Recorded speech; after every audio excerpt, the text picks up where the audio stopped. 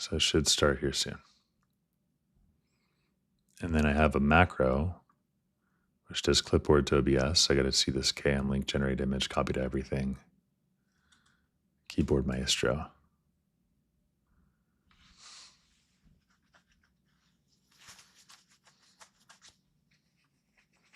So I have a screenshot to everything, but I don't necessarily have a clipboard to everything, which I think I need. But I'll get that later. I don't have time to do that right now. So in the meantime, I will do a screenshot to everything and just have the OCR take care of this. And it should make a new practice question for everybody to see. There it is. And then we'll be talking about glucagon. Glucagon. Oh no, failed to load. No worries, that'll only happen hopefully once.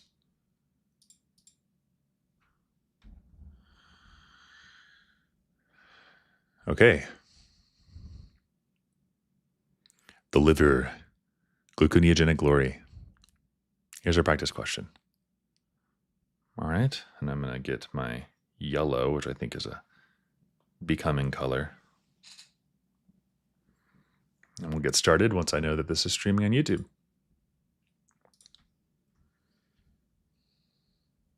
Okay, cool. Looks like this is the locked in live stream live that we're wanting.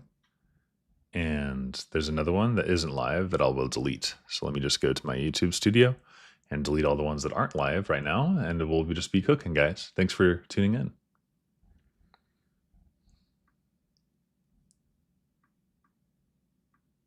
So delete this one. Yes.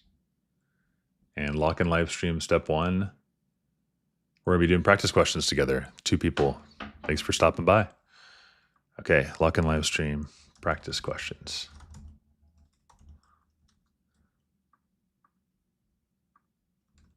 So say USMLE Step 1.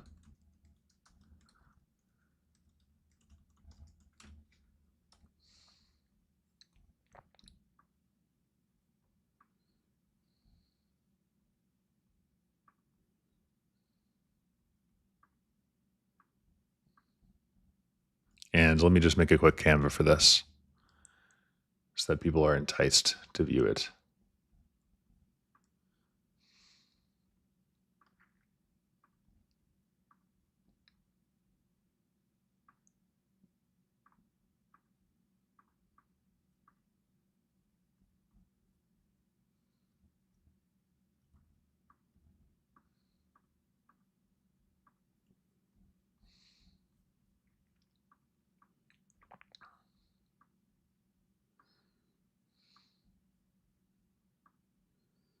It's a spooky stream.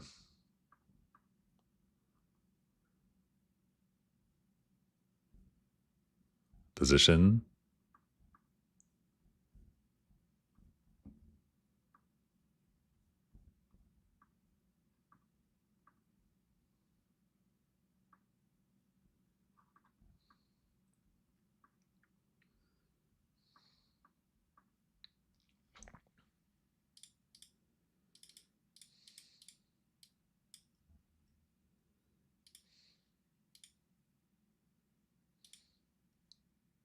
Let's add a pumpkin, shall we? Got sidetracked. Back to B. Sounds good, Renata. You got this. You got this. Lock in. It is time to lock in.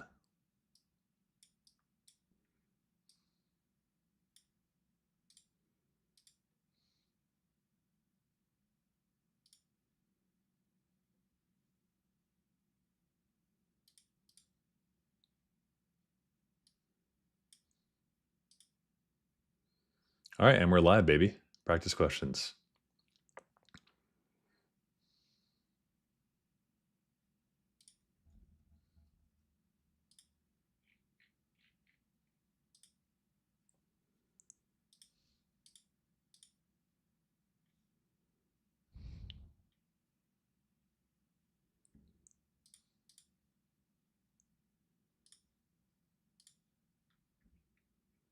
All right, everybody on YouTube, thanks for joining in. This is part of our lock-in live stream. Everybody on Twitch, thanks for joining in. You guys can say hi to each other. I'm going to build a chat real quick so that you guys can actually all discuss these things together. So let's do that now. Multi-chat, Twitch, and YouTube chat.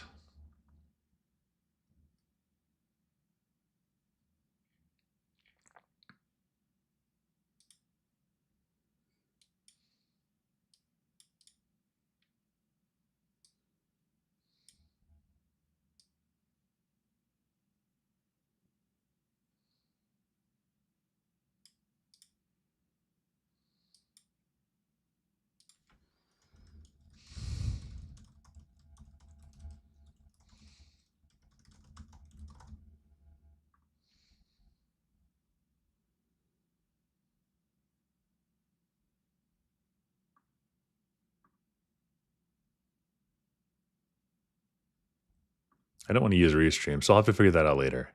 But ultimately, if you guys want to see the chats, I'll just kind of be attenuating to both of them. You guys just won't be able to see Twitch's chats and YouTube's chats, if that's okay. All right, so on to our first question. So here we have 31-year-old woman, history of type 1 diabetes, goes to the clinic, severe hypoglycemia. She reports that she took her usual insulin dose before her morning swim, but forgot to eat breakfast. All right, she feels dizzy, regain consciousness after 10 minutes. Which organ facilitates this recovery? So it's asking where gluconeogenesis acts. So glucagon is primarily in the liver, triggering gluconeolysis, the breakdown of glycogen, and also gluconeogenesis to rapidly increase the blood glucose levels. The glucagon injection causes the hepatic glucose release, reversing the hypoglycemia. Other tissues do not have glucagon receptors capable of initiating these pathways. So the muscle does not have them. Pancreas, same thing, spleen, and the fat storage is adipose tissue. Here's the lay of the land. The body has to replenish glucose. Glycogenolysis is the quick release from the liver. Okay, so forgot to eat insulin, hypoglycemia, skipping meals, unopposed insulin, hypoglycemia. Type 1 diabetes is very relevant to this condition. So insulin overdose, glucagon binds the hepatic GPCRs, increasing CAMP activating pKa. Now you have glycogen phosphorylase. So this mechanism is important. So let me write this down, and this will be what we do for the video. Okay, so insulin. I'm going to zoom in so we can say this. Causes excess uptake of glucose. All right. And then so you get, because of that, hypoglycemia.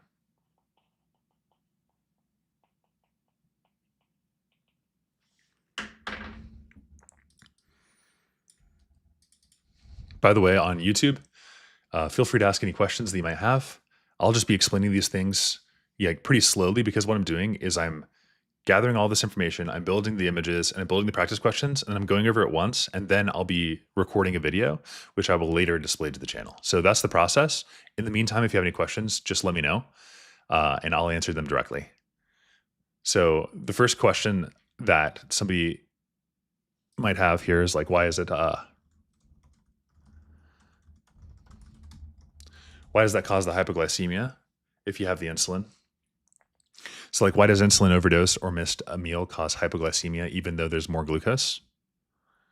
And yes, there's more glucose inside of the cells, but what matters is the glucose in the blood. And so insulin increases the glucose uptake into the muscle and the fat by the GLUT4 transporters. And so it decreases the hepatic glucose production by inhibiting gluconeogenesis and also inhibiting glycogenolysis. All right, so that's what insulin does.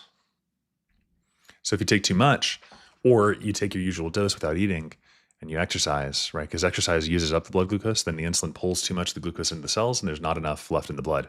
And that causes hypoglycemia. All right. I think we're ready to, let's just flesh out this pathway, and then I'll make a recording. So glucagon binds to the hepatocyte. So glucagon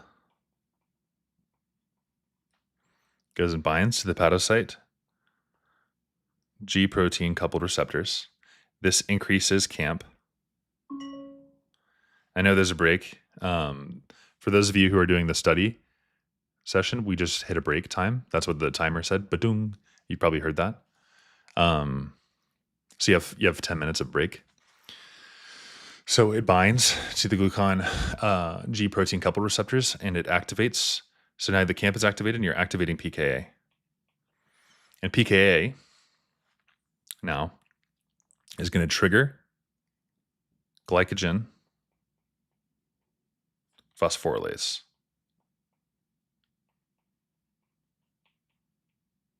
And that causes glycogen breakdown. And then the liver releases the free glucose.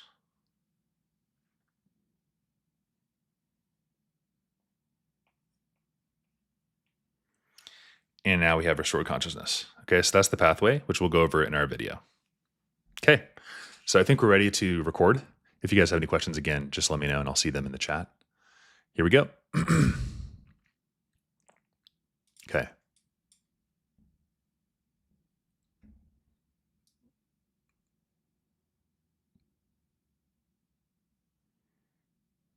There we go. And unfortunately, I can't see the bottom, so I have to reset this. Oops.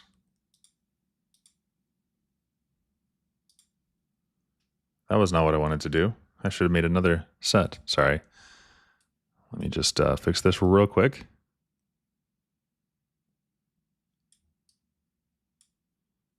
I don't know if that's better or worse, to be honest with you. Probably better, right? I don't know. Because I don't want you to see the practice. I don't want you to see the answer yet. So let's actually just make this a little bit closer together. It's like, I think that's 25 is a good balance. But I like that font.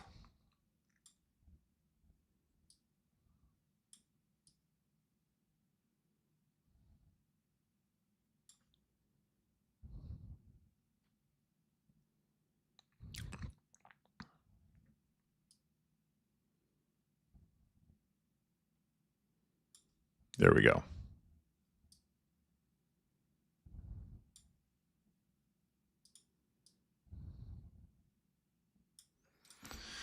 All right. This will have to do, and I'll just zoom up so you can't quite see it. There we go. And now I like this configuration, so I'm actually just going to save this configuration.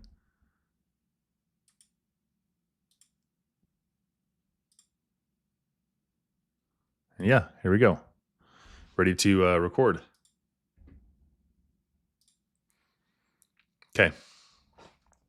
So 3, 2, 1. Hello, everybody. So a 31-year-old woman has a history of type 1 diabetes, presents to the clinic following an episode of severe hypoglycemia. She reports that she took her usual insulin dose before her morning swim, but forgot to eat breakfast. After the swim, she's now dizzy and she collapses. Her friend, who is with her, quickly administers a glucagon injection, and now she regains consciousness within 10 minutes. Which organ primarily facilitated her recovery by responding to the glucagon administration? And we have several organs here. And so think about this, pause, try to answer this question. What we have here is insulin administration, or I want to talk about the pathophysiology of insulin administration that is exogenous insulin. So insulin administration increases the glucose uptake into the muscle cells in the adipose tissue. So you increase the uptake of glucose, and that causes hypoglycemia. And this should make sense. A common question that you might have is, why does insulin overdose or a missed meal cause hypoglycemia? Even though there's like more glucose you think of, right? Yes, there's more glucose inside of the cell, but what matters clinically is the glucose in the blood. And so then the insulin drives the glucose out of the blood and into the tissues.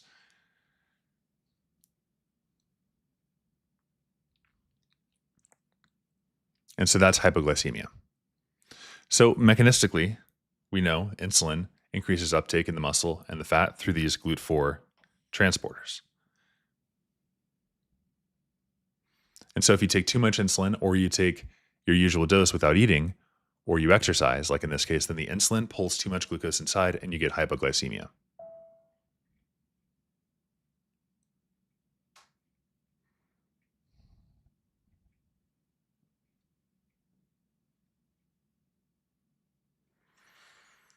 All right, and then the mechanism of glucagon is it binds to the G protein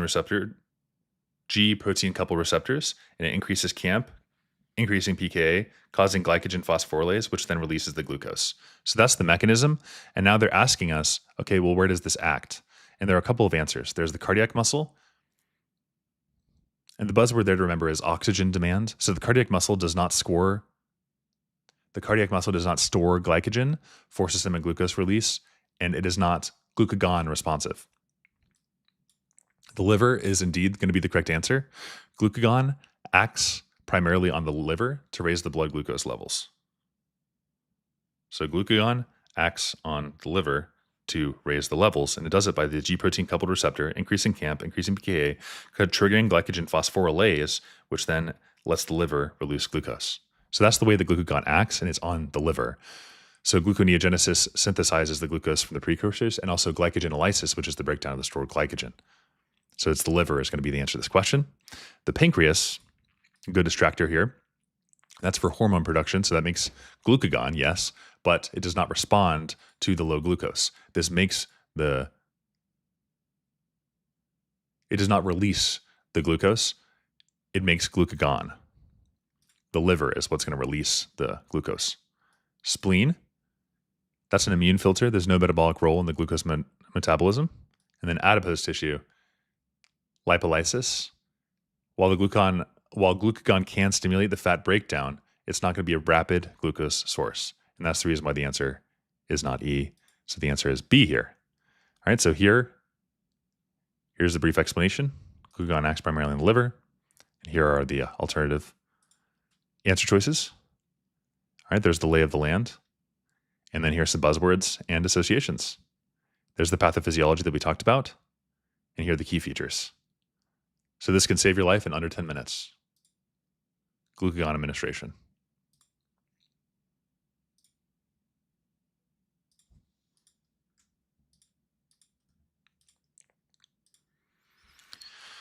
All right, guys, there's our first question about glucagon. Hopefully that was helpful. Okay, moving on to our next topic. This one I have picked out. I'm going to do now.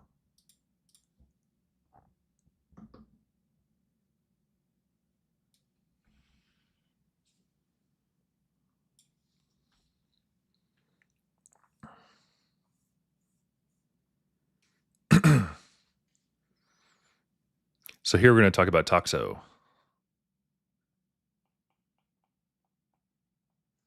I don't know why this is failing every time. Certainly not failing up here.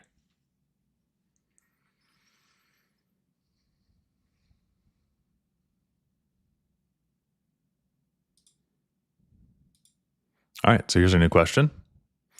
2 drugs, 1 virus. Why combo therapy matters? Here we're doing gain-cyclovir and foscarnate combo. 6 month.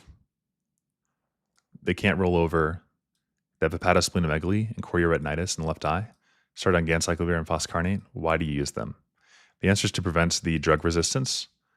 They have congenital CMV, developmental delay, chorioretinitis, hepatosplenomegaly, and all this stuff. And we have the treatment of these 2, and they are going to target DNA polymerase with different mechanisms, preventing the emergence of resistance. Okay, so classic presentation of congenital CMV. It's the most common torch infection. And ganciclovir and foscarnate antivirals are used for CMV, especially when resistance or severe disease is a concern.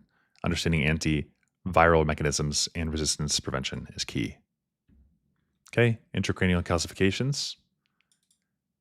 These calcifications are going to be seen in a lot of these congenital infections, and CMV is periventricular. So we'll talk about what that means on this question. I think that's a good thing to explore. Chorioretinitis is common in CMV. And then the IgM specific means it's recent. Developmental delay, classic finding as well. of hepatosplenomegaly points you to CMV as well. Gain-cyclovir, DNA polymerase through the guanosine analog. G for guanosine analog.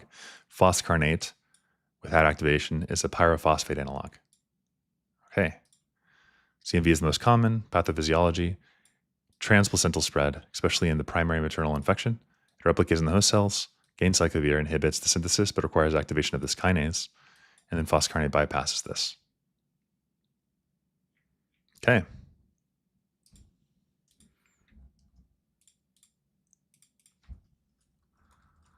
So now we're going to explain this very simply, and we'll do a recording on this question.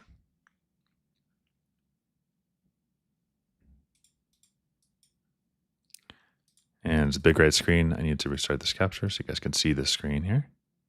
And then we'll get started. All right, here's our question. Feels good. CMV, torch infections, toxoplasmosis. I have to restart this because I ran out of memory on my computer. I got to get an upgrade for all this stuff I'm doing here. The Zoom Air host, are you live now? There we go. Okay.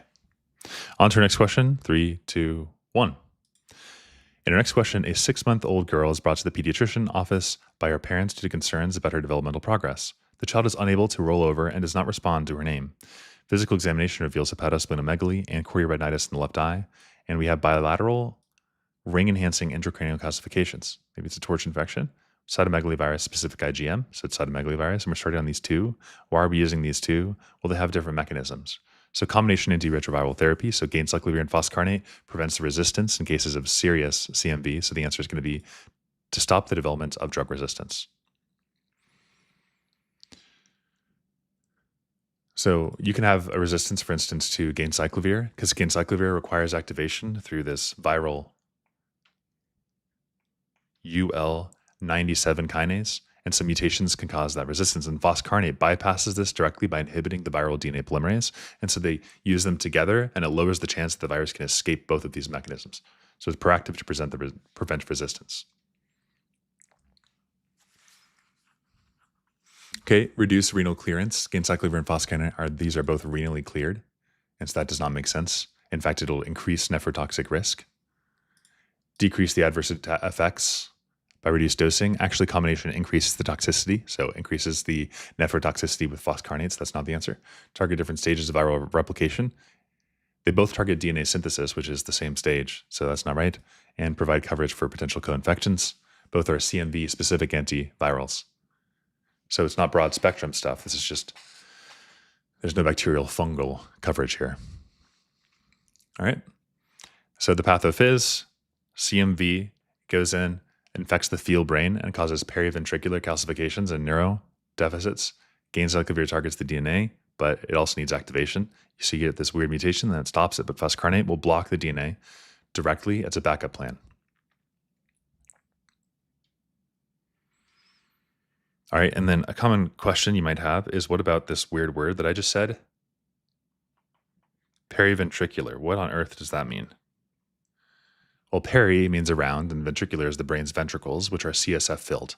And so periventricular calcifications means calcium deposits around the walls of the lateral vesicles of the brain. And so cytomegalovirus shows a tropism for a neural progenitor cell and infects the germinal matrix zone. So basically, you have neural precursor cells near the ventricles, and you get inflammation and necrosis there. And there's tissue damage with dystrophic calcifications, and it shows up as bright spots on the ventricles of the CT scan. All right, so now one other thing too is to compare this to toxoplasma, and this is YouTube short, so keep it short. But CMV has periventricular calcifications, and toxo has diffuse intracranial calcifications, especially in the basal ganglia. Okay, so the CMV is causing the developmental delay in the baby, chorioretinitis, hepatosplenomegaly, and calcifications.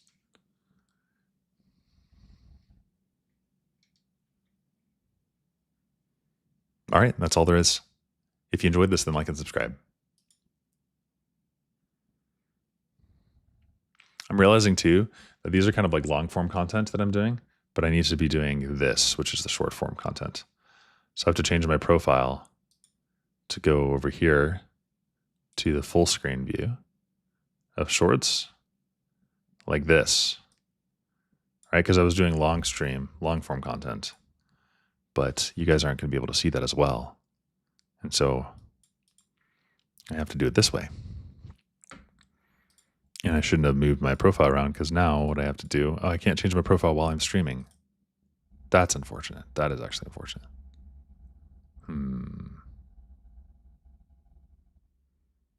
Oh well. Looks like for now we're just going to do a couple more of these then. Yeah. That'll have to suffice. I can make source out of these still. It'll be okay. But good to know. Maybe I'll quickly do a restart of the stream in a few. Okay. Time to go on to our next question.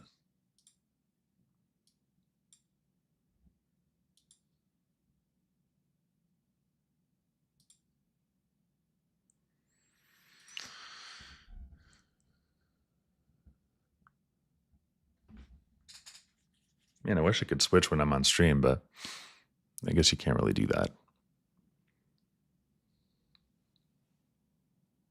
So maybe what I'll do is I'll just keep that in mind and I'll pretend that this is the window for the short. And then I can do like just bullet points. So we have a man. Okay, real quick here.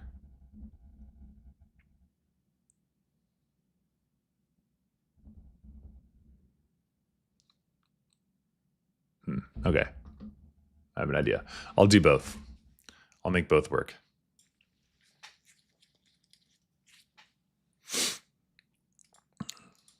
This will be amazing.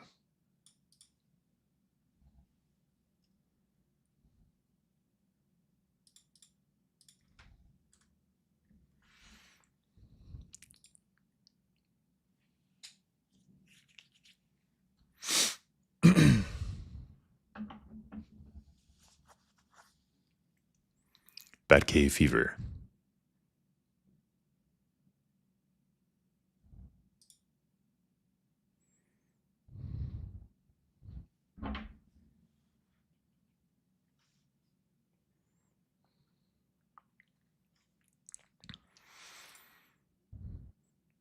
"45-year-old woman. She's got a 2-week history of fever, chills, non-productive cough, joint pains. She's been spelunking. She has been spelunking. Chest structure shows small nodular opacities through the lung fields. Bronchial lavage has a silver stain of the lavage, shows small yeast within macrophages."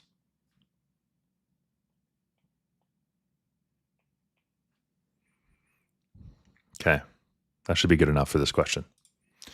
All right, everybody, welcome to this next question. A 45-year-old woman comes to the clinic with a 2-week history of fever, chills, non-productive cough, and joint pain. She recently returned from a spelunking trip in the Midwestern state known for its limestone caves, and it was inhabited by bats. Her medical history is unremarkable. On physical exam, she has oral mucous membrane pallor, and coarse breath sounds. Chest x-ray shows multiple nodular opacities through both lung fields. Bronchoscopy with bronchiolar lavage is performed in silver stain of lavage fluid, shows small intracellular yeast forms in the macrophages. Cultures at room temperature, so mycelial forms with tuberculate macroconidia. Based on this information, which of the following is most likely the organism for her symptoms? All right. So the big things to think about is spelunking and also yeast within the macrophages and then the location. So Histoplasmosa capsulatum is a dimorphous fungus associated with bats, guano, and caves, and it's found in Ohio and Mississippi River Valley. And on silver stain, it has small yeast inside of the macrophages. At room temperature, it forms tuberculate macroconidia.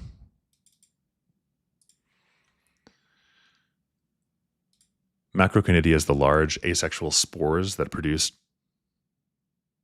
produced by certain types of fungi, particularly the molds like Trichophytum and Mycosporum genera, which cause infections. So basically, it's the large asexual spores, as the name macro suggests.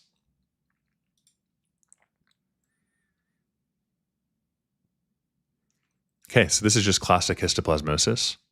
You inhale spores from the back guano in the caves, especially in Ohio, and it's dimorphic. So it exists in a mold in the environment and a yeast in the tissue, right? So mold in the environment and yeast in the tissue.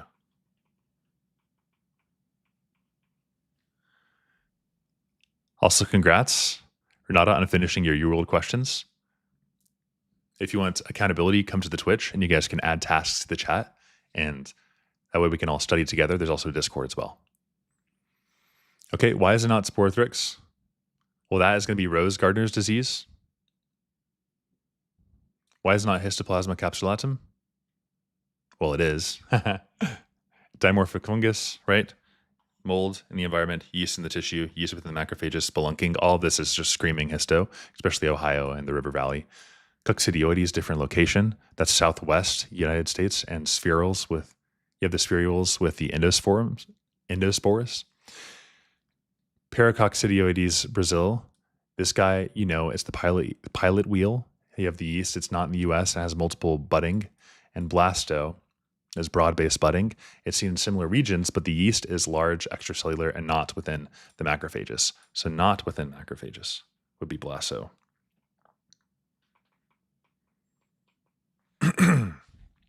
Okay, so our answer is going to be B. If you found this helpful, then like and subscribe. Okay, there's Hypso. There it is. There's the information, the lay of the land, dimorphic fungi, and the macrophage clue. You have the buzzwords, the associations, where it's located, histology, all that good stuff, dimorphous fungi, and it mimics tuberculosis, and it's caught by exploring a cave. All right.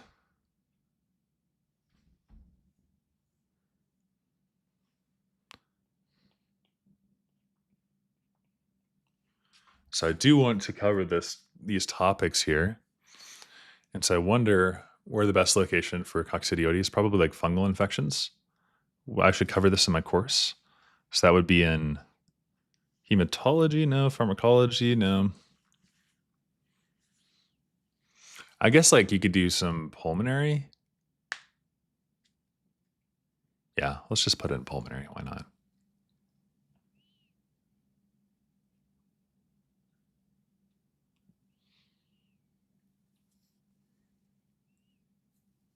Not biochemistry. Maybe general pathology, actually.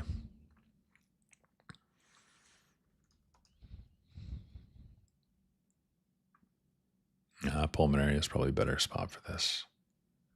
Respiratory pulmonary. Let's do that one. But first, the fungals.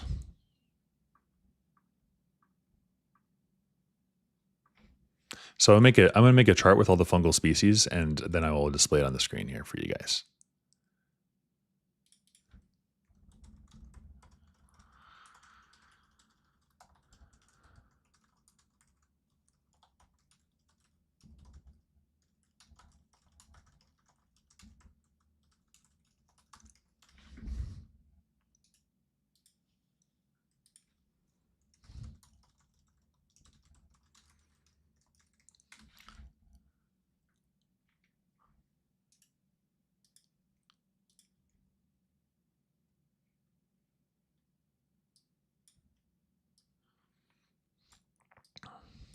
I don't know why I can't copy this material.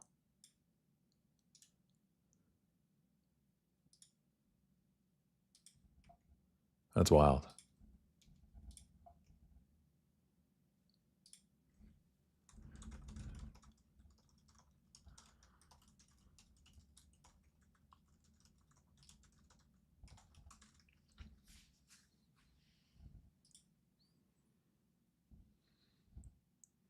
Well, I met you at the blood bank. Okay, let's do some fungals. Okay, so the most high-yield pathogens. So first is histoplasmosa. Histoplasma capsulatum. You have to know if it's dimorphic, the clinical associations, all of that stuff, and the buzzwords. So I'm going to make a quick chart that we can review together.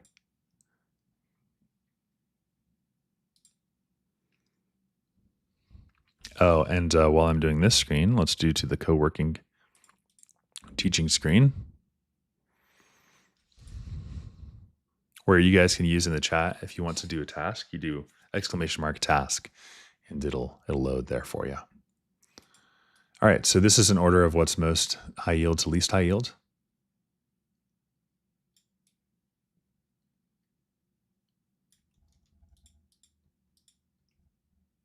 There we go. Okay, and let's make this a little bit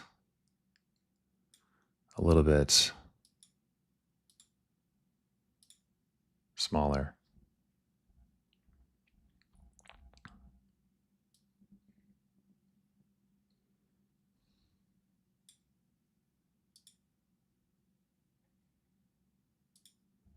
There we go. Okay, so histoplasma, super common. Fungus, yes. And we need some spacing here, I think, would be more appropriate, but maybe I can fix that soon. I wish I could insert one above. Yeah, so rank, there we go. Fungus, dimorphic, associations, buzzwords, clues, key clue. And I'll make this a little bit smaller so it fits. Oh, never mind.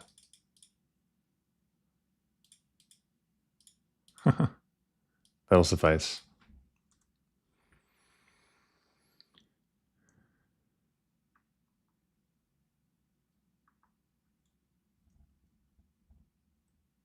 Oh man, are these all separate tables? What a mess. Oh well, that works for now. We'll have to copy that, make a better table, but histo associated with Ohio, as you can see here, Mississippi, Coccidioides southwest, Blackstow, Ohio, Great Lakes, Canada, normal flora, AIDS, Cryptococcus, pigeon droppings, Sporo, gardeners, Mucor, DKA, immunocompromised, the black Cascar, the 90 degrees. Para is Brazil, pilot wheel, Aspergillus, fungus ball, Septae, and Malaysia is Tinea versicolor. Spaghetti meatballs has Malaysia, and you have a KOH prep of the skin, and you have hyphae and spores showing. All right. On to the next question here.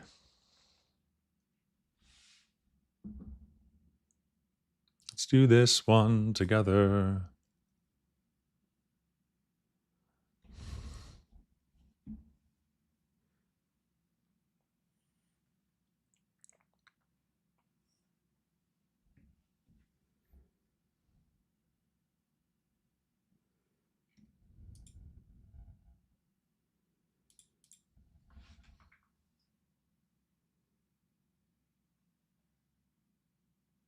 So for this one, I have to draw out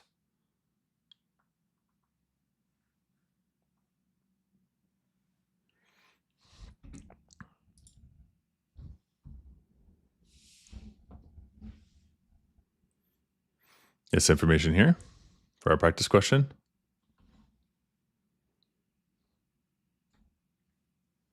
So you have the external oblique, internal oblique, transversalis fascia.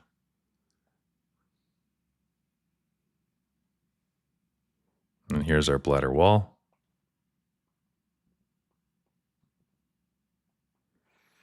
All right. Now we're going to talk about the safest route to the bladder.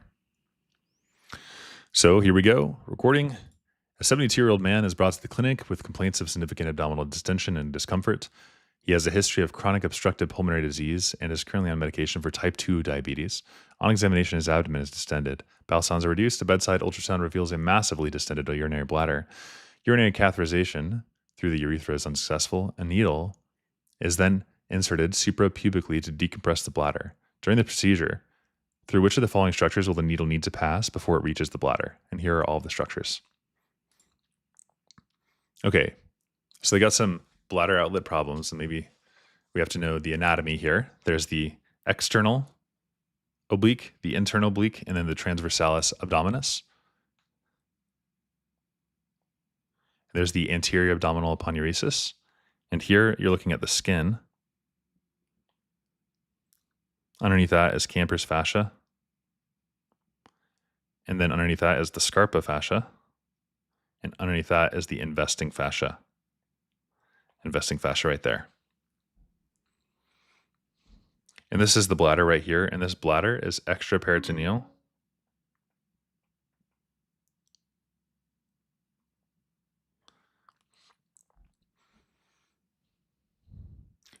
All right. And so our answer is going to be our rectus abdominis muscle.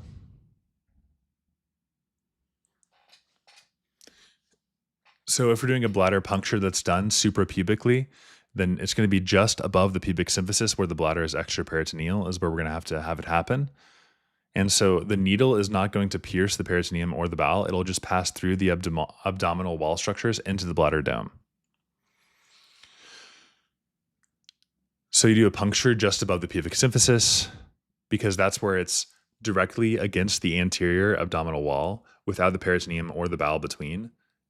And so the needle has to pass through several things. One, as I mentioned, it passes through the skin, and then it passes through the subcutaneous tissue, and then the linea alba, and then the transversalis fascia, and then it passes through the extraperitoneal connective tissue, and then it passes through the bladder wall. So the rectus abdominis muscle is definitely something that's going to have to pass through. Greater omentum is inside of the peritoneal cavity, and it's not involved since the suprapubic approach avoids the peritoneum. All right, the parietal peritoneum definitely not involved because that,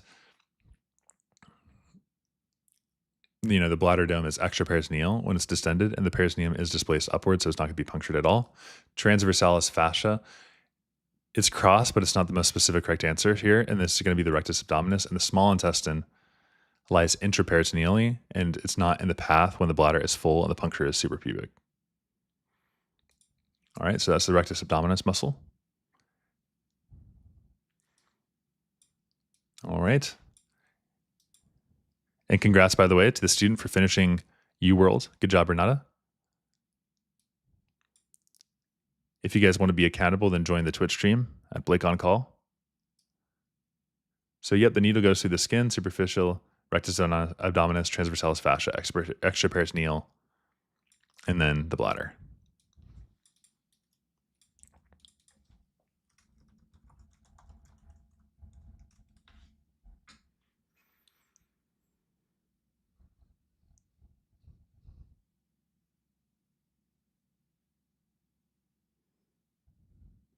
And so the most important thing for this question, right here, if we go to our lay of the land here, is that the bladder, when it's full, lifts up the extraperitoneal space and it pushes the peritoneum and the bowel up. And so you're not entering the actual peritoneal cavity. And so if you're going superficial to deep inside the bladder, it's the skin, which is the outermost covering, right? That's the skin, largest organ of your body. Then the superficial fascia, that's the fatty. So fatty is campers. And then the membranous is scarpas.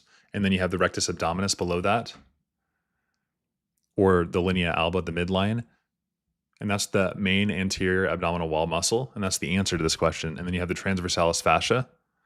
And that's the thin connective tissue beneath the muscle. And then you have the extraperitoneal connective tissue. That's the loose areolar tissue that's between the fascia and the bladder. And that allows the bladder to expand. And then you have the bladder wall. All right. So that's this question. If you found that helpful, then like and subscribe.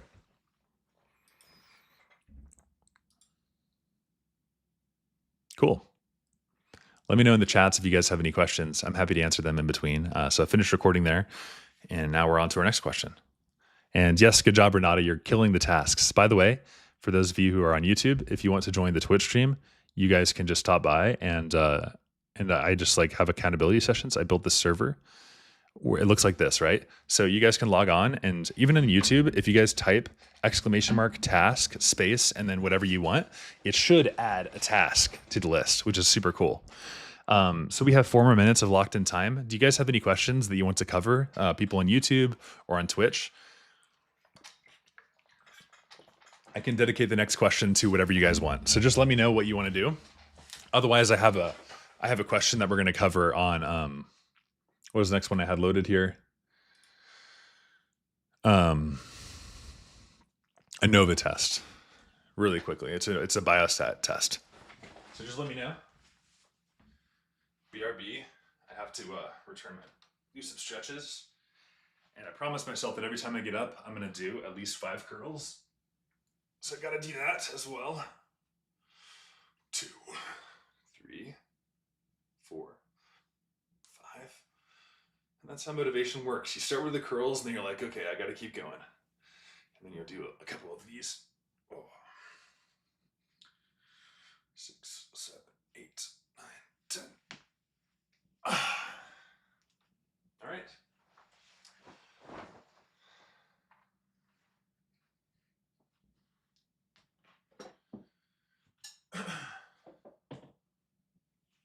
I'd love to hear when you guys are taking the exam, by the way, too. If you want to put that in the chat, and then I can start to stay. When I see you guys on the channel, I'll be like, hey, how's it going? Are you prepared for, October 31st, November 3rd, whenever you're taking it? All right, here we go.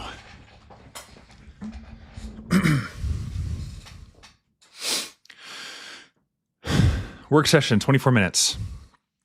Let's dive in. So here, we're going to cover the ANOVA test. I think this one, I'm just going to make a really quick short on. So ANOVA, which, by the way, stands for the analysis of variance, determines whether there's significant difference between the means of several independent groups. All right, so that's ANOVA. Here's our practice question for you guys to solve. Okay. Chi-square test. That's for categorical variables.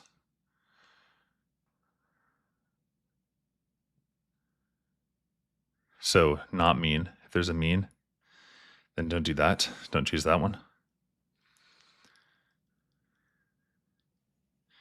Meta-analysis.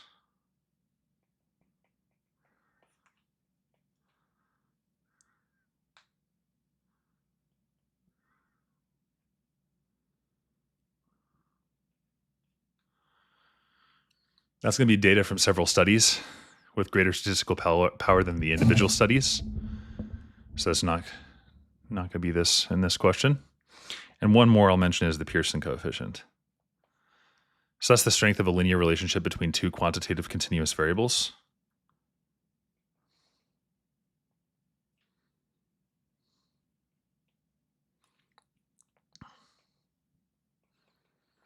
All right, that's the high yield. Let's check this out. 2 groups. ANOVA. Hey, Louv. Louv loves to dance. Oh, wait. Your name isn't Louv. You just love to dance. Yep, you got it right. The answer is indeed ANOVA. Nicely done. You get a cookie. I need to make a chat function which gives you cookies. I think that'd be amazing. So let's do a quick practice question on this one. I'm going to record the YouTube short. 3, 2, 1. Hello, YouTube. We're on the live stream right now.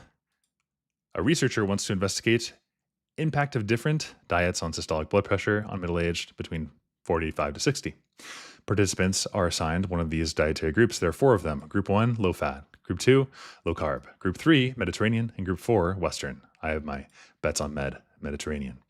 Then we measure the systolic blood pressure and we record each one. This is a continuous variable. This is going to be 3 or more. So it's analysis of variance, which a lot of people don't know is ANOVA, right? ANOVA. And then I took some notes here on the side. ANOVA is several groups, so greater than 2 groups specifically. And we are comparing the mean between groups relative to the variability. And that determines if those are statistically significant or not. The chi-squared, that's when it's not the mean, if these are categorical variables. Meta-analysis is when you pool a lot of data to have greater statistical power. The Pearson is when you have 2 continuous variables and you measure the strength of them, right? So hemoglobin A, 1C, and average blood glucose levels, right? Those are going to be linearly correlated. And those are the most high yield tests and how to think about them on test day.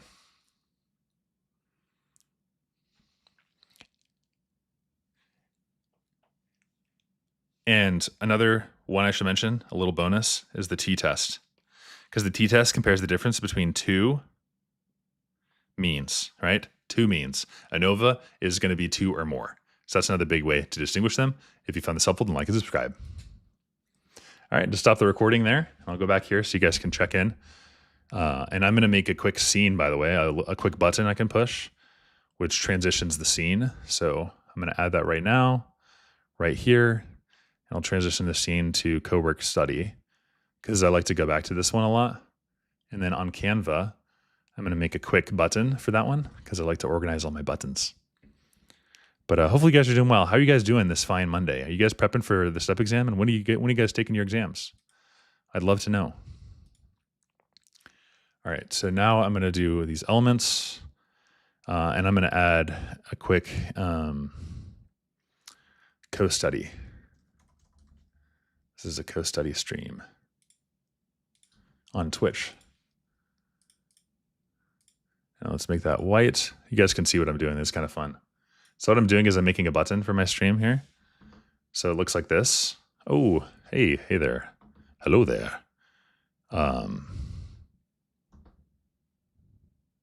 That's the bottom line. You're taking the CBSE on November 18th? I just had a student take that.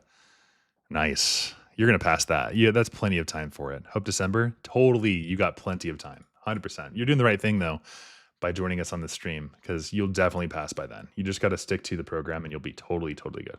No doubt in my mind whatsoever. Plenty of time. Okay, I'm going to download this. And now I'm going to drag this on over. And now I've got it on my Stream Deck.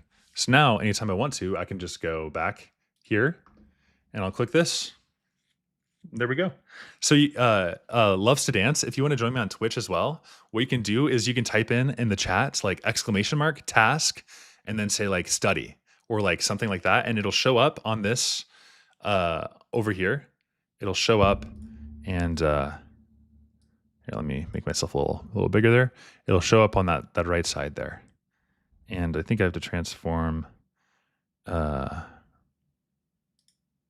Whoa. Not like that. I have to rotate myself. Transform 90 degrees. That's not it either. Your MBA videos have changed my source tremendously. Good. I'm so happy to hear that. Honestly, I'm elated. That is my whole goal. So I'm really, really happy to hear that. Holy cow. Thank you for saying that. All right. There we go. I got to mirror this. That way, now when I point over here, it looks like I'm pointing over there. So cool. By the way, that was real. My reality just flipped, kind of like Interstellar, and I'm now in a Tesseract, and that was not a special effect. You actually did see me. The gravity is crazy over here in Arkansas. All right, here we go. On to our next pregunta. And here we'll do the bottom line real quick while I get the next one loaded here. Basically, ANOVA compares these means in the group. All right, so let's load up our next question. But yeah, if you want to join the Twitch, then you can do a lot of special chats and stuff. It's really fun, and it's like more interactive. Also, I think, could you just type an exclamation mark? And okay, I'll have to finish 30 here soon for sure. In fact, maybe we could do that at the end of the stream. Like I plan on being here for a while. I have all day today to do this stuff. So press exclamation mark and then type in task and then space and then type in like anything. I want to see if it works for YouTube. I coded this last night, but I don't think it'll work, but like I'm curious. We'll see if my 8 hours of prep will reach fruition by Loves to Dance 13's next comment. So the next one that we'll do is, I think, on some viruses here. The difference between adenovirus and norovirus, which is a very, very high yield. All right, so adenovirus and norovirus. Okay. So we're going to cover these, and I'll share my screen on this side. Adenovirus and norovirus. What's the difference? What's going on here? Okay, so we got a practice question, and I'll start the recording here soon. All right, so 3, 2, 1, recording.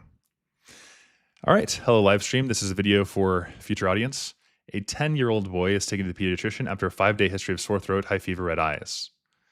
Okay, so that's a pharyngoconjunctival fever is what we call that, and it's fever, sore throat, conjunctivitis. And that's going to be seen in outbreaks of children in communal settings. So we have a school dormitory, for instance, and he has a temperature of 102, and he has bilateral conjunctival injection and a red endoropharynx and no exudates. Symptoms have gradually improved. What is the causative agent? So this is when it says it's gradually improved, that means that it's self-limiting. And this right here, to give you some clues if you're not sure, look at these answer choices. Now, some clues for this is double-stranded DNA genome that is transmitted through direct contact. All right. And that's like fecal oral, respiratory droplets.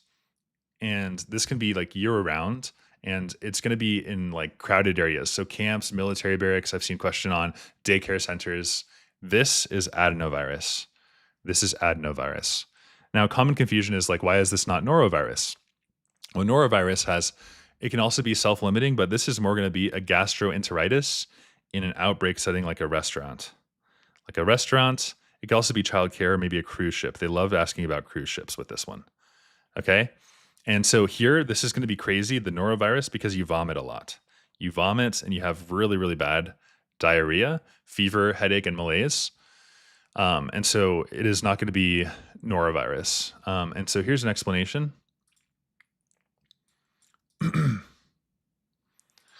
For the other answer choices. But this fever conjunctival injection, that's going to be more adenovirus, whereas noro is going to be gastrointestinal. Okay, now Epstein's-Barr virus causes infectious mononucleosis with exudative pharyngitis. Also, you can have cervical lymphadenopathy and splenomegaly. Group A strep produces exudative tonsillitis and tender anterior cervical nodes and sometimes sandpaper rash. Herpes, I asked somebody about this in the chat. They weren't a medical student or anything, but they were saying, oh, we have herpes? Yes. 67% of the population has herpes. I think it's like 16% of the population has herpes too. No, 13% of the population has herpes too. That's crazy. But yes, this causes gingivostomatitis and also vesicular lesions on the lips and the gums, and that's absent here. And rhinovirus is the common cold, runny nose, and all that stuff. All right, so this is going to be recognition of adenoviral pharyngoconjunctival fever, and this is going to be spread in crowded environments. Spreading crowded environments. So dormitory, negative strep test, no vesicles, self-limited, all that stuff indicates that this is most likely going to be adenovirus. Okay, hopefully that made sense. If it did, like and subscribe. All right, so swimming pools, all these dorms, all that stuff, epidemic keratoconjunctivitis, severe eye infections, and also live vaccine. And I think what I'll do at the end of this stream is I'll compile all of these videos that I'm making into one large video. So you guys are getting the full experience as the live stream, but then also later on, I'll compile this into like its own video. And if you guys want, maybe we could even like go over an NBME. Like maybe we could even do NBME 3 at the end of this. Let me know what you guys want in the chat. You guys have the privilege to drive this whatever direction you choose. So it looks like there are about 4 of you on the Twitch, and then on the Lock-in live stream, we have about 6. So maybe we're looking at like 11 or 12 people here. Just let me know whatever you feel. And also if you're just hoping to chill and just have a relaxing stream, that's totally fine too. So red eyes and sore throat, and it's going to be adenovirus. Okay, so now moving on to our next question. Let me just cancel out of some of these tabs so I'm not inundated with all of these tabs here. Oh, and I should also do the bottom line as well, so you can see that. Okay.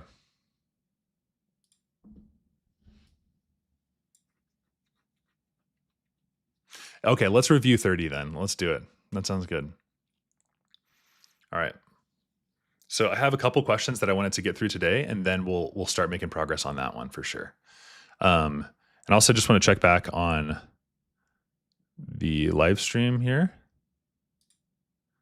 How are we doing on the timing? Okay, we have 11 minutes left over. Okay, 11 minutes. That's plenty of time. All right, on to our next question. Here's our practice question. We have, I'll make a new recording here. Okay. So hiker, and I want to talk about the difference between eosinophilia and allergic contact dermatitis, and how you have like typically the rash type is going to be more like linear.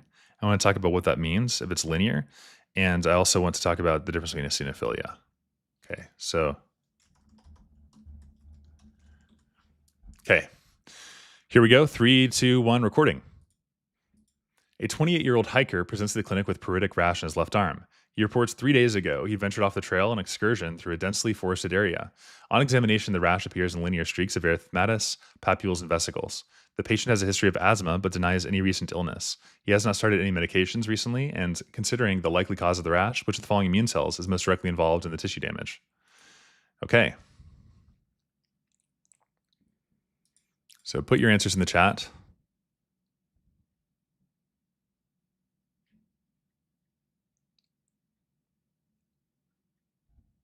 And then we'll talk about the high yield stuff. I think it's really good for you guys to just be involved. Even if you don't know the answer, just go ahead and try, put it in the chat. All right. So this is looking like it's probably poison ivy. And so this causes an allergic contact dermatitis. And that is a form of which type of hypersensitivity? 4. Type 4 hypersensitivity. And so the tissue damage is actually going to be T-cell mediated. T-cell mediated tissue damage. All right. And so the answer is going to be our T lymphocytes. The answer is D. The answer is D. All right. And so it's T mediated. And so I hear macrophages. Okay. Let's talk about why it may or may not be macrophages. That's what somebody put an answer in the chat there.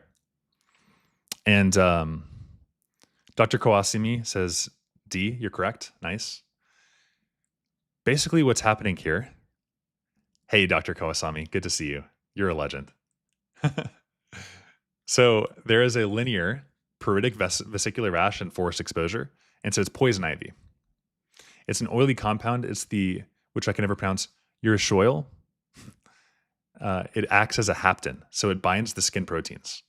And these modified proteins are then expressed to the T lymphocytes. So you have this oil, and it acts as a hapten. And then it binds, and then your T cell freaks out. And it's like, oh my gosh, look at that, binding.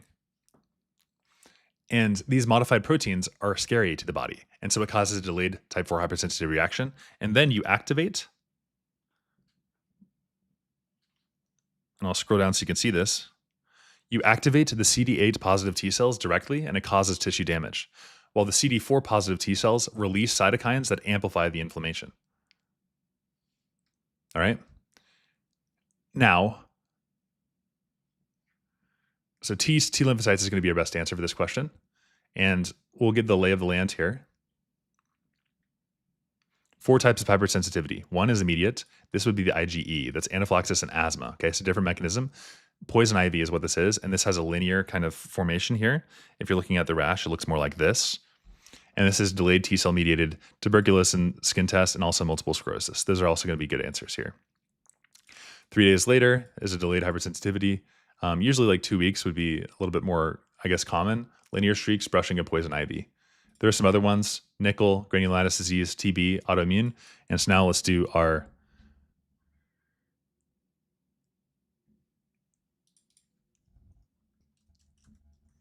bottom line is contact dermatitis from poison ivy involves T lymphocytes mediating the immune response and tissue damage.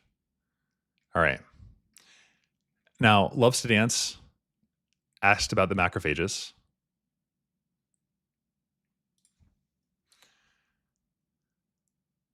And so macrophages,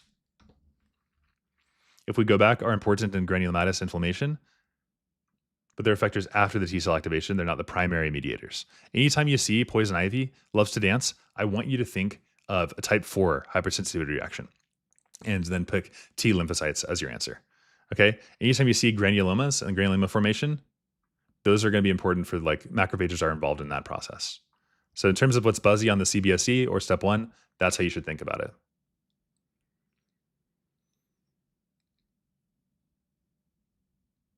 And the answer is not a type 1 hypersensitivity here, because that would be immediate, where IgE binds to the mast cells. So macrophages participate in inflammatory responses in the type 4 hypersensitivity, but they are not the primary effector, right? And if you're curious about how they contribute, your macrophages are activated by interferon gamma. And interferon gamma is released by Th1. And Th1 is activated by the antigen-presenting cells. Okay, so there is a world in which they're activated by the antigen-presenting cells, right? Because your CD4 positive Th1 cells are activated by antigen-presenting cells, right? They're activated by these guys. And then these Th1 cells release what's called interferon gamma. And interferon gamma, and you can't see because I'm hiding it there. Now you can see it. Activates macrophages. activates macrophages. And that enhances the inflammation, and it helps by secreting pro-inflammatory cytokines, and it cleans out the debris. Or as Shane Cookison says, debris. All right. So there's the bottom line for you to see again. If you found this helpful, like and subscribe. Also, I love that. So who learned the most in this transaction?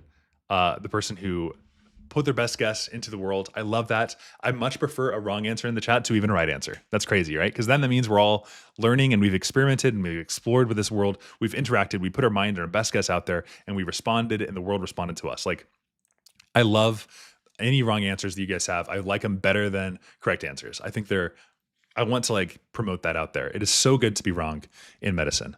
Not when it counts, right? Not when you actually have to be deciding which vein you should, be severing or not. All right.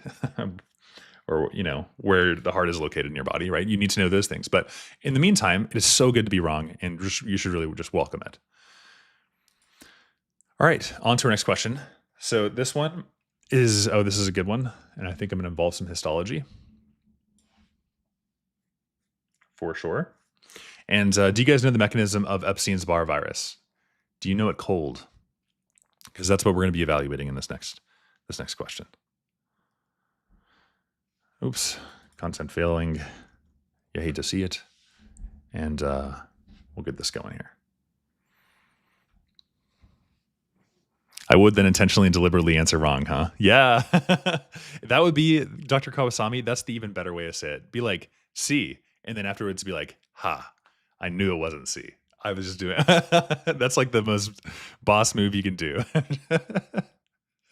I just want to promote that learning mindset here. And one thing that really makes me mad is this whole culture in the United States of how IMGs, who are smarter than these USMD, docs who, by virtue of where they're geographically located, are precluded from engaging and practicing medicine in hospitals where the only thing we care about is if do people survive, right? And it's like, just makes me so mad that I think it's like xenophobic and like kind of racist that we so heavily, like we as in the system, just are prejudiced against IMG applicants. It really does make me mad. Okay. I want to spread positivity though. So here we go. Here's our next question. Yeah, let's do this. Let's record. 3, 2, 1. A 7-year-old boy presents to the pediatric clinic with a history of significant swelling and pain in his neck. Okay, so we're already thinking a little bit of Epstein-Barr. He's got some fevers and feels fatigued. Yep. And he has anterior cervical lymphadenopathy that kind of seals the deal in hepatomegaly. He's got high white blood cell counts, and we have large lymphocytes with irregular nuclei and abundant cytoplasm. What best describes the activated cells seen in this patient's blood smear? So you have to know about the mechanism.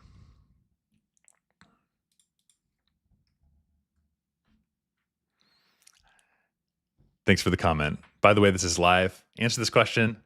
Let me know what you think. What's your answer choice? Again, love getting answers wrong. We're all learning here better now than on test day. Is it CD4 helper? Is it CD8 positive cytotoxicity? Is it CD19 beta cells?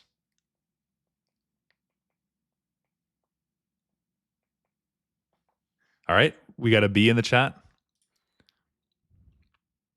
Nice. Dr. Kawasami, he knows what's up. Nice. The answer is indeed B. Dr. Kawasami nailed it. Cytotoxic T cells. We got A in the chat, so we'll talk about A as well.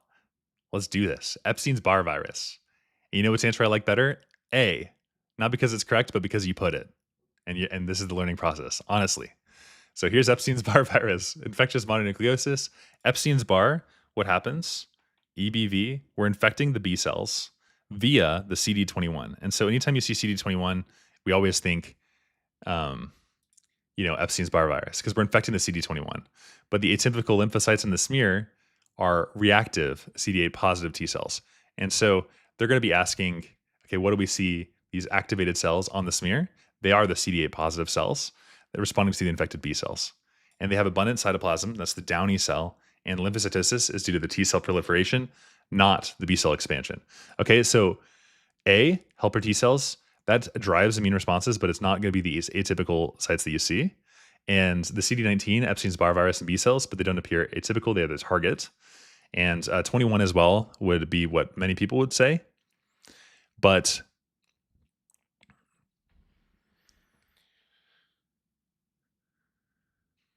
so activated CD21B lymphocytes have similar appearances, but they are not themselves the atypical lymphocytes. Okay, natural killer cells are important for viral control, but not the source. Okay, so Epstein-Barr infects these CD21s, and that's why people think it's CD21. But the immune response is mediated by the CD8s, which proliferate massively because they're like, ooh, you're weird. Let's CD8 this, right? They infect the B cells, but then the CD8 is what responds and activates. Associations, Hodgkin's lymphoma, Burkitt's lymphoma, and nasopharyngeal carcinoma are all associated with Epstein-Barr virus. Okay, complication, autoimmune hemolytic anemia, splenic rupture, and EBV infects these B cells, the immune system. There we go. And if you enjoy this, you might enjoy this slide too. Bottom line, high lymphocyte count with atypical cells, activated cytotoxic cells of viral infections. There we go. If you enjoyed, like and subscribe. All right, Dr. Kawasami. Yeah, Dr. Kawasami can't get it wrong even if they tried.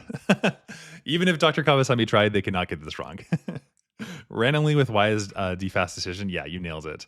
Dr. Kawasami, I would trust you with the scalpel, even if you're guessing which vein it is, because you have good testing acumen.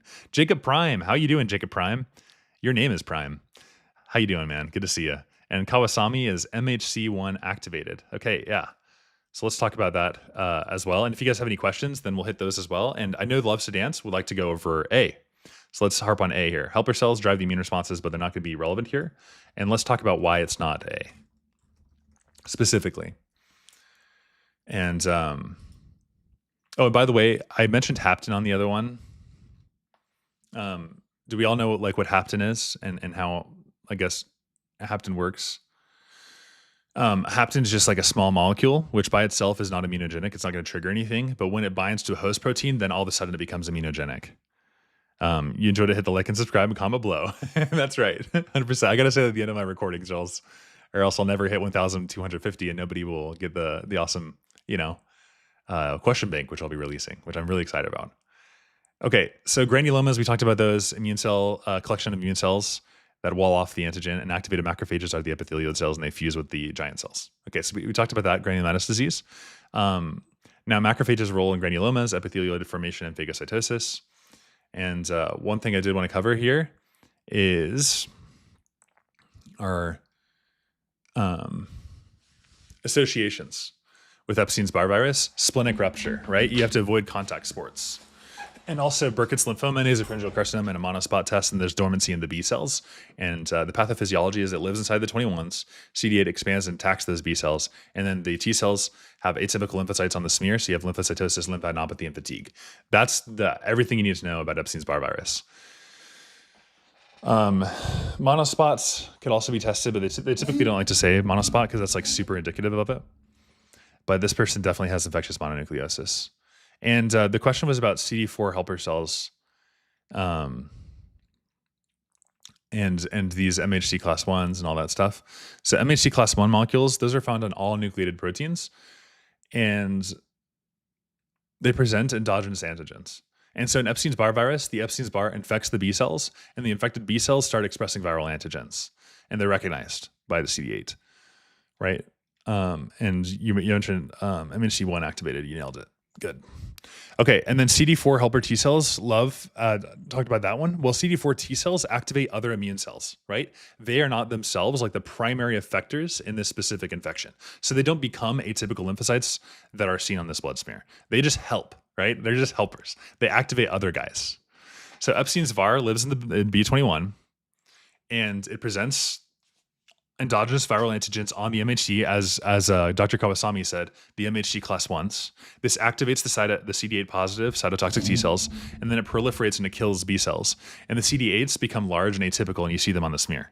What do CD4 positive T cells? Well, they respond to the MHC class 2s, right? Exogenous antigens, and they activate macrophages, B cells, and CD8 cells, and they help orchestrate the immune response. And they don't appear on atypical lymphocytes smears. All right, does that help? Was that helpful? We're just yapping away. Hopefully that was helpful. All right. So going on to our next question. because it just takes a little patience. Takes a little time. Next pregunta. Moving on and up in the world, folks. Moving on and up in the world. I should probably put like better SEO, better tags and stuff on the video so people can find them. You know? I'm just like publishing into the void. All right. So in this next one, we're going to talk about a little bit of anatomy. A little bit of anatomy goes a long way. And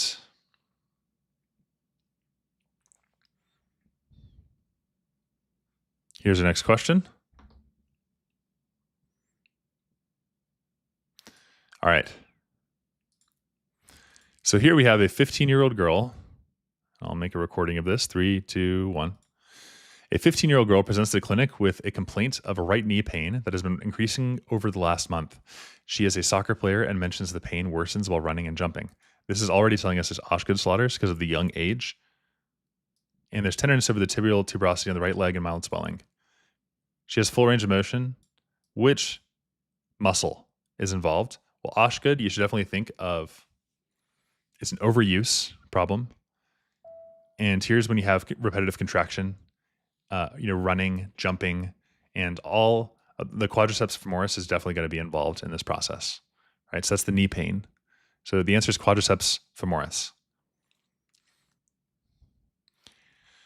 So this is from repetitive stress, where the quadriceps femoris, it pulls the patellar tendon and that inserts into the tuberosity, and that causes pain and swelling and inflammation.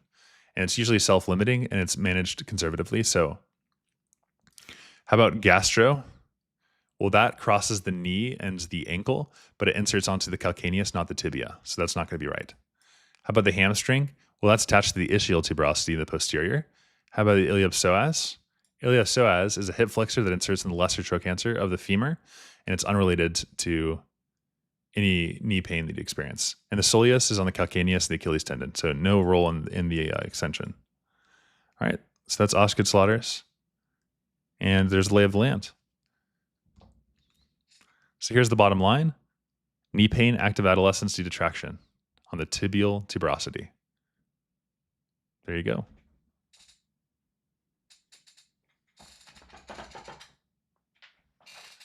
If you found this helpful, like and subscribe. All right, finished the recording there, and my other computer just died. So I got to plug that back in. And we'll keep going with our next questions. If there are no questions about that one, and I'll give you guys time to respond in the future as well. Okay. So for our next idea, do we know what hepcidin is? Brosidin. Hepcidin, brosidin.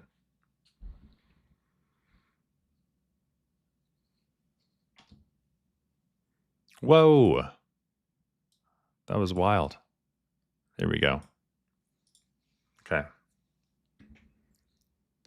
Hepcidin. What does that do? What is it made by? Do you guys know? Hepcidin is made by the liver, parenchymal cells, and it's the main regulator of iron absorption and release. Iron absorption and release. All right. So here we go. On to our next practice question, and I'm going to ask you guys in the chat to answer this one. And so we'll see how we do. Either on Twitch or on YouTube. So 3, 2, 1. In our next question, a 50-year-old man presents to the clinic with fatigue and pallor. He has a history of gastric bypass surgery 5 years ago for morbid obesity. Blood tests reveal microcytic hypochromic anemia. He reports taking multivitamin regularly, but admits to a diet low in red meat. His serum iron is low, total iron capacity is high, and ferritin is low. Upon reviewing his treatment plan, the physician explains iron absorption from the gut is regulated by a hormone that adjusts based on the body's iron stores. Which of the following cells primarily secrete this hormone? Okay, so if you're paying attention, we covered this one, and I think we know this mechanism. Basically, we have controlling of the systemic iron homeostasis by binding and degrading the ferroportin. And we'll talk about the mechanism soon, but put your answers in the chat. What do you think this is?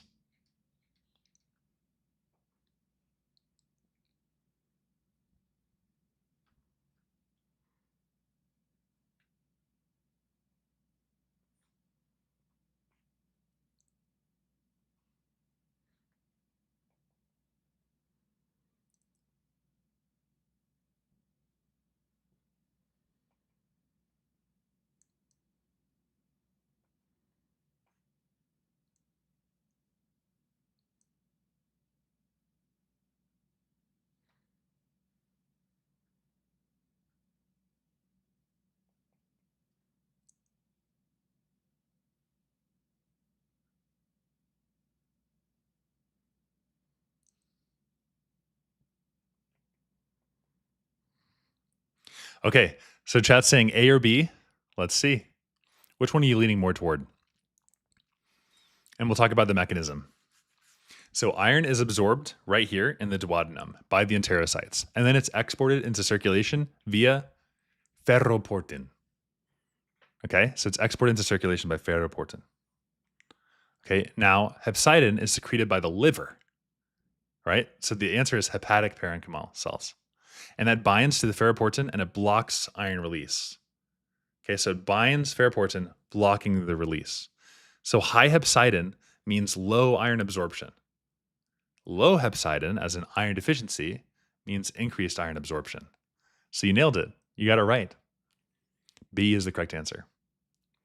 So we have iron deficiency, so there's low serum iron. There's a high total iron binding capacity because that's what you want, right? TIBC is like what you want. You have low, so you want more. Hepcidin is a regulator of systemic iron. It's secreted by hepatocytes, and it binds ferroportin to prevent iron export. Okay, because ferroportin is trying to let it travel the world, and it's binding it, saying, hey, stop that. We need our iron. We're deficient. And so this is seen post-gastric bypass. So impaired absorption due to a bypass of the duodenum is often how this will be presented. Somebody had a bypass of the duodenum. Hepcidin is a regulator here. All right. It's going to be secreted by the liver. It's going to try to bind things. It binds ferroportin. And when iron stores are high, hepcidin increases, reduces the absorption, and also iron release. So iron deficiency anemia is due to decreased iron absorption after gastric bypass. Hepcidin is reduced in this context to enhance the absorption, but the bypass limits its effect. Pancreatic, that's insulin, regulating glucose, not iron. And so just knowing that the liver is responsible for hepcidin.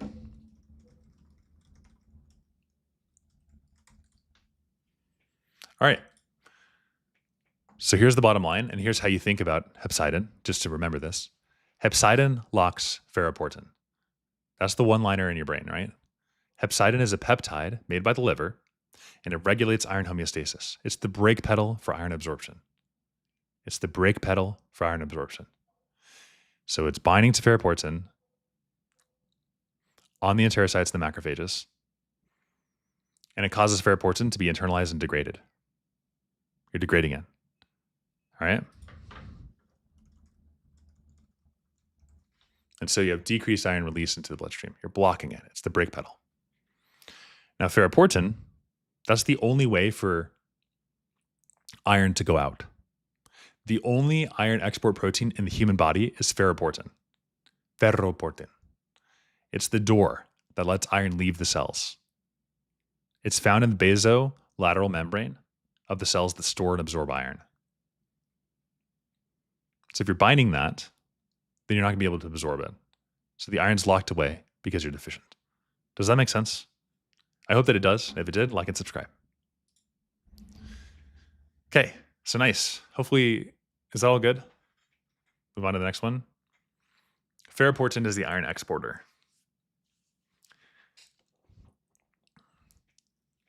It's required for iron absorption.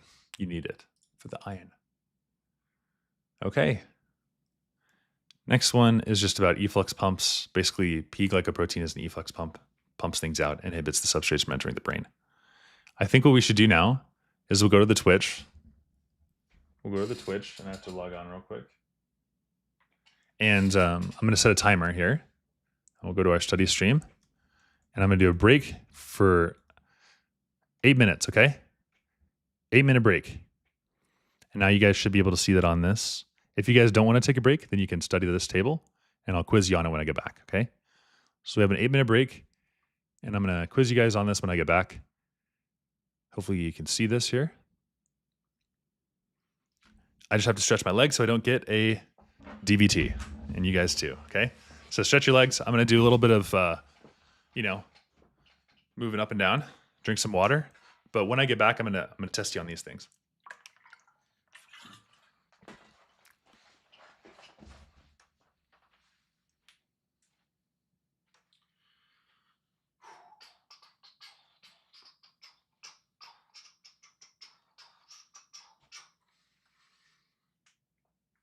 By the way, this is a place, if you guys just need to study, feel free to like mute me and you guys can like do your own thing, but then come back.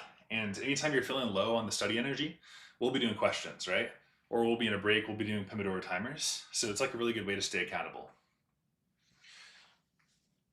That's the goal, at least. 3, 4, 5, 6, 7, 8, 9, 10. 1, 2, 3, 4, 5, 6, 7, 9, 10. 3, 4, 5, 6, 10. All right.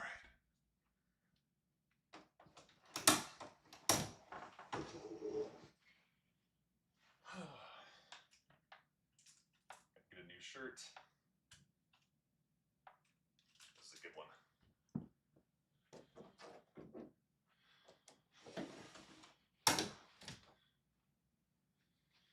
All right. BRB.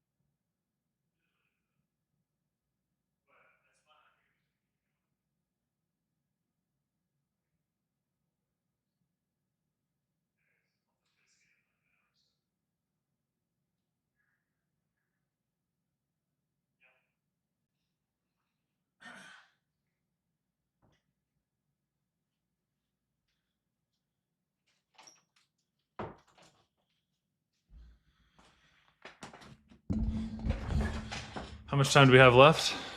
1 minute. 1 minute left.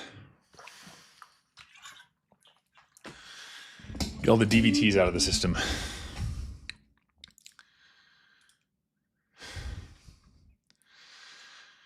While this is running, I'm going to run Cleaner Pro so I can clean up some space on my computer. Get rid of any junk files.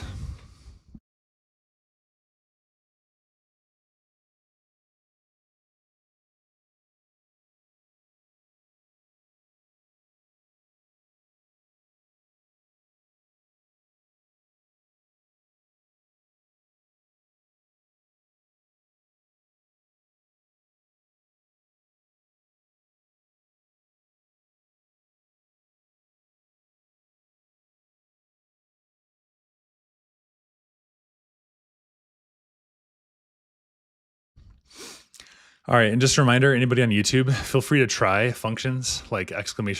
task and see what it does, and it should start a timer for you, I think. I've got this working for Twitch, but soon I'm going to get it working for YouTube. That way, if you guys want to lock in, you can press ! task, and you can start that going. For instance, Renata's been cooking, finished, and then also, hey, one thing, I'll send a message. But when you finish, you can do this. You can click ! done, and you type in 1. And so there I have fixed the stream for tutoring. So I'll click done 1.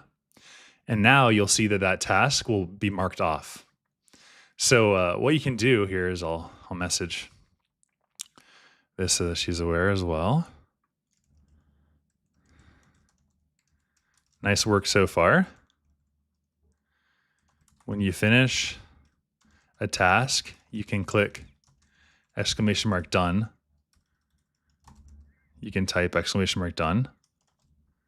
And then like 1, and it will mark 1 as done. And remove to remove a task. Keep up the great work. Love to see it. All right, folks, ready to start grinding again? The timer is going. So I told you I'd quiz you on all these things. I told you I'd quiz you. And it looks like there's a little bug here, which whenever, I think there's like some sort of a timer that's popping up on Renata's personal timer there, Pomo 25, so I'll have to fix that. But if you guys want to join and join the system, you can feel free to do so. And Twitch, if YouTube doesn't work, then Twitch for sure will. Okay, so now we're logging in. So I'm going to test this. I'm going to say task test.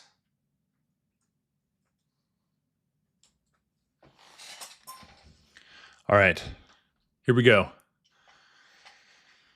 So time to quiz. Are you guys ready? All right, first question. Without looking, tell me.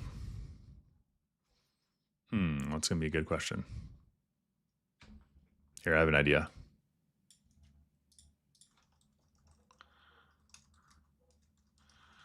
I'm gonna get some quick quiz questions from this.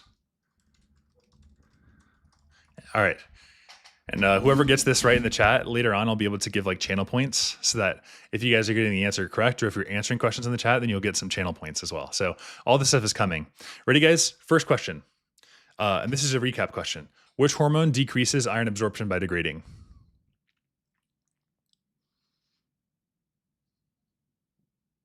Okay, what's the answer? Hepcidin. Nice.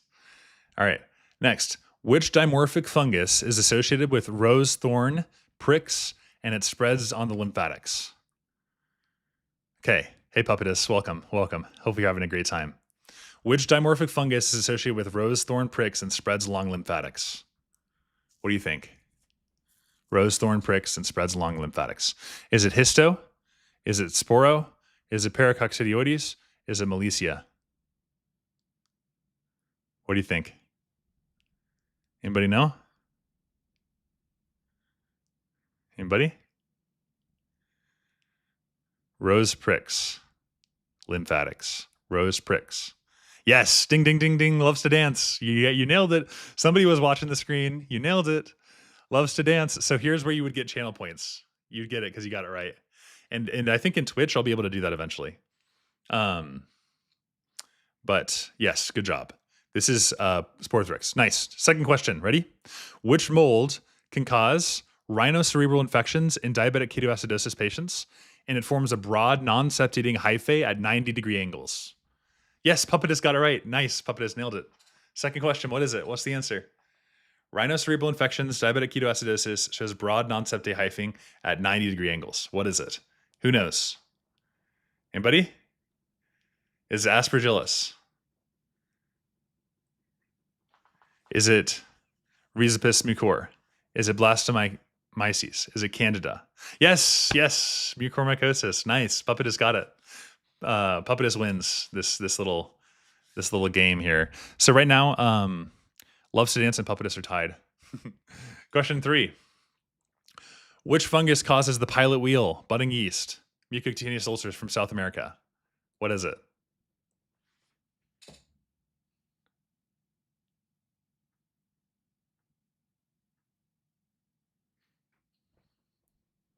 Pilot wheel, budding yeast. What is it? Brasilensis. It's Brasilensis. All right, that's the pilot wheel one. There's a really good sketchy on that one. Brasilensis. There it is. Paracoccidioides brasilensis is Central South America. Ooh, Blasto. Let's talk about Blasto. Blasto is I do not have Blasto. Here it is. Great Lakes broad-based budding, and it's broad-based. So that made you think of that probably, but it's pilot wheel budding yeast, not broad-based budding. Yes, para. Good second guess. Yes, para. You nailed it. Nice. Paracoccidioides brasilensis. Loves to Dance takes the lead. Next question. Which fungus is associated with fungus balls and old lung cavities and shows acute angle branching septing hyphae? Okay, fungal balls, old lung cavities, acute angle branching. What is it? Fungal balls, acute angle branching. Is it Candida? Is it Blasto? Is it Aspergillus? Is it Rhizopus? What is it?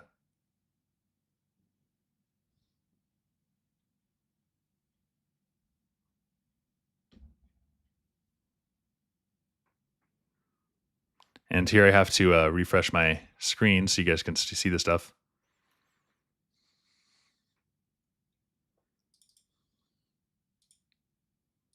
Aspergillus. Nailed it. Nice. Aspergillus. Really, really good. Okay. Last question here. Ready? Which superficial fungus causes hypopigmented skin and has spaghetti and meatball appearance on the KOH prep? Yep, Love Students got it right too. KOH prep, spaghetti and meatball appearance. What is it? It's a spaghetti. Spaghetti meatball appearance. Hypopigmented skin, spaghetti meatball appearance. Which one is it? You need to think about the spaghetti.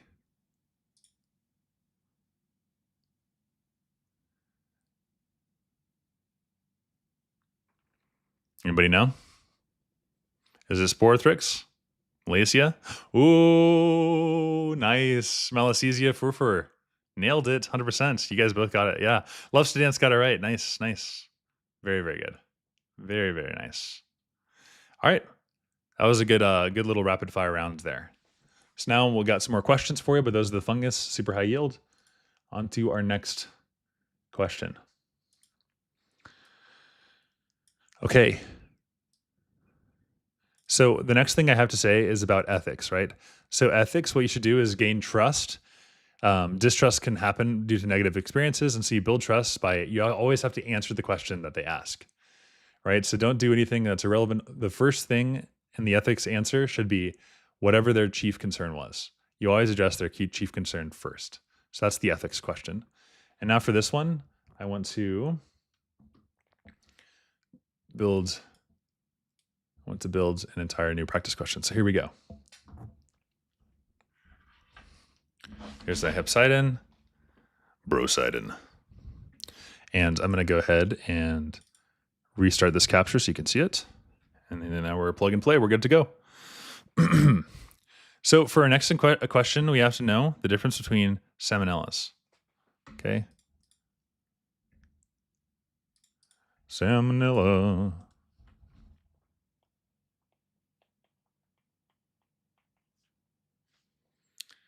So typhoidal salmonella and non-typhoidal salmonella. We have to know the differences between these. Okay.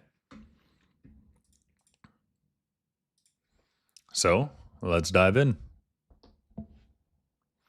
And this is how long the question stems are actually going to be on step 1. They're going to be super long. All right, so let's start recording, and we'll record in 3, 2, 1.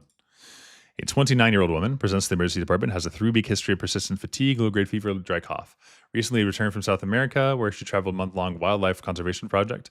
She reports occasional diarrhea. Past medical histories are remarkable. She's up to date on routine vaccinations, except the typhoid. And WOW 101.3. Blood pressure is this. Pulse is 58. Respirations are 16. Faint pink macules in her abdomen and large spleen. Abdominal tenderness is noted in the right upper quadrant. Lab tests reveal anemia and mild leukopenia. A blood culture is positive for gram-negative rod. Which pathogenic mechanism most likely contributes to the persistence and systemic nature of this patient's condition? Look at that wall of text. Okay.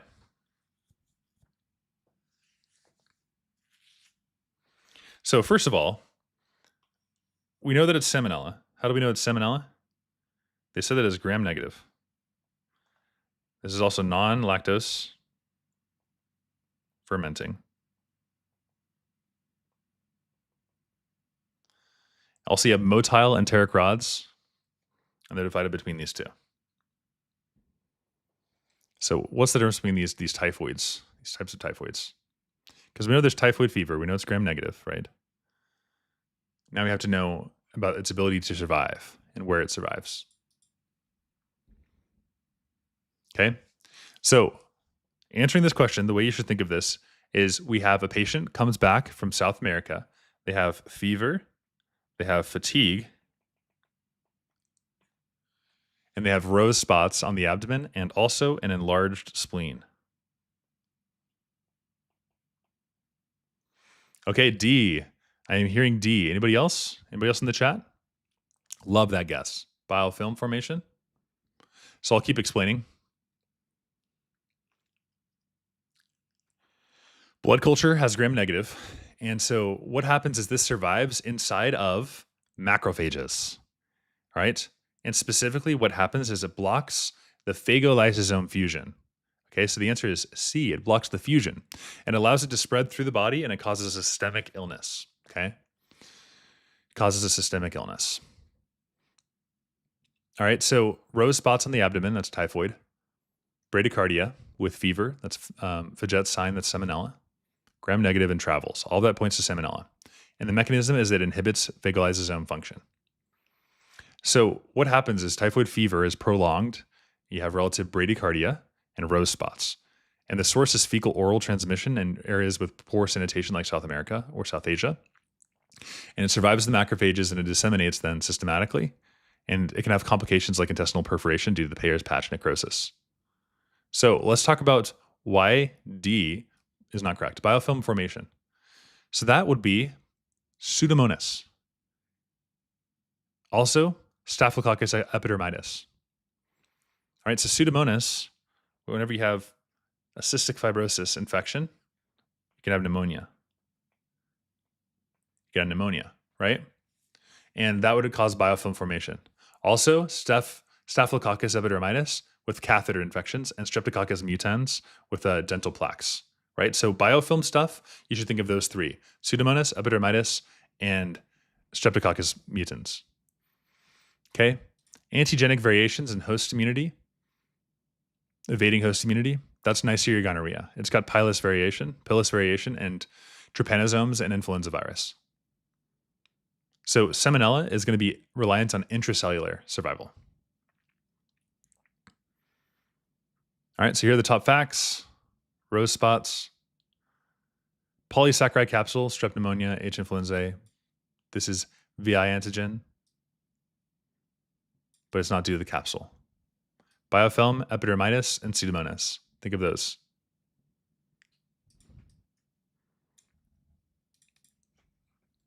Antigenic variation would be trypanosomes and Neisseria and influenza. Okay, question in the chat. Does it matter that bloody diarrhea wasn't mentioned? So, no, it doesn't rule out Salmonella typhi. In fact, it actually supports it. So, typhoid fever is not always bloody diarrhea. So, Salmonella typhi causes typhoid or enteric fever. And that often starts with constipation and non bloody diarrhea. And then it progresses to the pea soup diarrhea, right? It's greenish, it's watery. And then bloody diarrhea is uncommon with typhoid fever. So bloody diarrhea is more common with non-typhoidal Salmonella and Shigella and EHEC and Campylobacter. All right, so bloody is super important to look at, but for this particular question, it helps you distinguish between other conditions, right? Because bloody diarrhea would be non-typhoid Salmonella, also Shigella, EHEC, or Campylobacter. Great question. Great question. All right. So it starts with vague symptoms, just fever, malaise, right upper quadrant pain, not explosive diarrhea. Okay, so even non-bloody diarrhea or constipation is more typical of typhoid fever than bloody diarrhea is. If it were bloody, then it would have steered towards Shigella, EHEC, and Campylobacter. Awesome. Here's the bottom line. Typhoid fever is caused by Salmonella typhi, which invades immunity via polysaccharide capsule formation. And also, they wanted you to know the inhibition of phagal lysosome fusion. Cool, cool.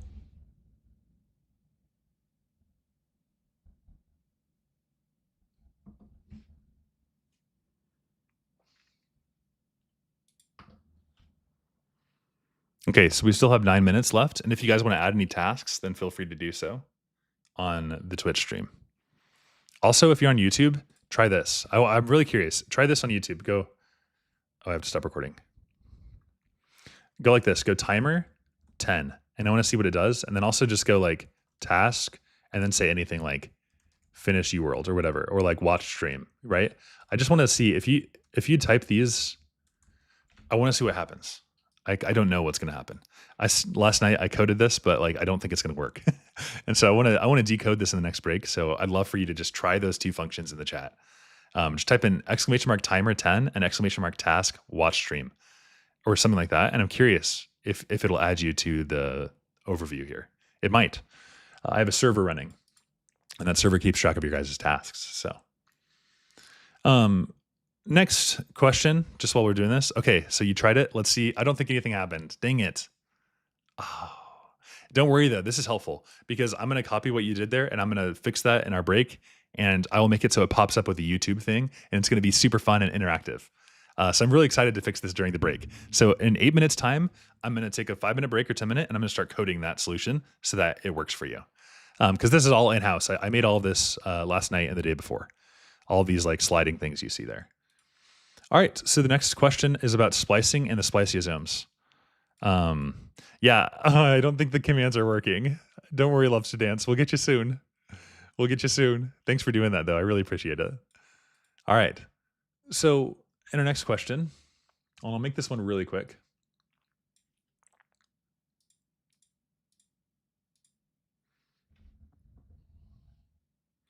We're going to be talking about the spliceosomes and introns and exons.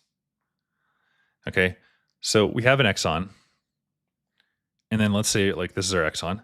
And then right here, we have a splice site. Splice site.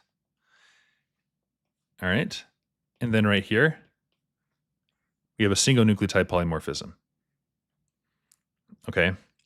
And then there's something called a spliceosome, which if I could spell.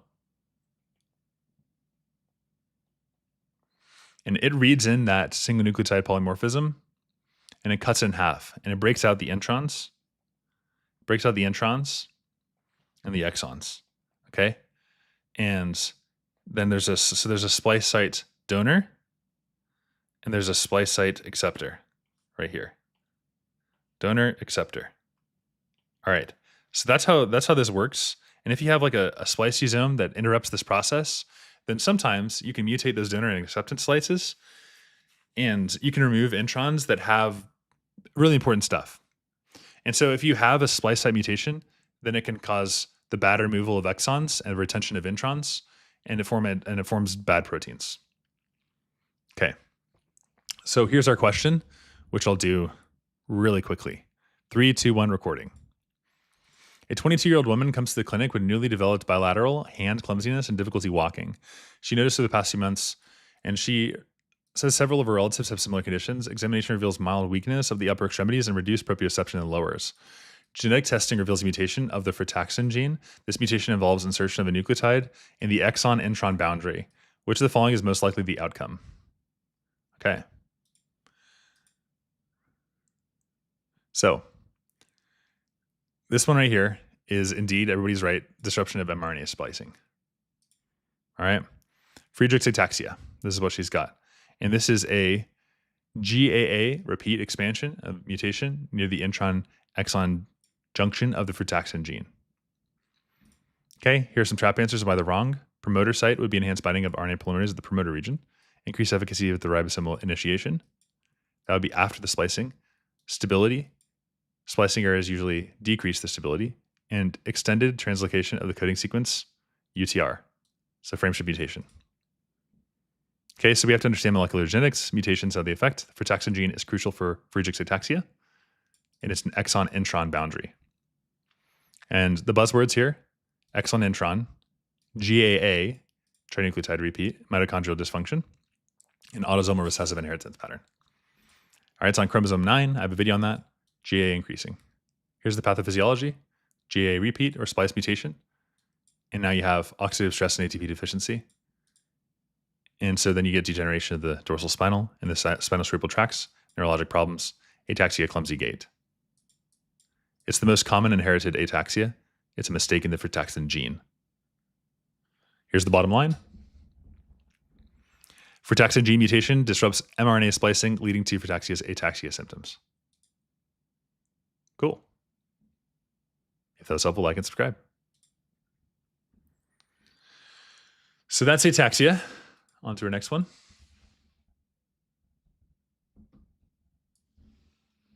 Here we're going to be talking about the muscle cells.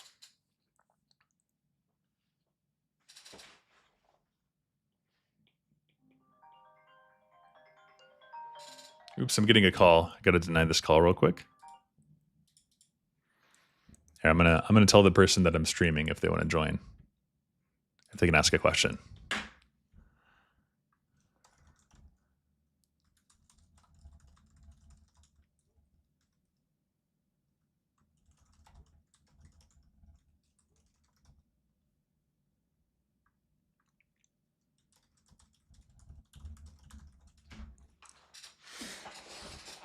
All right.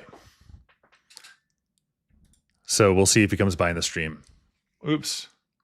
That wasn't what I wanted to do there.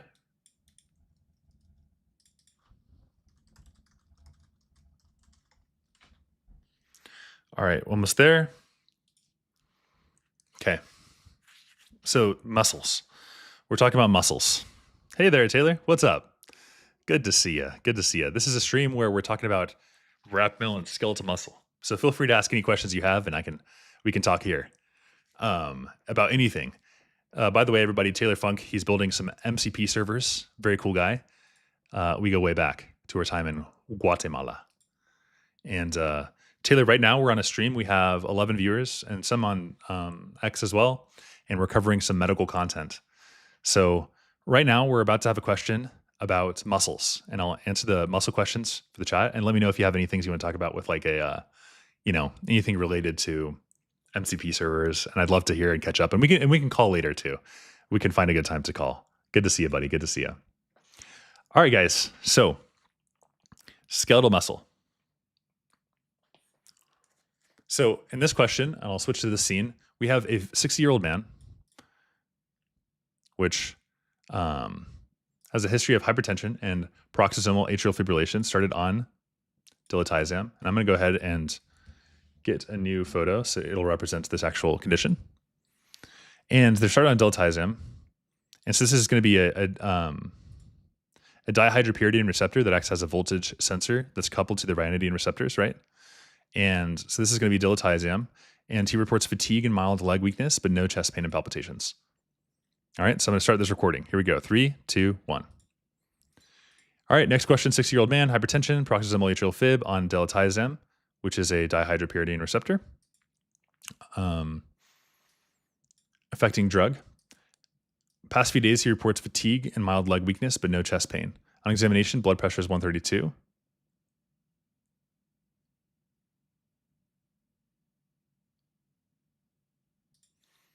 And the heart rate is at 66. Neurological and musculoskeletal examinations are remarkable. The physician assures him that the medication is unlikely to cause skeletal muscle weakness. Which of the following best explains why skeletal muscle contraction is unaffected by dilatizam? All right, so here are your answer choices. Go ahead and try to answer this question. This is a good one. You can put your answers in the chat. And while you're doing that, I'm going to draw out a little bit about the skeletal muscle and how this works in the human body. So contraction initiation in cardiac and smooth muscle cells depends on extracellular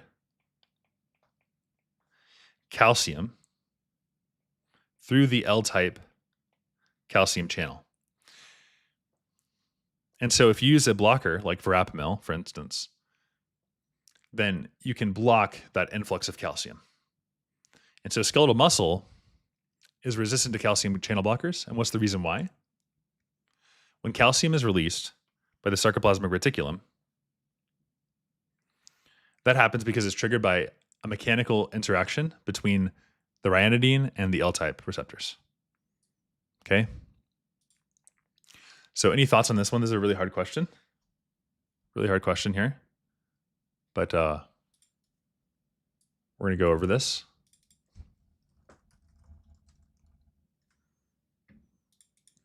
Okay, so the answer is going to be, the answer is going to be C. Dihydropyridine receptors act as voltage sensors directly coupled to ryanodine receptors. And let's translate that to English, right?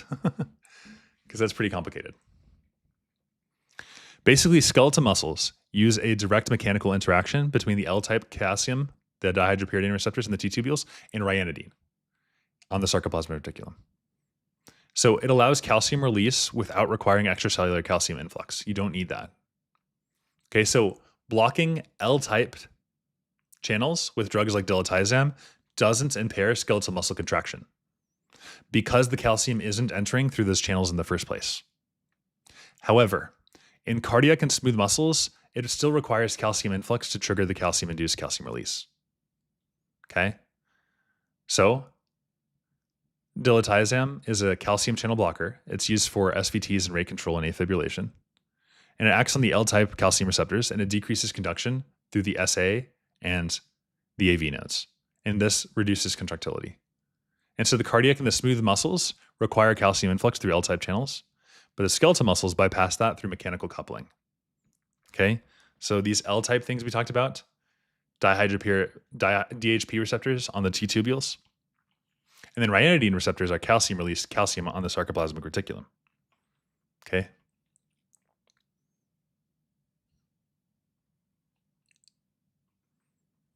And so mechanical coupling is a direct protein-to-protein interaction that triggers the calcium release. And so skeletal muscle sparing doesn't affect the lifting and the strength. So the skeletal muscles, they use ryanodine 1 here, mechanically coupled, whereas the cardiac uses type 2. These are calcium-induced calcium release. So they don't even use that calcium in the first place, and so that's why the skeletal muscle, having a different mechanism, are able to contract, and so it won't be damaged.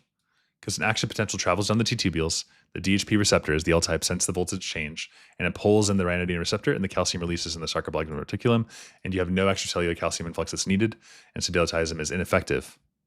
Those are L-type calcium blockers, dilatizam is. And skeletal muscle contraction is unaffected because of the mechanical coupling of the L-type and the RY-R1 channels. All right? Let me know if you have any questions about that. I know it can be complicated. All right, so when a new nerve fires, the action potential opens the DHPR, and it tugs the ryanodine receptors, and then it dumps calcium from the sarcoplasmic reticulum into the cell. So you don't even need that external calcium. And that's the secret. Here's the bottom line. Skeletal muscle resistance to dilatizam is due to mechanical coupling of L-type and R-type calcium channels. Cool. All right, so now we're on a little break. So let's go over to our break mode. And I'll try to fix this little command, this little function here.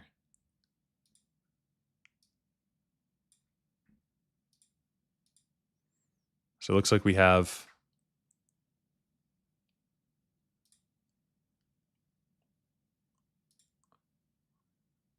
about 1 minute left of our break.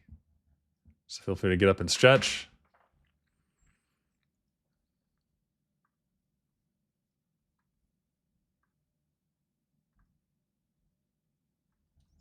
And I'm going to make some edits to the code.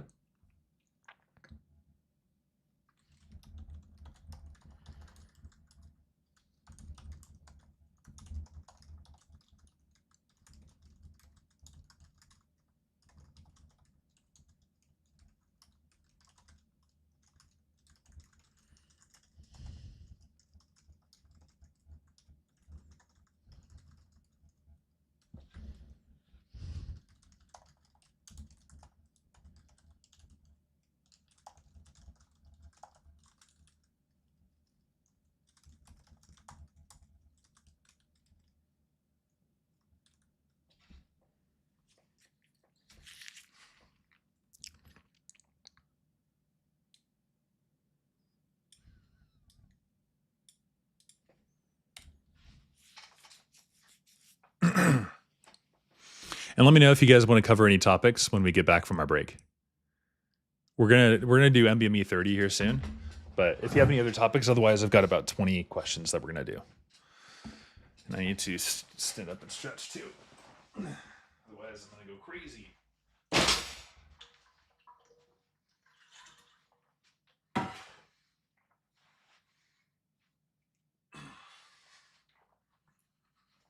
Ooh.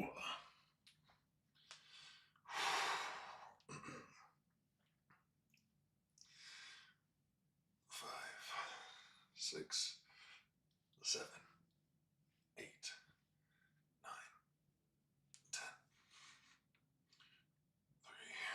4,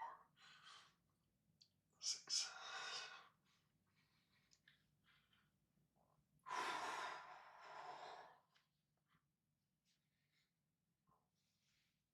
All right. Looks like it's time to start again.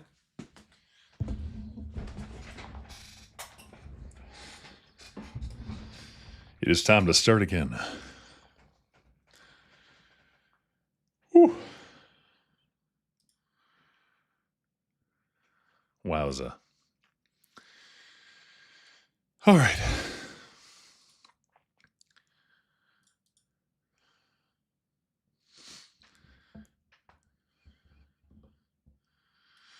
On the road again.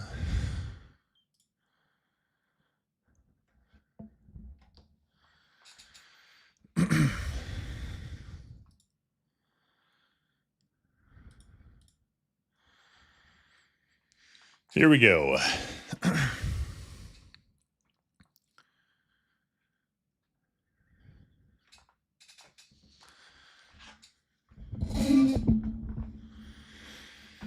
So here, talking about some embryologic derivatives. Embryologic derivatives. So we have the ectoderm. Oh, I was recording that whole thing. Whoops.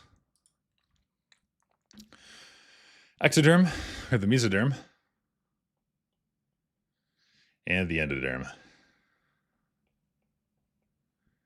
All right. So the ectoderm, we have the surface ectoderm. And what's derived from that? Anybody know? What's derived from the surface ectoderm? Well, Rathke's pouch, lens in the cornea, epidermis, sweat, and the mammary glands, nasal and oral epithelial linings, salivary glands. That's the surface. Then we have the neural tube. That involves the brain and the spinal cord.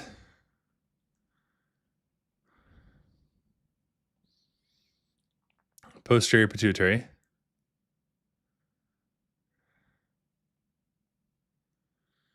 pineal gland.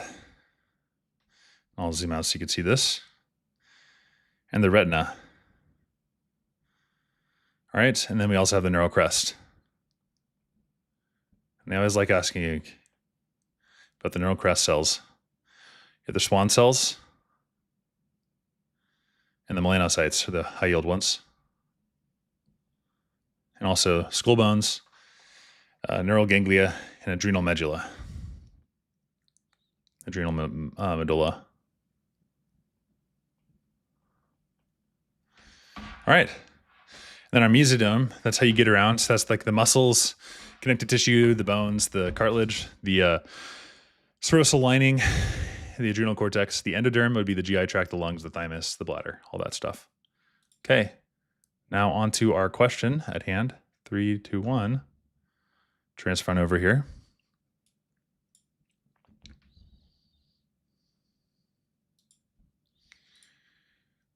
So here we have, I'll record this, 3, 2, 1. We have a 3-year-old child brought to the clinic due to persistent jaundice, pale stools, failure to thrive. Enlarged liver is what he's got, elevated total and direct bilirubin. Ultrasound has a dilated common bile duct with no evidence of gallstones. Genetic testing is performed, and we have a mutation affecting the development of the structures derived from the embryonic endoderm. Which structure is most likely impaired? And the endoderm. Well, what does he have, first of all? Looks like he got some biliary atresia. That's the defective development of the bile ducts. And so you have structures that arise from the embryonic endoderm. The bile ducts are essentially just for bile transport and acid secretion, which is going awry here. So the bile acid synthesis is our answer. And we made a fancy schmancy chart over here where surface is Rathke's pouch, lens, sweat, glands, salivary. Neural crest is going to be the brain and the spinal cord, posterior pituitary, retina. And the neural crest, Schwann, melanocytes, and adrenal medulla. Mesoderm is how you get around. And then the endoderm we just talked about, but we didn't kind of take notes on, which I'll do now. It's going to involve the lungs, the bladder, and the urethra, parafollicular C cells, the GI tract, liver, pancreas. Okay. Interestingly, the spleen is in the mesoderm. All right. So there's your high yield chart of all that you need to know for these embryonic derivatives. And here it's the bile acid synthesis, and we'll break down each of these. Immunoglobulin production. B cells derived from mesoderm and hematopoietic lineage, not the endoderm. Polymerase surfactant type 2. Lungs are foregut derivatives. And the alveolar epithelium is mesodermal. Insulin, pancreas, that's endodermal, but insulin secretions don't cause jaundice. And salivary, ecto. We talked about that earlier, ecto. In fact, the surface ecto for that. So we have to know these layers: persistent jaundice, cholestasis, pale stools, that's a lack of bile pigment, failure to thrive, chronic liver dysfunction, mutation affecting the endoderm. There it is. Here's the bottom line.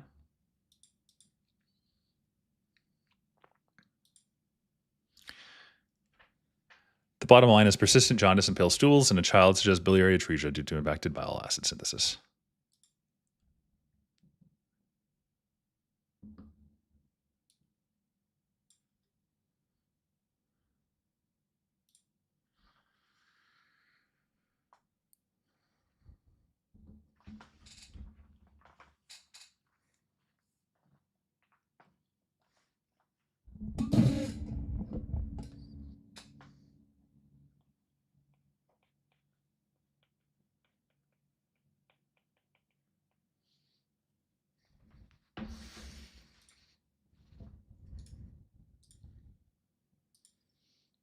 Okay, let me fix a bug real quick.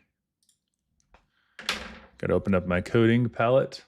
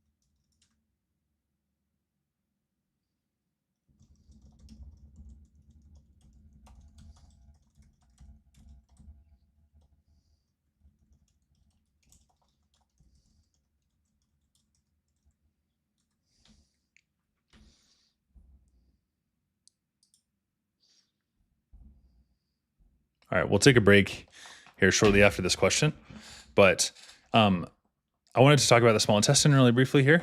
I'm back here. Just give me a second.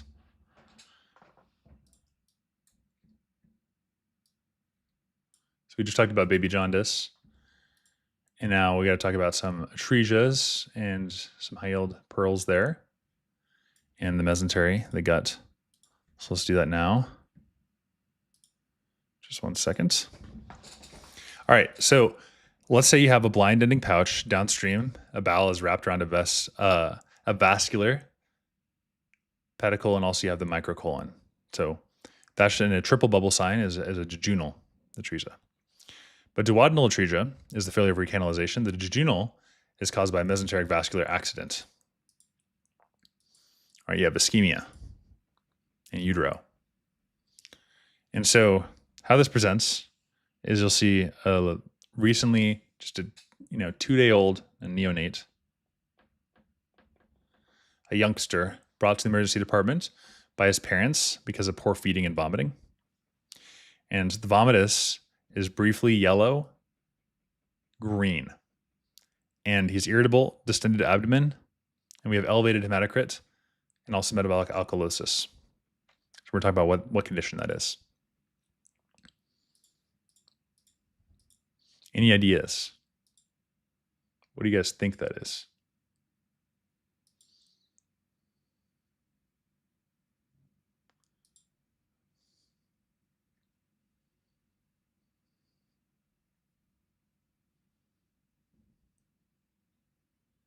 Okay.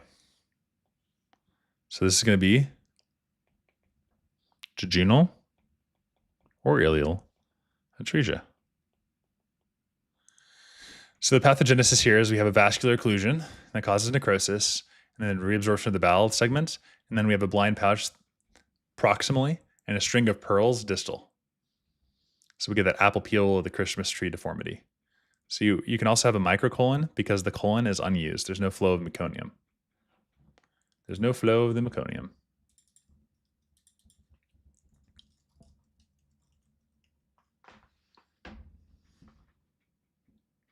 So all about the twisted gut here. So now let's do a practice question. Here we have a 1-day full-term girl is evaluated in nursery due to persistent vomiting and refusal to feed since early morning. Vomit is green to yellow, does not contain blood. On exam, she appears dehydrated. Initial examining shows a concern for small bowel obstruction. And we have a laparotomy, and the entire duodenum is intact, but the proximal jejunum ends blindly and distal is absent. The distal ileum is presented and coiled around a thin vascular stalk. Okay. Which of the following biological processes most likely explains this? Okay, the answer is vascular occlusion.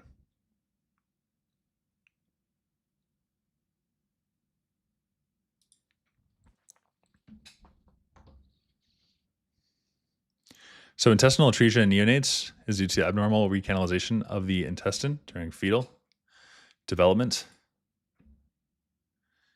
And if you have a superior mesenteric artery occlusion, then you have ischemia in the jejunum and the ileum. So you have a blind ending jejunum and a distal ileum that spirals around the ileocolic vessel and perfuses it. So you have apple peel atresia.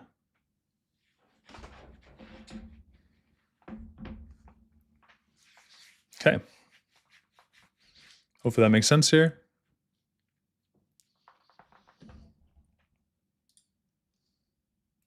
So bilious emesis is going to involve the second part of the duodenum, where the common bile duct enters the intestine.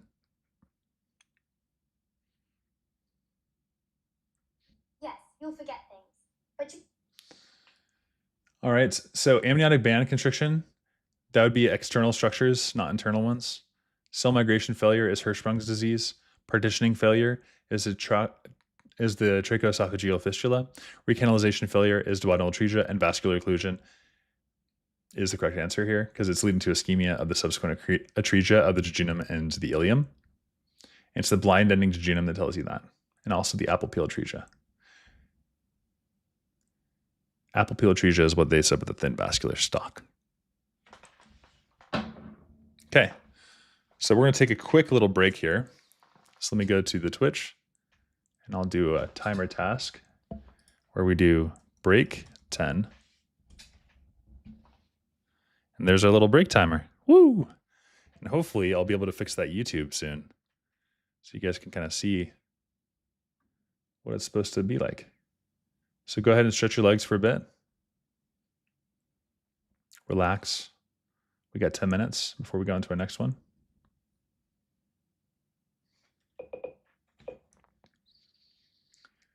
Make 10 shorts, on key, test.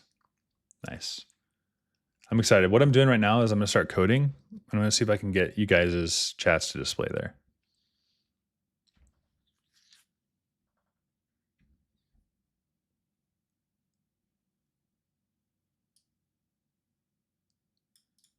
ETJez was outdated.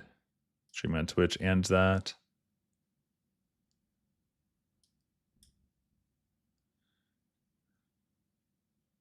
Okay, so now I need somebody to try again, timer 10. Can you guys try that again? I'm curious if it'll work.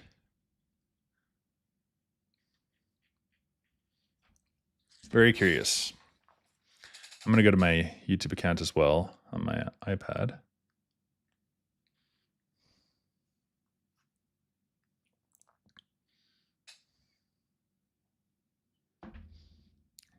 If you guys could try timer 10. I'll try it myself. So exclamation mark. Timer. Okay, let's see. Did anything happen?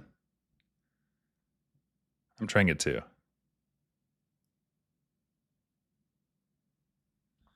Let's see. Did anything happen? Ooh, nothing happened. Did it add you to the community task list? Not quite. If you want to see the debug process, dang.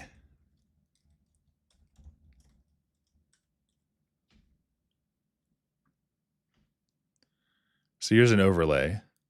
So this is what I'm debugging right now. So I go to inspect this element, console, and I'm going to try this. Now I'm going to try doing task. Maybe that'll work. So now I do task, and I'll say like iPad or something just to test this out. Don't worry, we'll get this working eventually. I had to do this all morning. Task, iPad. Because it'll be so fun when we can all like interact with each other, you know? It's going to be awesome.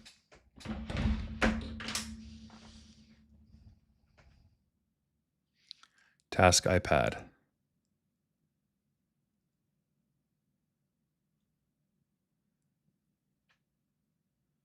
Come on, buddy.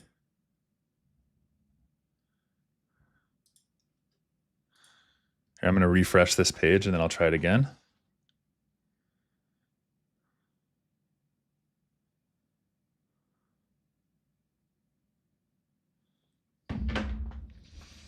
All right, so I got a lot of parse states here, and I just ran the task iPad. Initial POMO state running, raw POMO data. There are a lot of POMOs going. Loading tasks. Okay, I think I know the problem though. This is good. Help me diagnose this. I appreciate that. So now I have to go and code the solution out real quick.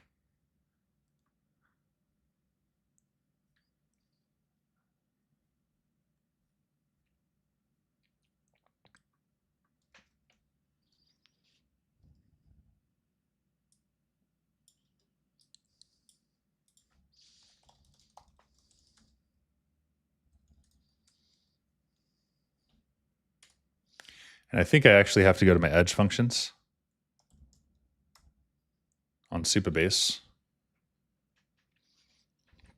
So this is actually the coding process if you guys are interested while we're on our break together. This is what I'm doing. I go to YouTube chat listener, go to my code, and YouTube Polar is running, but there's no new commands, so it's not checking and seeing that there are new commands. And so I need to actually fetch the YouTube live chat through the YouTube API. So I think I need YouTube API and auth stuff, and also the live chat ID for my current live stream. So the YouTube listener doesn't have polling logic. That's the issue. So I have to fetch the live chat from YouTube data API, and then the command would return that. So this is going to be a little bit more complex, but I think I can do it eventually. It'll just probably have to like update with a little bit more latency. But I want this to happen for sure.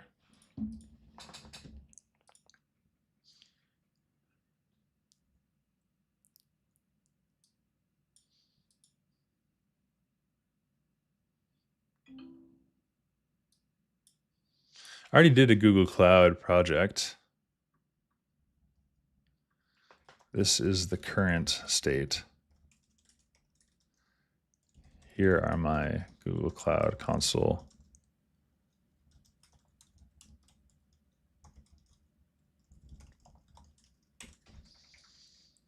So just 1 second. Google Cloud console. Again, I only have 4 minutes to do this. So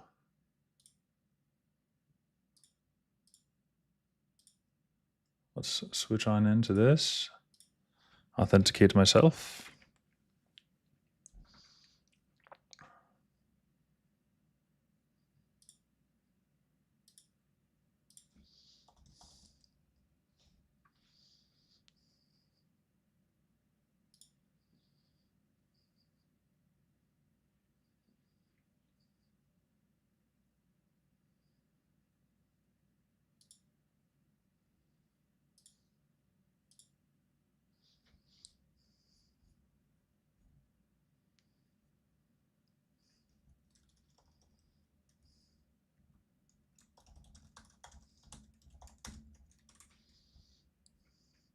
Two minutes left and break.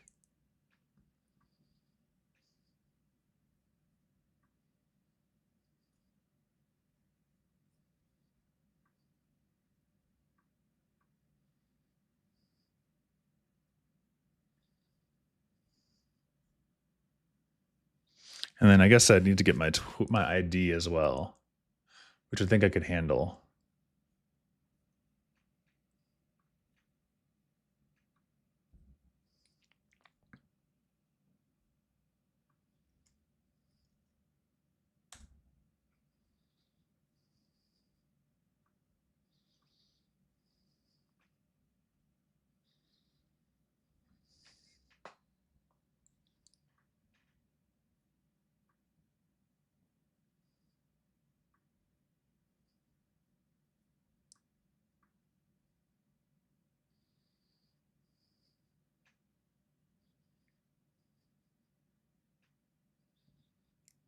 Okay, 2 minutes left. See how much progress I can make on this.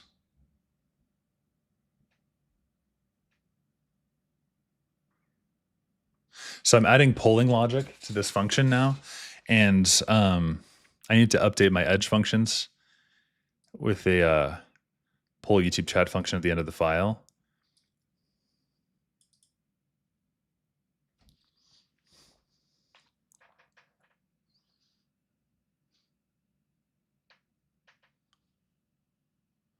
Functions deploy.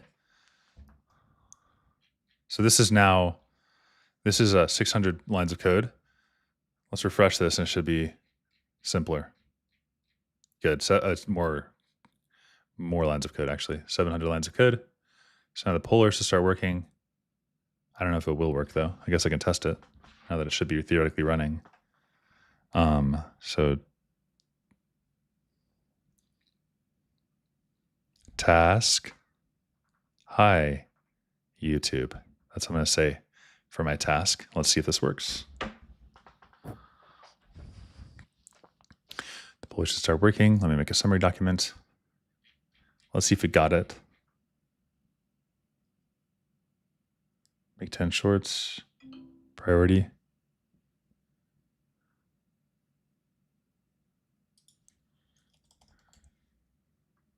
Nope. Nothing yet. Huh.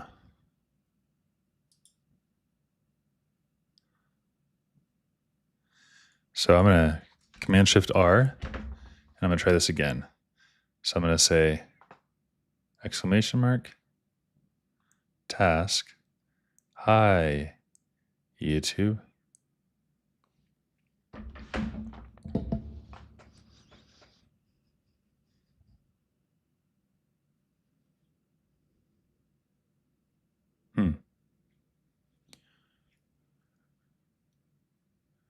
Username. Oh, okay, it's time to log in again. Let me just copy this console. Still not showing up when I did task All right, folks, let's dive in, do some more practice questions, shall we?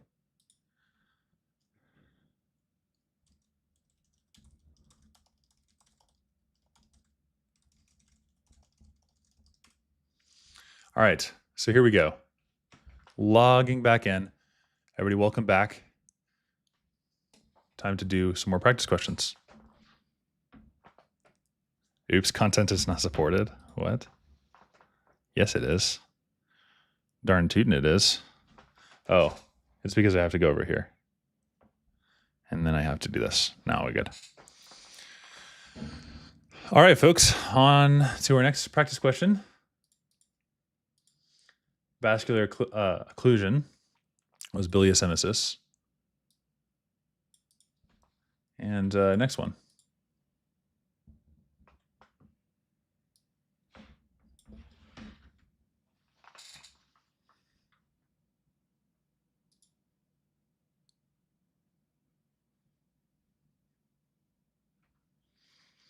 All right.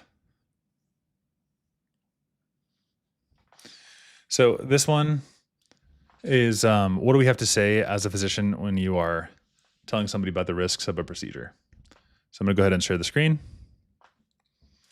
And this should update shortly. And then I'll make a recording. And if you guys have any questions or things you want me to cover, just let me know in the chat. All right. So a 3, 2, 1 recording. A 45-year-old woman presents to the emergency department with severe right lower quadrant abdominal pain and nausea. Imaging confirms acute appendicitis. Surgical team recommends urgent appendectomy. Surgeon explains the procedure, including the risks and benefits. What do you have to include as well? Discussion about the possibility of the conversion to an open procedure if necessary. So the patients have to be told about the nature of the procedure, but also reasonable alternatives, risks, benefits, and other variations. All right. You don't necessarily have to talk about the mortality rate of like a surgeon or of a particular procedure by the surgeon, but you do have to explain the diagnosis, the treatment plan, other options, and the risks and the benefit of the proposed treatment. Right? Okay, so the answer is C. The answer is C. You have to have a discussion about the possibility of other conversion to an open procedure if necessary. You have to discuss all of these variations of surgical approach. Okay, risks of non-treatment. Now here is the bottom line. Surgeons have to explain untreated appendicitis complications, peritonitis to ensure informed consent during appendectomy. Cool beans. On to the next one. For this next one, all I have to say is type 2 pneumocytes regenerate alveolar lining following injury and surfactant production. That's what they do. Type 2s. That's what type 2s do. All right. Next pregunta. Vamos a la próxima pregunta. Because I hope that you're okay.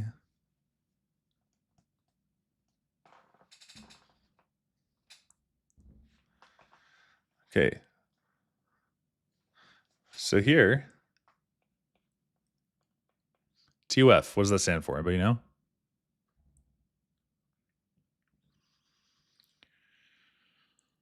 What does that stand for?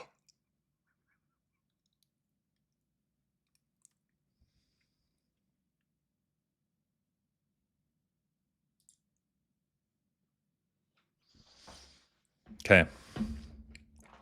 This stands for tetralogy of flow. Let's do a practice question on it.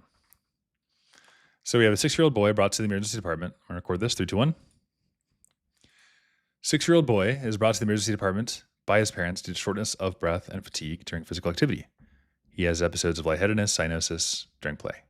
Heart rate is 120, respiratory rate is 25, blood pressure is 90/60. He's got clubbing. Hematocrit 58. What's responsible for the elevated hematocrit? Well, obviously it's the hypoxia to some extent, right? We have increased erythropoietin production due to the chronic pain. The chronic hypoxia. Due to the chronic hypoxia. So tetralogy of flow, infancy disease, you have episodic cyanosis, and we have an obstruction of the right ventricle. So you have a reduced perfusion of the pulmonary arteries.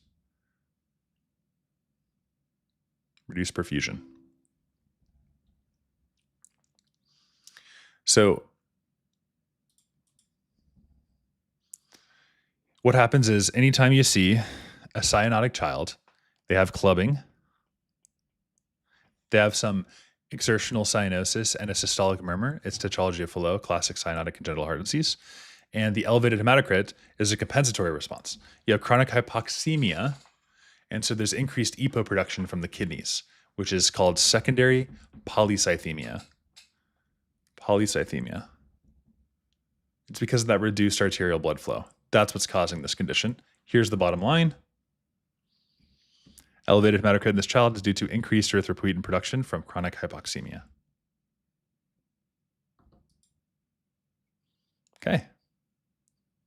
Work session, we have 18 minutes left to grind. And I have about 10 questions left to review.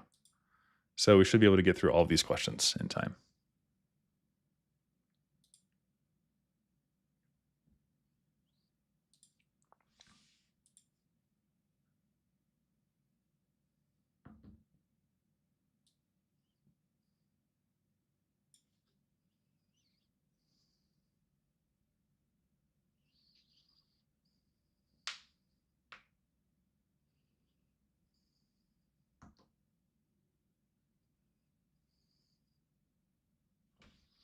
All right, for the next one, we're talking about the liver.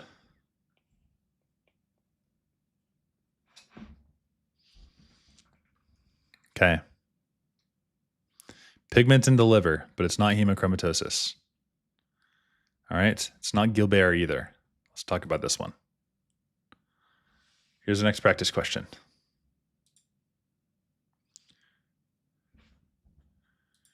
All right, in this question, we have a 17-year-old high school athlete visiting the physician's office for evaluation of recurrent episodes of unexplained jaundice. He's noticing the yellowing of the skin and eyes after rigorous sports competitions, but states that these episodes always resolve spontaneously after a few days. He had no significant past medical history, no medications, denies alcohol consumption, physical exam shows mild jaundice. Lab studies showed total bilirubin of 3, direct is 2.1. Other liver function tests are normal. Abdominal ultrasound has no hepatobiliary abnormalities, and we have a dark liver. So this is Dubin-Johnson. I have to know the mechanism, though. And the mechanism is, take a guess, put it in the chat. It is the defective transport of conjugated bilirubin into the bile.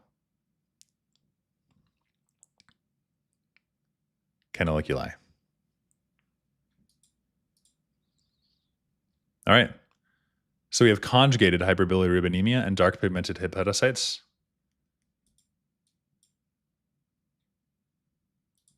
That's Dubin-Johnson's. So it's caused by a defect in the canalicular transport of the conjugated bilirubin. And we know this is conjugated because look at this direct bilirubin is 2.1. The total bilirubin is 3. And so we have to do the math. There's unconjugated indirect bilirubin, which is going to be the total minus the direct, which is in this case 0.9. And so most of the elevated bilirubin is not indirect or unconjugated. Rather, it is conjugated. So if greater than 50% of the bilirubin is direct, then it's conjugated. And if just 50% of it is direct, then it's unconjugated. So here it's clearly conjugated, right? 70% of this is conjugated. And so that's how we know. And then the blackness of the liver tells us it's Dubin-Johnson's. And you have defective transport of the conjugated into the bile. All right. And so the mechanism is that transport protein that normally excretes conjugated bilirubin into the bile is defective. So the bilirubin is just going to build up inside the hepatocytes and it leaks back into the blood. So you have defective transport of that conjugated stuff into the bile. And you also might be wondering, okay, well, why is it black? Well, we have a mutation in Dubin-Johnson's of our MRP2. It's called multi-drug resistance associated protein. So the protein lives on that bile-facing surface of the hepatocytes and it exports conjugated bilirubin into the bile ducts. So conjugated bilirubin, it can't get out of the liver here. And so rather it builds up in the hepatocytes. So why does it turn black? Well, conjugated bilirubin can't be excreted, and so it backs up inside of the hepatocytes, and you have all these anions, the bilirubin, it accumulates in the lysosomes. And you have epinephrine-mediated metabolite buildup. So one of the things that also builds up is the polymerized epinephrine metabolites, and those are dark pigmented. It's like soot, right? And these dark pigments deposit inside of the lysosomes. And so that's why the liver starts to be coarse, granular, and jet black. Jet black. Not Jack Black, jet black. Right? So that's Dupin-Johnson syndrome. Here's the bottom line. Recurrent jaundice with darkly pigmented granules indicates Dupin-Johnson syndrome due to defective transport of conjugated bilirubin. The direct level is high. Cool beans. And hallelujah, hallelujah. Oh, you know what? I should add an overlay to this scene, shouldn't I? Yes, I should.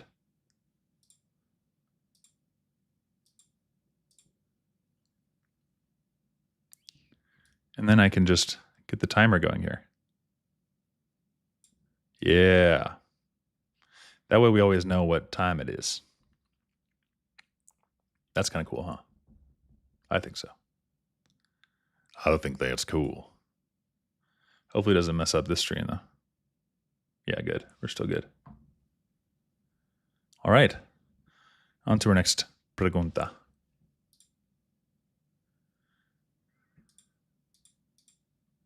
So cocaine withdrawal.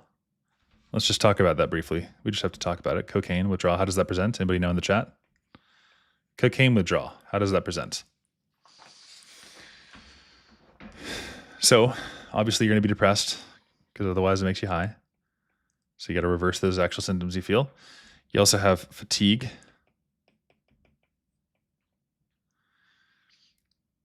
And hypersomnia.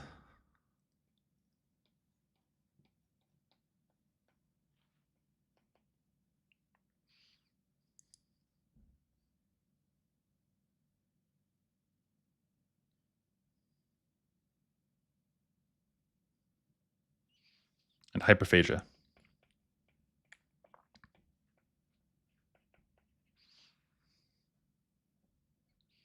And also vivid dreams. All right. Those are the symptoms. All right. So if you're suffering from cocaine withdrawal, you would likely be depressed, fatigued, have hypersomnia, hyperphagia, and vivid dreams. Don't confuse this with delirium tremens from alcohol withdrawal. You have depression, fatigue, have to eat, weird dreams, cocaine withdrawal. Buckle up.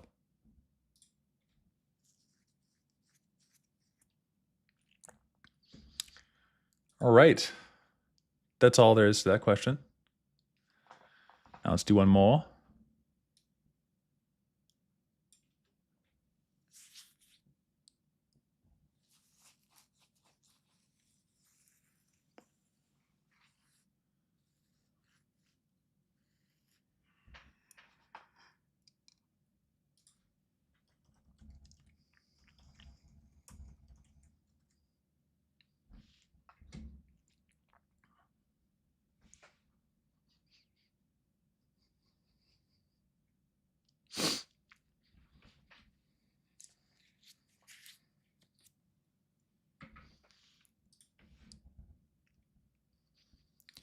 All right, on to our next question. So here we have a 60-year-old woman presenting to the emergency department with complaints of chest discomfort that has been occurring for the past several months. She describes the pain as a squeezing sensation whenever she climbs. It's relieved after 5 minutes. All right. So, stable angina is exertional chest pain that's relieved by rest. Stable, you can predict it, right? Stable angina, you can predict. Relieved by rest. Unstable, you can't predict it, it's intermittent. And this is due, stable angina, to a fixed atherosclerotic narrowing. Another point you need to know for this question is stress-induced ST depression means there's probably some subendocardial ischemia, because that causes about 75% of these coronal narrowing problems that you see. The question asks, which of the following is most likely the finding in this patient's coronary arteries? Go ahead, put this in the chat if you'd like. I can explain whichever answer choice you put, if it's wrong or right. The answer is the atherosclerotic plaque fixed obstruction of approximately 75% of the coronary lumen. All right. So atherosclerotic plaque, they've got classic stable angina. They've got predictable pain. That's why it's stable. It's relieved by rest, and it's reproduced on stress testing. And so stable angina is caused by a fixed, non-ruptured atherosclerotic plaque that narrows the lumen by 70%. Okay? 70 to 75%. Okay, what about these other answer choices? Mild coronary vasospasm with normal endothelial function. That would be Prinz metal. That's the spasm stuff. Prinz metal. And also that's pain at rest. How about atherosclerotic plaque with complete luminal obstruction by the thrombus? Well, that's going to be an acute myocardial infarction. And that causes some rest pain and elevated troponins. It's not predictable for exertional pain. What about severely ulcerated plaque with fully formed thrombus?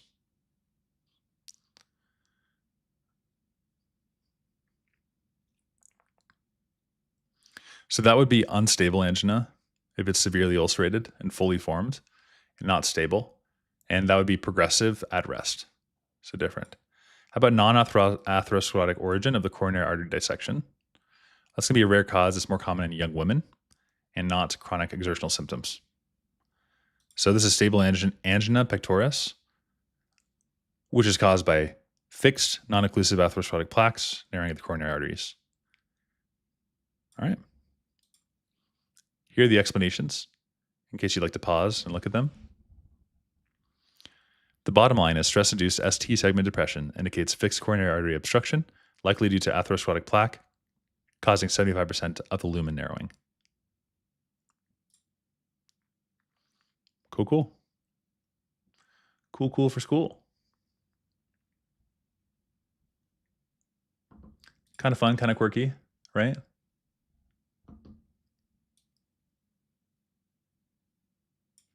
It's a good time.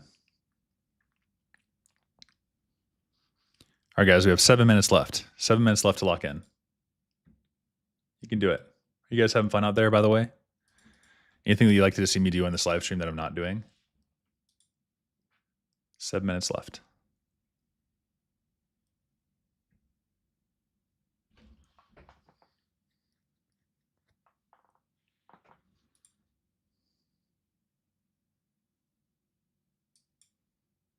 All right. On to our next question here.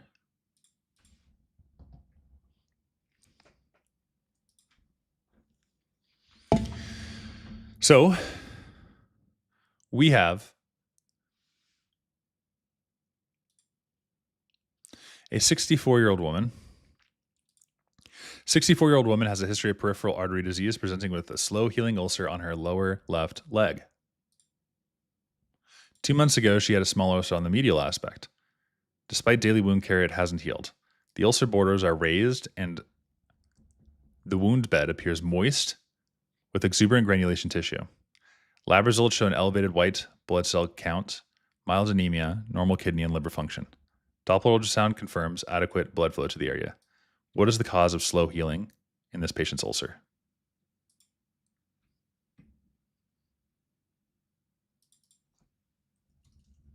All right, put your answers in the chat.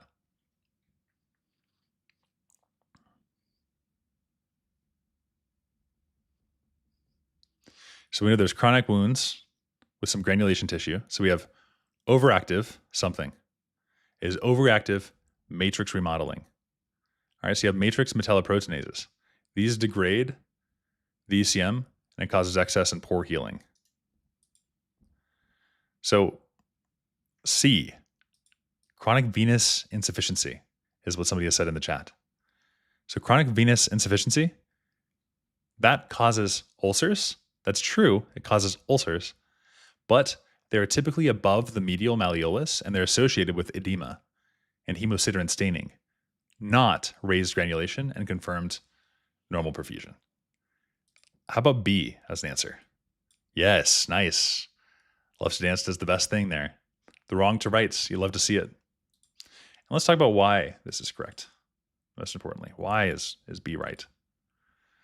Well, matrix metalloproteinases, they're enzymes that are secreted by inflammatory cells, like the macrophages, right? The macrophages and fibroblasts. These guys degrade the collagen and also the extracellular matrix, and they help with remodeling. But these metallomatrix proteases, they're overexpressed. That can lead to a lot of problems. One of them is destruction of the newly formed extracellular membrane, also delayed reepithelialization, also failed transition of the proliferative phase. And so we'll explain this like super clearly after I just refresh my page, because I'm running out of memory on my card. And so now it's acting up, being crazy.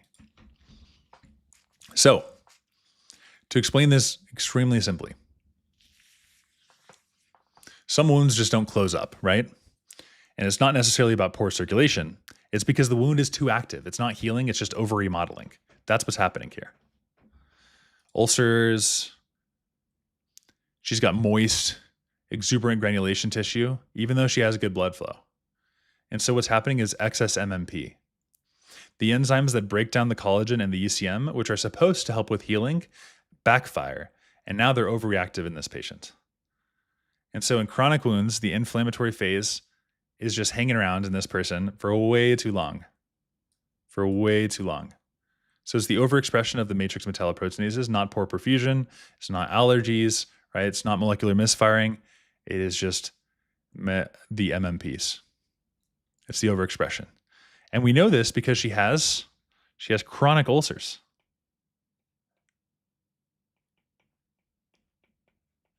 And let me refresh my Zoom Air host.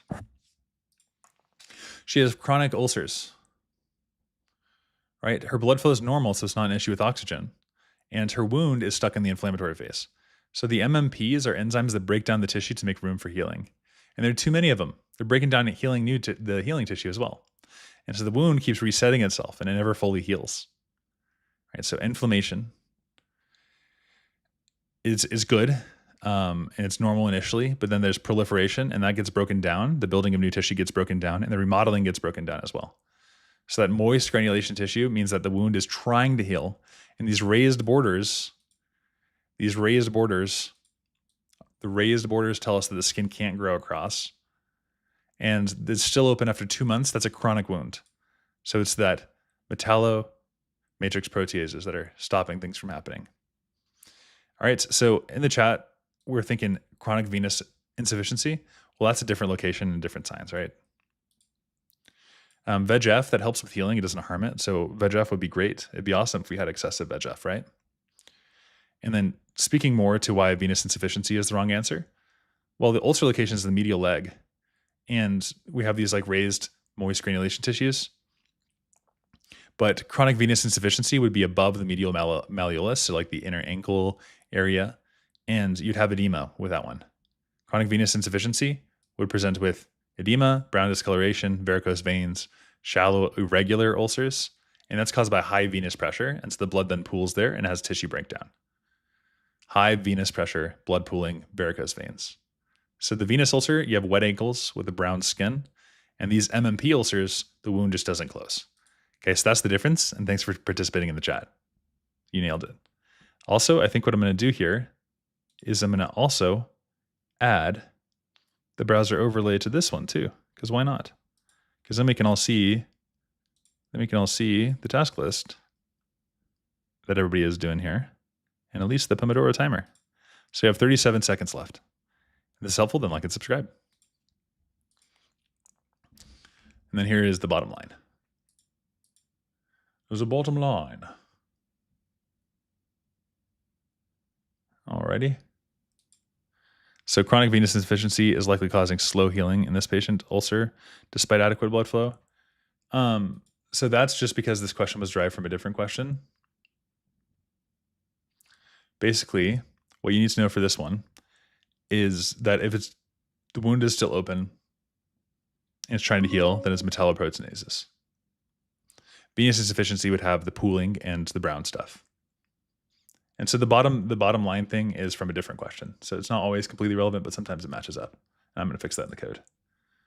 All right, I'm going to get one more practice question ready so we can analyze it together while we take our break. We're taking a break. It's time to take a break of 10 minutes.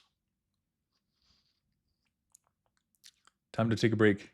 But we're also going to talk about embolization, thromboembolism, and how they form. And how you need to have a certain something, a patent foramen ovale. And that's a one-way tissue valve between the atrial septum that only opens when the right exceeds the left. When the right exceeds the left. And I'm drawing it backwards because you like to think of the patient's heart. The venous return of the right atrium increases due to release in the relaxation phase of the Valsalva maneuver, and that causes it to open. So this is our next question. I'm going to leave this up during break, and then right when we get back, I'm going to ask you a question about it. Okay? So let's start a little break. You got 8 minutes, and we'll check back in. Little break time. If you guys are liking this stream setup, then just be sure to hit a like on this stream, and I can do some more of them. These ones are easier because you can just kind of like ask questions as you go, and it's pretty much all day. So if you like that, then just hit a like button on the stream and let me know, and that would be great. Okay, time to break this bug. Time to code out this bug.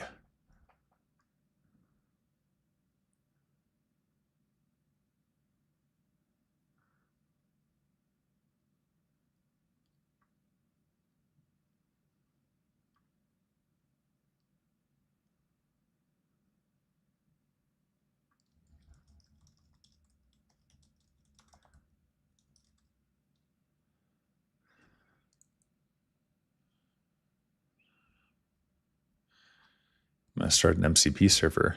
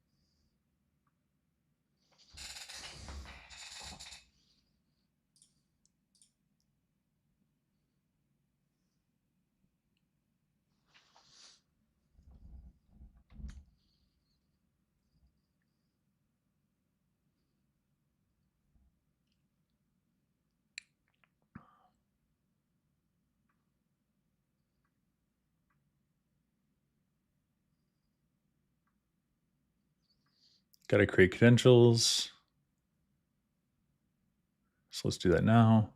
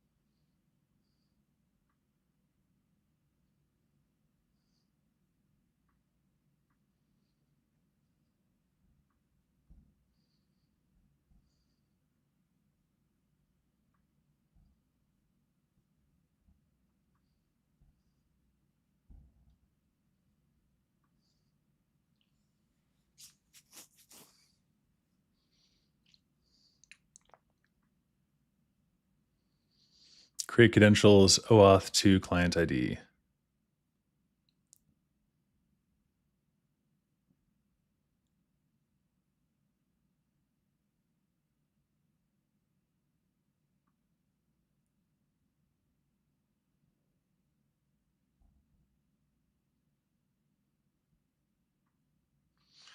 External, Board Buddy streaming.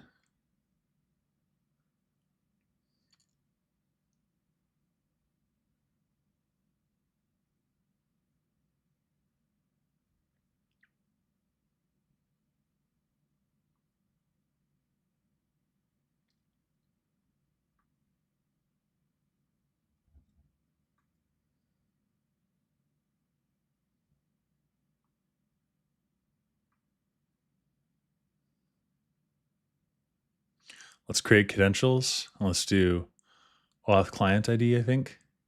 Yeah. Application type. I think this is essentially just a web application.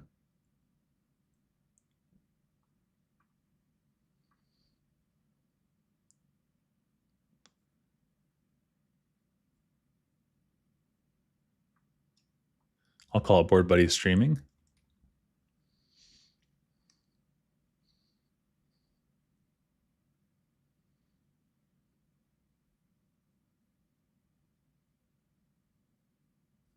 Got to add some scopes.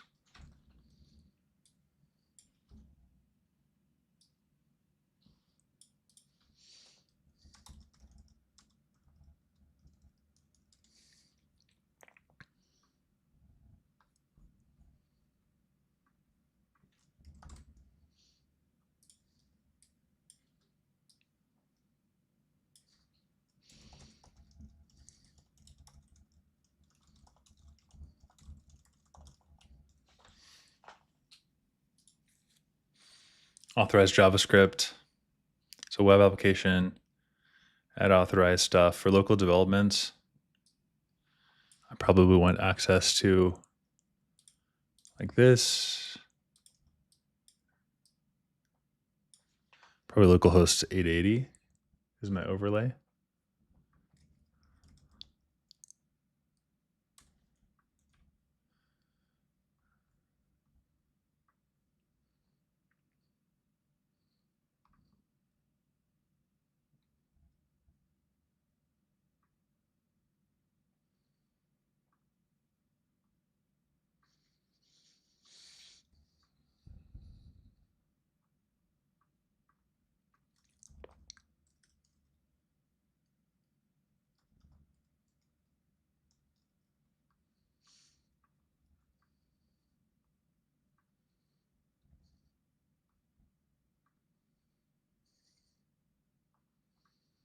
Okay, got the client ID.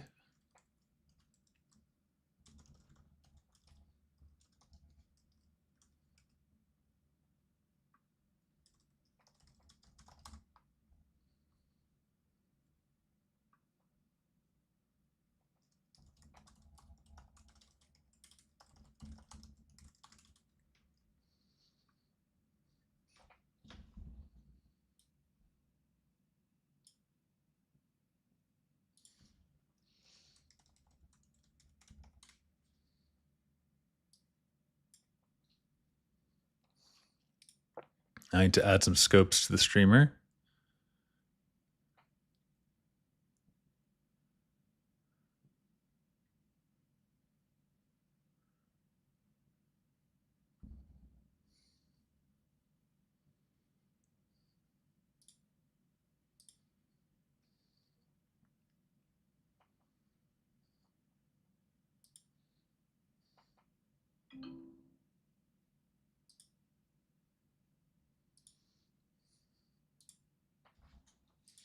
Add remove scopes. So let's add 2 scopes. I know it's time, but just give me 5 more minutes. We're going to add 5 more minutes to the chat here.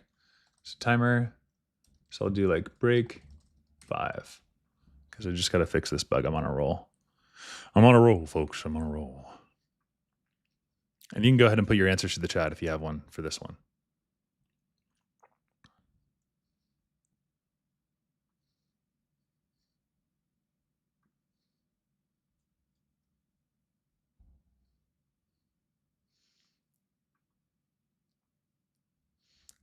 So let's add these auths, data access.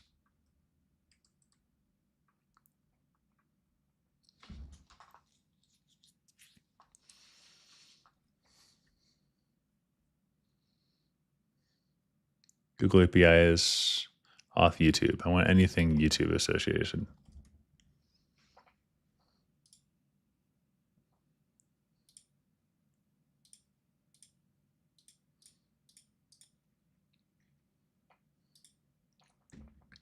Okay, so I added some scope.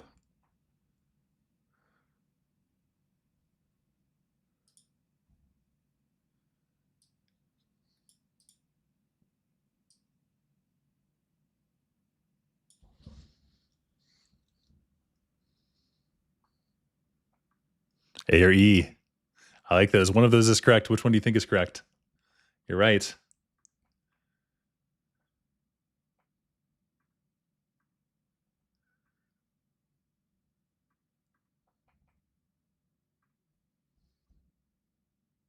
If you had to guess on test day, which one would you choose?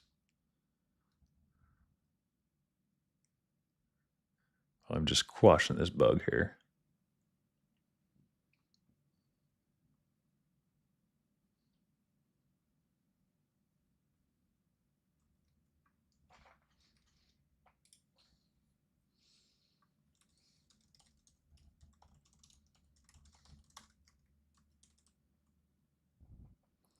This is my life problem. Hey, Lula, what's up? E.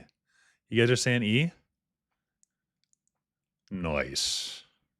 I like it. I like it a lot. I think it's very nice. Then I have to go to Supabase Edge Functions, set the client's secrets. Please set the secrets in the Edge Functions for me as well.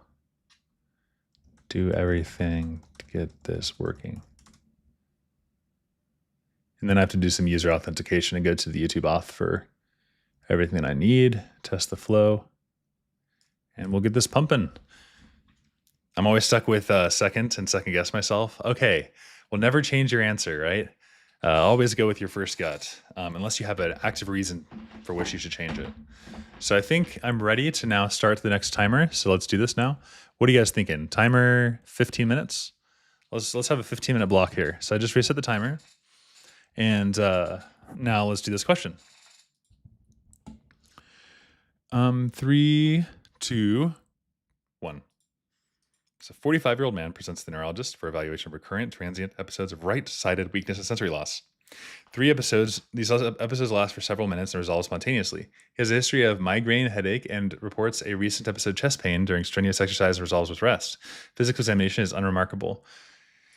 Transthoracic echocardiography with injected agitated saline at rest shows no evidence of shunts. The physician suspects intracardial shunt is present and considers maneuvers to increase the right heart pressures. Increasing the right heart pressures. Well, we'll talk about what that does. Which of the following maneuvers is most likely to unmask? There it is. An occult intracardiac shunt in this patient. Okay, so we talked about the PFO, right? What do we understand about the PFO? Well, it's a patent foramen valve, and that normally closes at birth, but many of them only open under pressure. And so you have the bubbles that echo at rest, and you can maybe miss that on the diagnosis. So Valsalva maneuvers, especially when you release it, right? You release it, that causes a rush of venous blood flow into the heart. And if the right atrial pressure gets high enough, then a patent foramen valve may open and let the bubbles, or the emboli, cross over to the left side. So that's how a paradoxical embolism happens. Okay, that is how the paradoxical embolism occurs. Okay, does that make sense?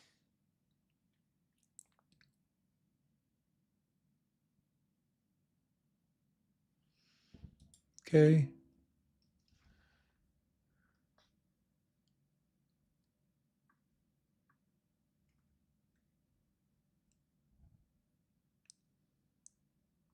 So that's how it works. And that's why our answer is E, the release of the Valsalva maneuver. And we could talk about these other answer choices and why they're wrong. So somebody said in the chat A and E. So rapid squatting. All right, rapid squatting. What does that do? Squatting increases left-sided pressure more, and that reduces the right to left gradient, and so it's less likely to unmask a PFO, right? Because you're increasing your preload and your afterload. Inhalation of carbogen, 95% oxygen. Well, that's going to cause cerebral vasodilation because carbogen affects cerebral perfusion, right? Not intracardial differences. Deep inspiration, that would increase the venous return, but not enough to open a PFO. And so here's the explanation.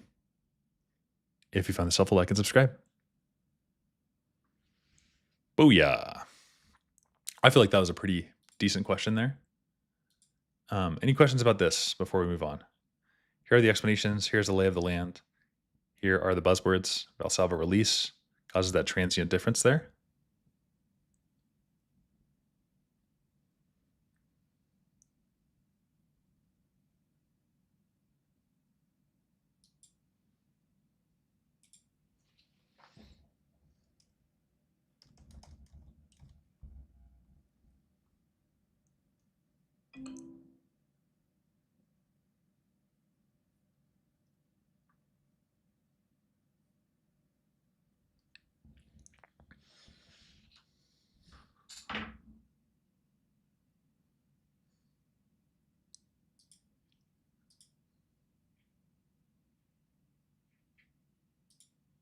Okay, now we'll go to our bottom line here, and then I'll make another question, and then we'll get through all these really, really quickly. So what I'm going to do for the next 10, I'm going to do rapid high yield review. So we're going to do 10 questions really quick. Okay, super high yield, 7, 8, 9, 10. Question 1. So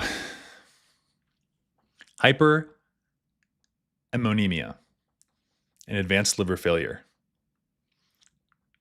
What is it caused by? Answer: cirrhotic liver, and specifically is that inability to metabolize nitrogenous waste.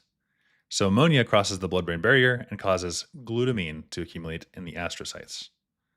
That decreases the amount of glutamine that's available for conversion of glutamate in the neurons, and it causes disruption. Cool. Next, question 2. We kind of talked about this, but let's say that we have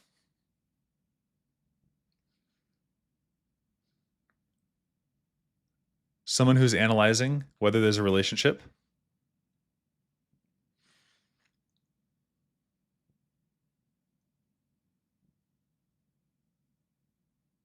between waist circumference and blood pressure. What would you run? What analysis would you run? Well, for that, it's just a simple correlation analysis. All right? Correlation analysis. Very simple. A 2-sample t-test, that compares quantitative variable between two groups. So if you're comparing like ferritin concentrations and male and female patients. So that would be comparing the mean of quantitative between two groups. Whereas a correlation analysis is when you see the strength of a linear relationship. How strong is that relationship is what you're asking. You're not just comparing the means. Okay, so that's the difference between two tests and correlation. Okay, next one, aldosterone. Where does aldosterone act? Causes a decrease of what? Well, aldosterone acts on the intercalated cells of the renal collecting tubules, and it increases the reabsorption of sodium and also water. By what? Increasing the number of cells on the surface urea. Yes, the Twitch account is Blake on call. You can check that out. Blake on call is the Twitch account. And then you can set up a timer and stuff. Okay, so sodium. Oh, zona glomerulosa. Yeah, so we should definitely talk about this one. Definitely talk about aldosterone. So, oh no, it turned off on me. Aldosterone. So let's talk about this guy. Zooming on in here for aldosterone. So aldosterone is a mineral corticoid hormone that's made in the zona glomerulosa of the adrenal cortex. All right, so it's made in the zona glomerulosa. It helps you retain sodium, excrete potassium, and increase your blood pressure. And where does it act? The distal nephron, the late distal convoluted tubule in the collecting duct. And it's the principal cells in that segment. And so it works by binding the intracellular mineralocorticoid receptor, the MRs, and the principal cells of the distal nephron. And so the activated receptor moves to the nucleus. And so it increases the transcription of the key transport proteins, right? So like, for instance, ENaC. You've heard of her? ENaC, epithelial sodium channels. These guys bring sodium in from the tubule. Okay, what about sodium potassium ATPase pumps? Well, these guys pump sodium out of the blood. They pump sodium out of the blood and potassium in the blood. And then the ROMK channels, ROMK, these guys secrete potassium into the lumen. And the net result here is you have sodium reabsorption, blood pressure is increased, potassium is increased, and hydronium secretion is also increased through these intercalated cells. So salt in, potassium out, all right? And also that excretion, the hydronium ion secretion in the collecting duct is part of this. Cool. That's aldosterone for you. Made in the zona glomerulosa. All right, next question here. We have somebody's eating ice. What do they have? They have pica. They have pica. Somebody's eating ice, you have pica. It's non-food substance eating. Okay, next, if somebody has celiac disorder, you should know a couple of things. You could have lymphocytosis and biopsy of the duodenum for intraepithelial lymphocytosis. So celiac is autoimmune disorder, and this is exclusively in patients who have this HLA Dairy Queen 2-8. All right, it causes diarrhea, malabsorption, iron deficiency, anemia, all that stuff. All right. Next is the location of the gastroduodenal artery. That's on the posterior wall of the duodenal bulb, and that can be eroded by the posterior duodenal ulcers. And it can be a life-threatening hemorrhage. So if it's like tons of bleeding, think gastroduodenal. Gastroduodenal, tons of bleeding. All right, next. Which of the following mechanisms during squatting reveals the child's symptoms? Squatting, what does that do in tetralogy of flow? You increase vascular resistance. Easy. Next. Increase vascular resistance. All right, somebody has a pet, they get scratched. All right, primarily seen in somebody who's got AIDS. Think Bartonella, cat scratch disease. Next. Do you know what McCune-Albright syndrome is? That is when you have dysplasia of the bone, endocrine abnormalities, and also cafe au lait spots. So activating mutation in the G protein, the CAMP, and adenylate cyclase signaling pathways. Purple burps. Nice. Yep. Bartonella for the last one. Very good. Very good. Hey, Burple Perps. That's a really funny name. I think that's hilarious. Welcome to the stream. McCune-Albright syndrome. It's the triad of the fibrous dysplasia of the bone. All right, so we should definitely talk about McCune-Albright because this is very important. So I'll zoom in to here in our infinite scroll style, and we'll talk about this briefly. All right, so McCune-Albright syndrome. Coast of Maine, cafe au lait spots, jagged irregular stuff. Early puberty in girls without the pubic and axillary hair because it's estrogen only, and the bone fractures in young children. Those are the buzzwords. So the pathophysiology is you have some sort of a somatic mutation. You have a GNS mutation. Okay, and so there's a GS protein that is always on. You're always on with the GS. And so that causes increase of adenylate cyclase, obviously. And that causes an increase of CAMP. So now we got increased CAMP, we got adenylate cyclase, we're going crazy. That causes overactive endocrine glands and also early puberty and also bone overgrowth. Okay, so this is a GS protein problem causing AC and also CAMP to be elevated, overactive endocrine glands, and this only affects some cells, so there's a mosaicism, and that causes a random distribution. Okay, so you have a lot of dysplasia of the bone, endocrine abnormalities, and cafe au lait spots. All right. So that's the mechanism for McCune-Albright syndrome. It looks like in the chat we have a question. Can you please explain why cafe au lait spots are seen both here and neurofibromatosis? Yes, certainly. All right. So we understand the reason why they are present here and how to tell them apart. Basically, I think the best way to answer this is that McCune, well, I guess like starting out with what cafe au lait spots are. They are light brown, flat skin patches that are caused by localized increased melanin. And the number of normal melanocytes, it's not overgrowth, it's just the number of them. So why do they appear in both of them? Well, in neurofibromatosis, it's caused by a loss of function mutation in the tumor suppression gene, and that leads to an increased RAS and MAPK pathway signaling. So we already talked about McCune-Albright, so I'll write out neurofibromatosis. So neurofibromatosis, we have a loss of mutation in the NF1 tumor suppressor. And that leads to just all of this RAS and MAPK. Okay, so now the RAS and MAPK pathway. So you recognize it's very similar. McCune-Albright is a GS, adenylyl cyclase camp, and here the NF loss causes RAS and MAPK. And so this causes increase in melanocyte stimulation, which means more melanin, right? And then if you have more melanin, well, there you go, right? Because we already described what cafe au lait spots are. You have an increased production of, for cafe au lait spots, it's an increased number of melanocytes. And so you get the smooth borders, the coast of California. McCune-Albright syndrome, we already talked about that. That's this mechanism. Okay, so if you understand these two mechanisms of proliferation, you understand why there's melanin in both of the cases. The only difference is McCune-Albright, this one has jagged borders, more jagged borders, whereas this one has the smoother. Just the distribution of the melanin that's produced by these two runaway processes. The runaway process for McCune-Albright is the GNAS. The runaway process is a tumor suppressor gene for NF, but they're very correlated because they end up in melanin being secreted. So this is the same pigment pathway, it's different triggers.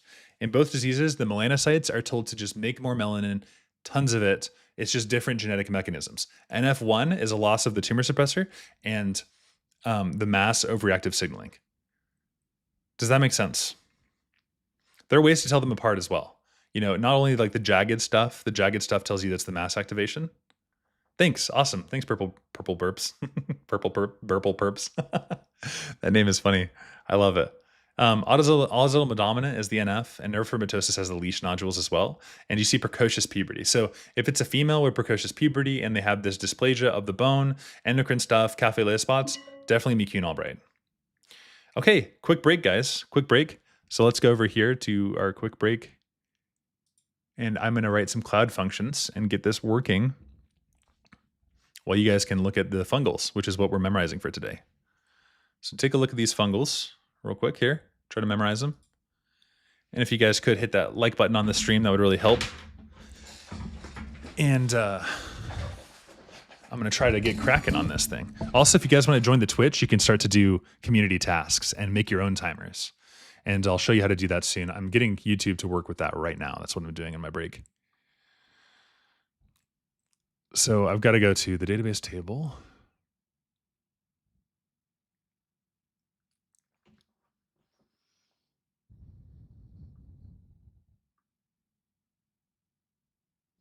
Test users, add.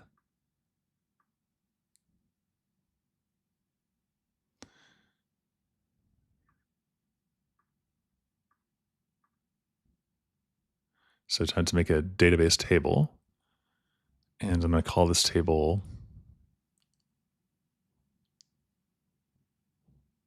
What does the rank represent on this list? Oh, those are the number of tasks that you're doing. So what you can do is if you go to Twitch and you type in !task space, then you say whatever you want, it'll put a task on that community task list. And then when you cross it off, you say !done, and then it marks it as done. And so basically these are the order of the tasks that you put in there. So let's take task 1, task 2, task 3 for the day. So these are just like ways that we can all keep each other accountable to kind of like say what we're working on while we're doing the stream. Because there's some downtime. And so if you guys want to get some work done and be like, oh, I finished this, that's what this is for. Okay, so I have to make some SQL code real quick here. Ooh.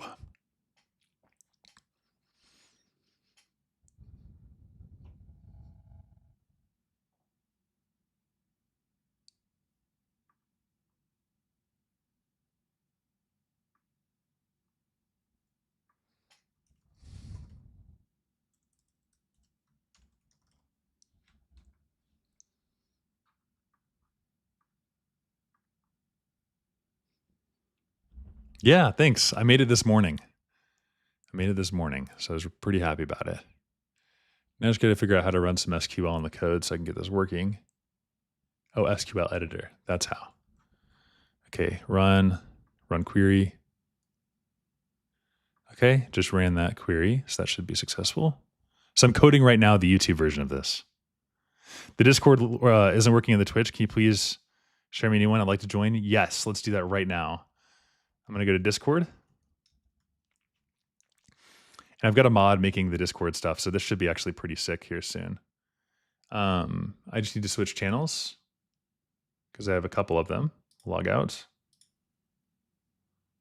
And so let me put this over here. And I'll send you an invite code to everybody in this chat. Burple perps. That's so funny. Cracks me up. Ivy tutoring. Invite people. Copy. Invite. And let me add you guys here to the YouTube lock-in live stream. Here it is. I think I can access this chat on my iPad. So let me paste this here. There it is. There's the Discord. Alrighty. And I should actually change that on my stream if it's not working. So let me go to edit. Or I can do that. Maybe one of you guys can be a mod for me and help me kind of get that stuff running, because that'd be awesome. So then I have to try authorization after I add myself as a test user. So we got to add users. So let me do that real quick. I already requested permission, and I have to log in to my other accounts, to Google Cloud.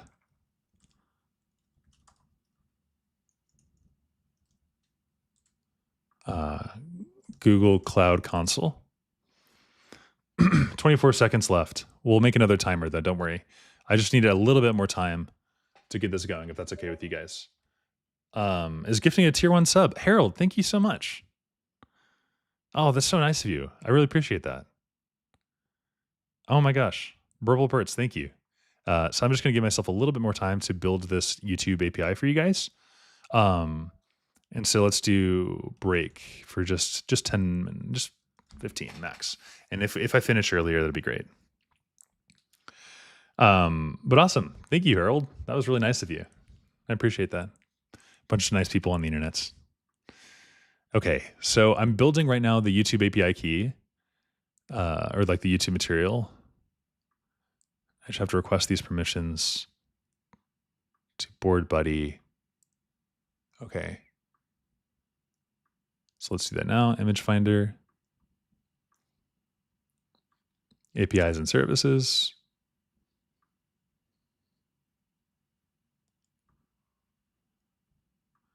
Okay, so it's not there. Maybe it's in API scheduler. Let's check. I have so many projects. Thank you for doing this to us. Harold, that's so nice of you. Thank you, my friend.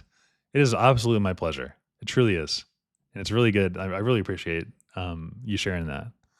By the way, people on YouTube, people on Twitch are having fun. If you want to go join Twitch for a bit, that'd be awesome. No obligation. It's just I'm building a server so that you guys can all kind of have fun and study with each other. That way it's like you don't want to study by yourself. Just come join this chat and ask me questions and hang out with everybody else. That's the goal. And so I'm hooking up YouTube's API, but it's being a pain. So that's what I'm doing right now, and I'm narrating it because I don't want to leak all my API keys and stuff like that. But let's see here. Client ID.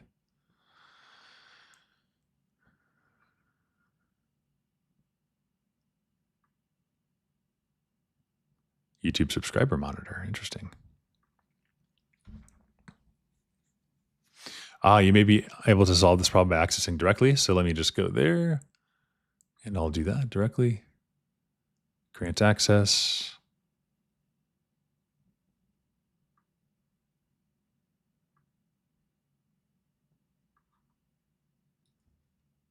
And I'll go to my Google Cloud server.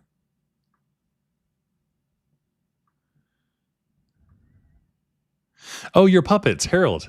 Good to see you, puppets. Thank you so much. Good to see you. Oh, this is so confusing to me. I'm going to log into Google Cloud Console on a separate doc.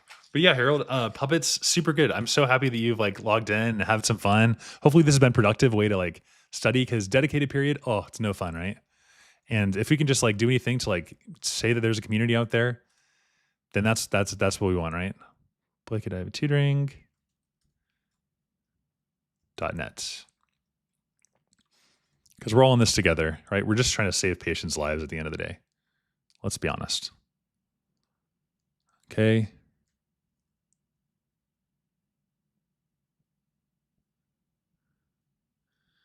Grant access.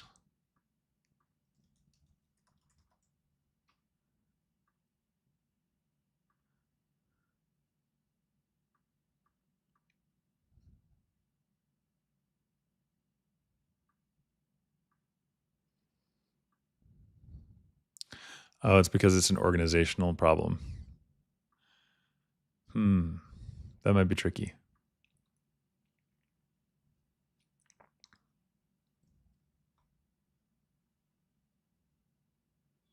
Resource manager projects. Insert permissions.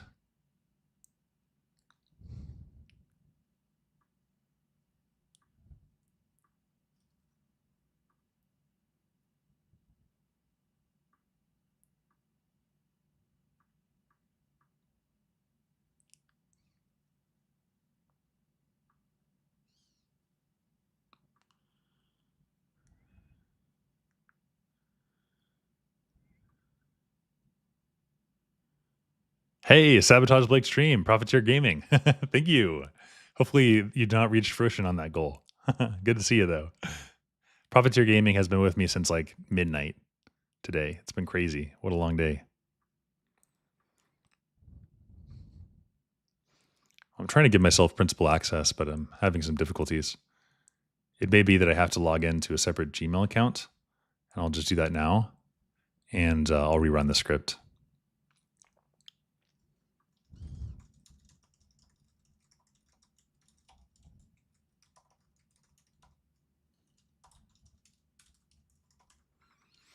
But Profiteer, just to give you some context, we've just been grinding on some step one content, but we're also building out the YouTube aspect of things because the Twitch is working relatively decent.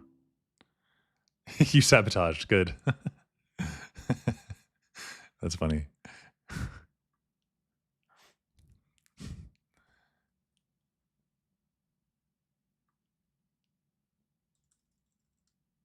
All right. Authorize.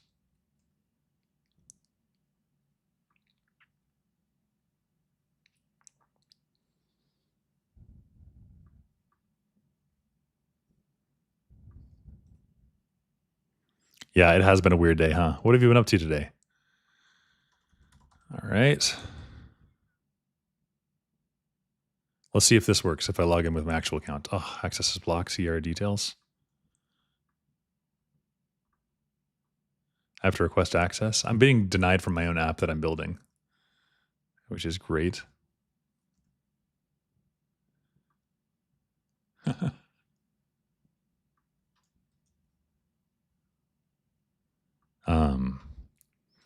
Sorry, but Twitch same as Discord? Is Twitch same as Discord? Oh, it's different. So Twitch is like an app you go to. So I can link you guys in the chat, or maybe could Profiteer or could I wonder if Purple Berts or anybody could help out. Loves to dance and point her to our Twitch so that she can join. I'm setting up these errors here. I'm trying to make them all work here. But I'll get to that in a second. I'll get to that immediately. Took a nap while Connor locked off. Woke up, played a little chess, and I found Darren. Daniel Nerdice, he died? No. Oh, are you serious? Are you for real?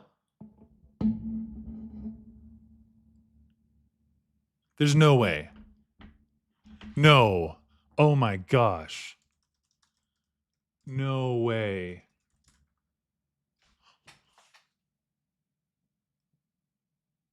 Oh,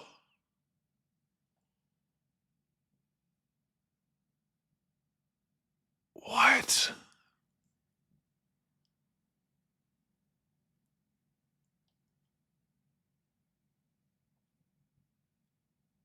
No. Oh my gosh.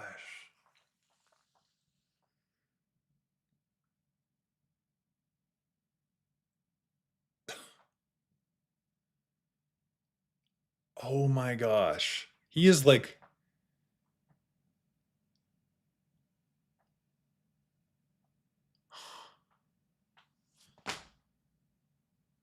oh my God.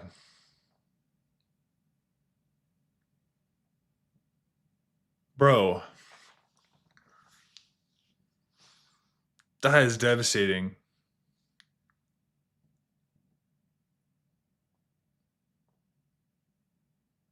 Oh my gosh. Oh my gosh. Dude, I literally watched his stream yesterday, like 2 days ago. I literally commented on his stream. I was like, let's play a game. Oh my gosh.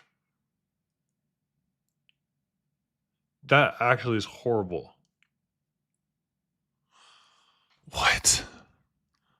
What happened? Oh my goodness. Oh my gosh. This is horrible. Did he Oh my gosh.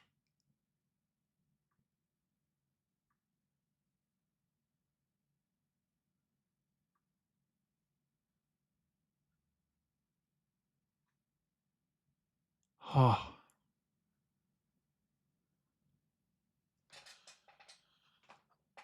Oh man. His final video. This is his final video.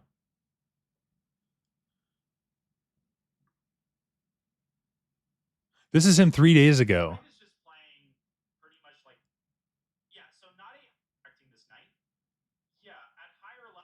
The last thing he ever said right here on stream, but he was even on Twitch.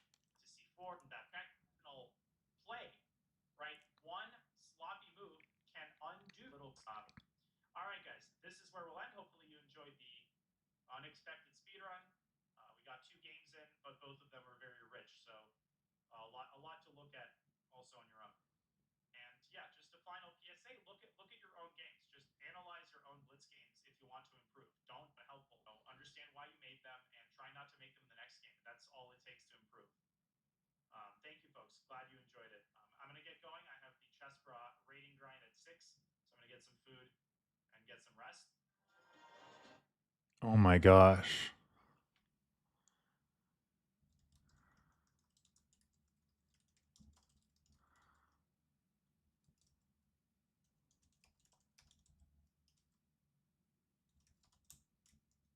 That is so horrible. Oh my gosh.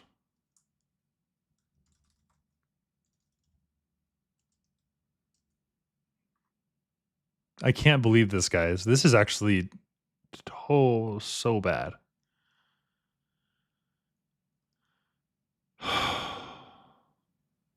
I'm sorry, guys. This actually took a lot of wind out of my sails. This like blows my mind. He honestly was like one of my absolute favorite people to watch on YouTube. Oh my gosh. Yeah. My gosh. Wow. Okay. I know you guys aren't like in the, necessarily in the chess community, guys, but he was like one of the most loved commentators of the sport. He was like so smart. I went on his stream all the time. I even rated his channel a couple times. Like I think twice I rated his channel and he'd be like, "Hey, the Young Factor, thanks for rating." And I just loved watching all his videos. He was so smart. I learned so many words from him. Oh man, his chess was just immaculate. His style of explaining, it was so good. And just a down to earth, honest, nice guy. And honestly, like I think I modeled part of my like ambitions and what I wanted to accomplish after him. And it's devastating. Like honestly, I'm really, really kind of sad about this. This is. Ugh, I hate that.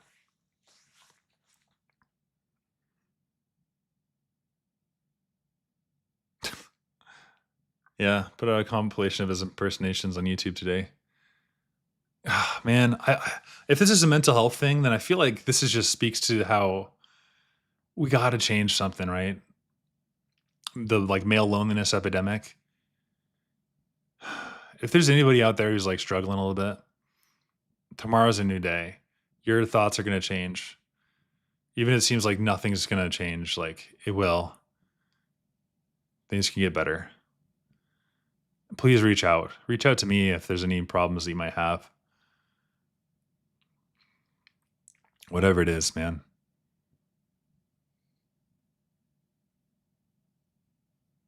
No way to know until the family releases something. Rest in peace, Danya. Truly, I think my favorite chess personality, chess streamer.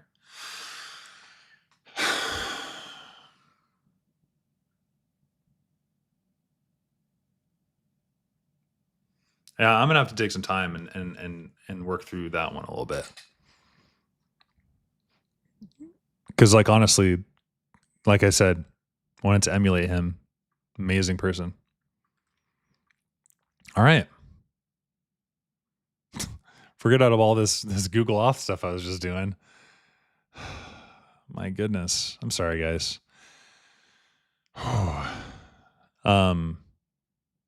Yeah. Moment of silence, man. That's crazy. Oh, thanks, Purple Perts. There is a lot of love on the internet. For instance, like just 2 days ago, Profiteer Gaming and I, we met on somebody else's stream and we were just kind of like having fun riffing off each other. And then he's like, "Dude, I play chess," and I was like, "I play chess too." Like that's crazy. And then we like got on a call together and started playing chess. And here, I'm just gonna give myself just a quick another 10-minute break here, at least here. But we started playing chess, and like I was like, "Wow, what do you do?" He's like, "I'm an ACT SAT tutor," and I was like, "No way!" That's what I did all through college, and now I'm doing like some medical tutoring, and like we just like bonded over that. And I just know that there are good people out there on the internet, and like it just hurts me to think that somebody might have entered into his Twitch chat and said something that wasn't nice or been like overly facetious or like not intended, and then maybe that drove him to do something. But it's like the amount of support he had. Everybody loved him, you know? Everybody loved him. I would come home from med school and watch his videos, and I would comment on him like, "Dan, you did such a good job. Like, what a master class with the stuff against Kramnik." I was so excited, and like, gosh, he was such an awesome person. Like, truly, really, really amazing person. It's devastating. Like, oh, geez, man. Yeah. Okay. Okay. Wow. I'm not even gonna be able to watch people respond to this for a while. This is a lot. But like crazy how things happen. Truly happiness and sadness exist on the same side of each moment. Yeah, and then here we are. Like here we are just studying for an exam or like just going through the motions, like and it's like life is so much more than even this. And I know like I've been tutoring some people who have taken this exam twice now, and some like once and they failed it, and then like doing the rotations at the same time. And they're also like mothers and fathers. Like this guy called me and he was like, "Hey, I've got like a son and a daughter, and I'm taking the step one exam soon. I need to pass this." Somebody called me and they're like, "Man, I've been working in the industry for like 45 days. Not 45 days, what I'm saying. I'm 45 years old and I took like 10 years off and I've been working in the industry. I'm coming back to med school. How can I make sure I pass this exam?" Like our lives are so much more than this simple moment, right? Of just step one studying. Like there's so much more than this. And so if you could just lock in for 4 weeks, you know, just get a pass in this exam, go out and be a wonderful physician. But there's so much more than this. Just and every day is a fight for authenticity too. Like everybody's trying to make you conform. Everybody's trying to like tell you should be something. Try to look deep and find within yourself the reasons why you're studying, the reasons why you want to be a physician, and really just lean into those in the times that it gets difficult. And guys, I just wish that things like this didn't have to happen. Like, nobody knows why we're here. Nobody knows what we're doing on this little spinning blue earth. Like, let's just try to be nice to each other. I think there's some pretty strong grounds for doing that. You know, some pretty strong logical reasons just to pretend that other people exist and just be really kind to them. I don't know what to say. But okay, let's dive in. Let's do some medical content. Yeah, it's real. Burble burps, it's real. All right. To you guys in the YouTubes, we're still going. We're still locking in. Let's just give ourselves just the 6 minutes. I'm gonna try to fix this off key, and yeah, and we'll keep this ball rolling here. But seriously, thoughts and prayers go out to the family for real. All right, here we go.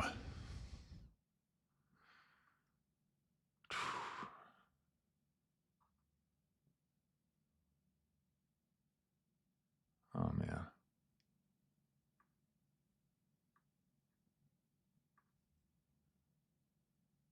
Wow. All right. On we go. Let's cancel out of the chat here. Welcome to the Twitch. Anybody who's watching from the Twitch. And I'll share my screen now so we can start to do start to do some of this stuff here. And we'll get going. All right.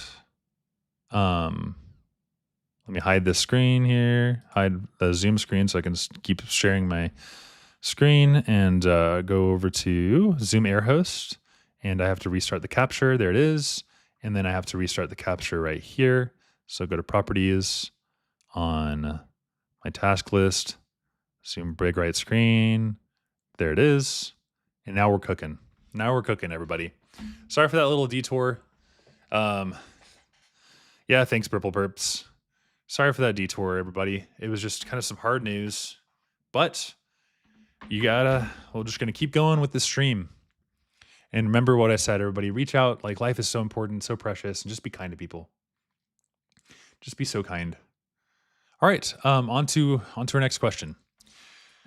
So we got 3 more. I had 3 more planned for the day. It feels weird even being like animated and like excited after that. But like, I don't know. Everybody else, I got to spread the positivity. Loop diuretics inhibiting the sodium potassium chloride transporter. Let's talk about those guys here. I think we already hit that question. So maybe just 2 more questions, and then maybe we can end the stream. We'll hit any questions that you guys want to cover specifically, but I've got one in mind, and this is on polycythemia, secondary and primary conditions. All right, so erythrocytosis and hematocrit levels. If you have anything greater than 52, again, almost anything that I do feel is kind of like irreverent, but I don't know what to do besides like finish the stream and just kind of continue. So that's what I'm going to do. But I really don't mean to like make light of the gravity of that situation there. Okay. Greater than 48% women, greater than 52% men. True increase in red blood cell mass and erythrocytosis. Absolute versus relative erythrocytosis we'll talk about. But here's our practice question, and I'm going to record this as well. Yeah. Oh, Burple. That comment, that gets to me. Yep. I'm sure that would be the case, man. We'll play chess in heaven someday, right? Here we go. Start.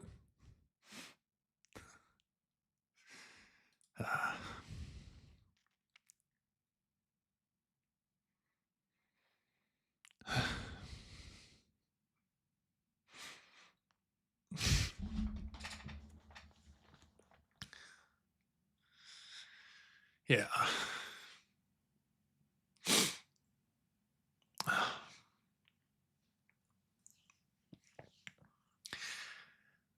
All right. We'll just do 2 more questions. All right. Yeah. Oh, he was just such a good guy. Just so like, what a positive influence on the world. I'm gonna have to unpack this a little bit. Okay.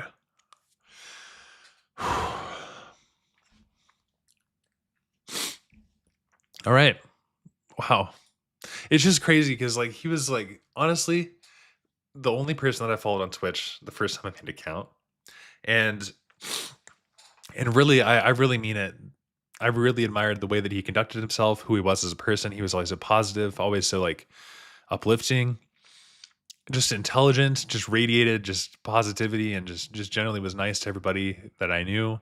And I don't know what caused this. So just really quickly on this question then.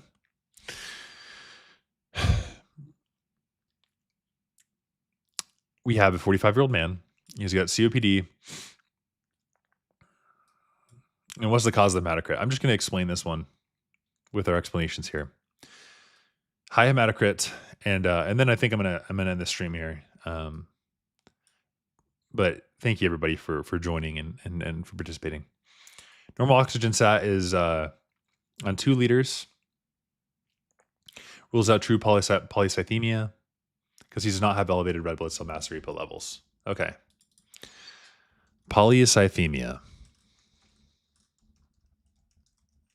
So we have erythrocytosis, and you measure the red blood cell mass, and you distinguish between relative erythrocytosis and absolute. So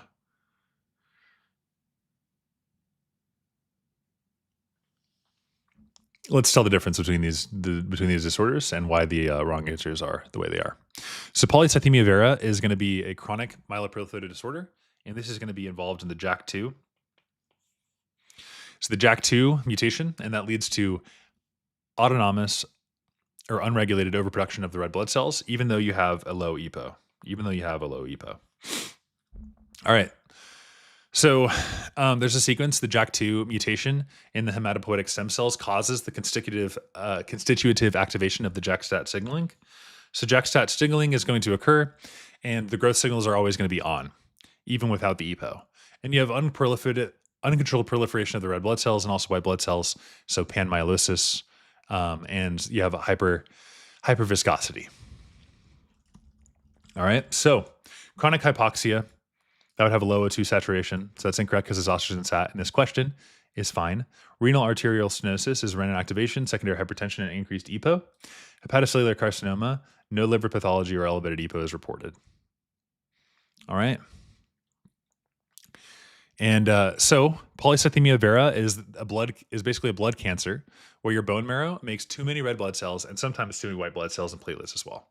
And so your body doesn't need them. And so why does this happen? Well, it's a JAK2 gene mutation. And so you're telling your body to make blood nonstop, even when the oxygen levels are normal. Okay? Even when the oxygen levels are normal. So thick blood is what you'd see. The red face is what you'd see, itching after hot showers because of the histamine from the basophils. And this is different from other mechanisms. Primary, you have polycythemia vera, you'd have a low EPO level, and that's a JAK-STAT2 mutation, but then secondary, the EPO is high. And there you have like low oxygen, for instance, COPD,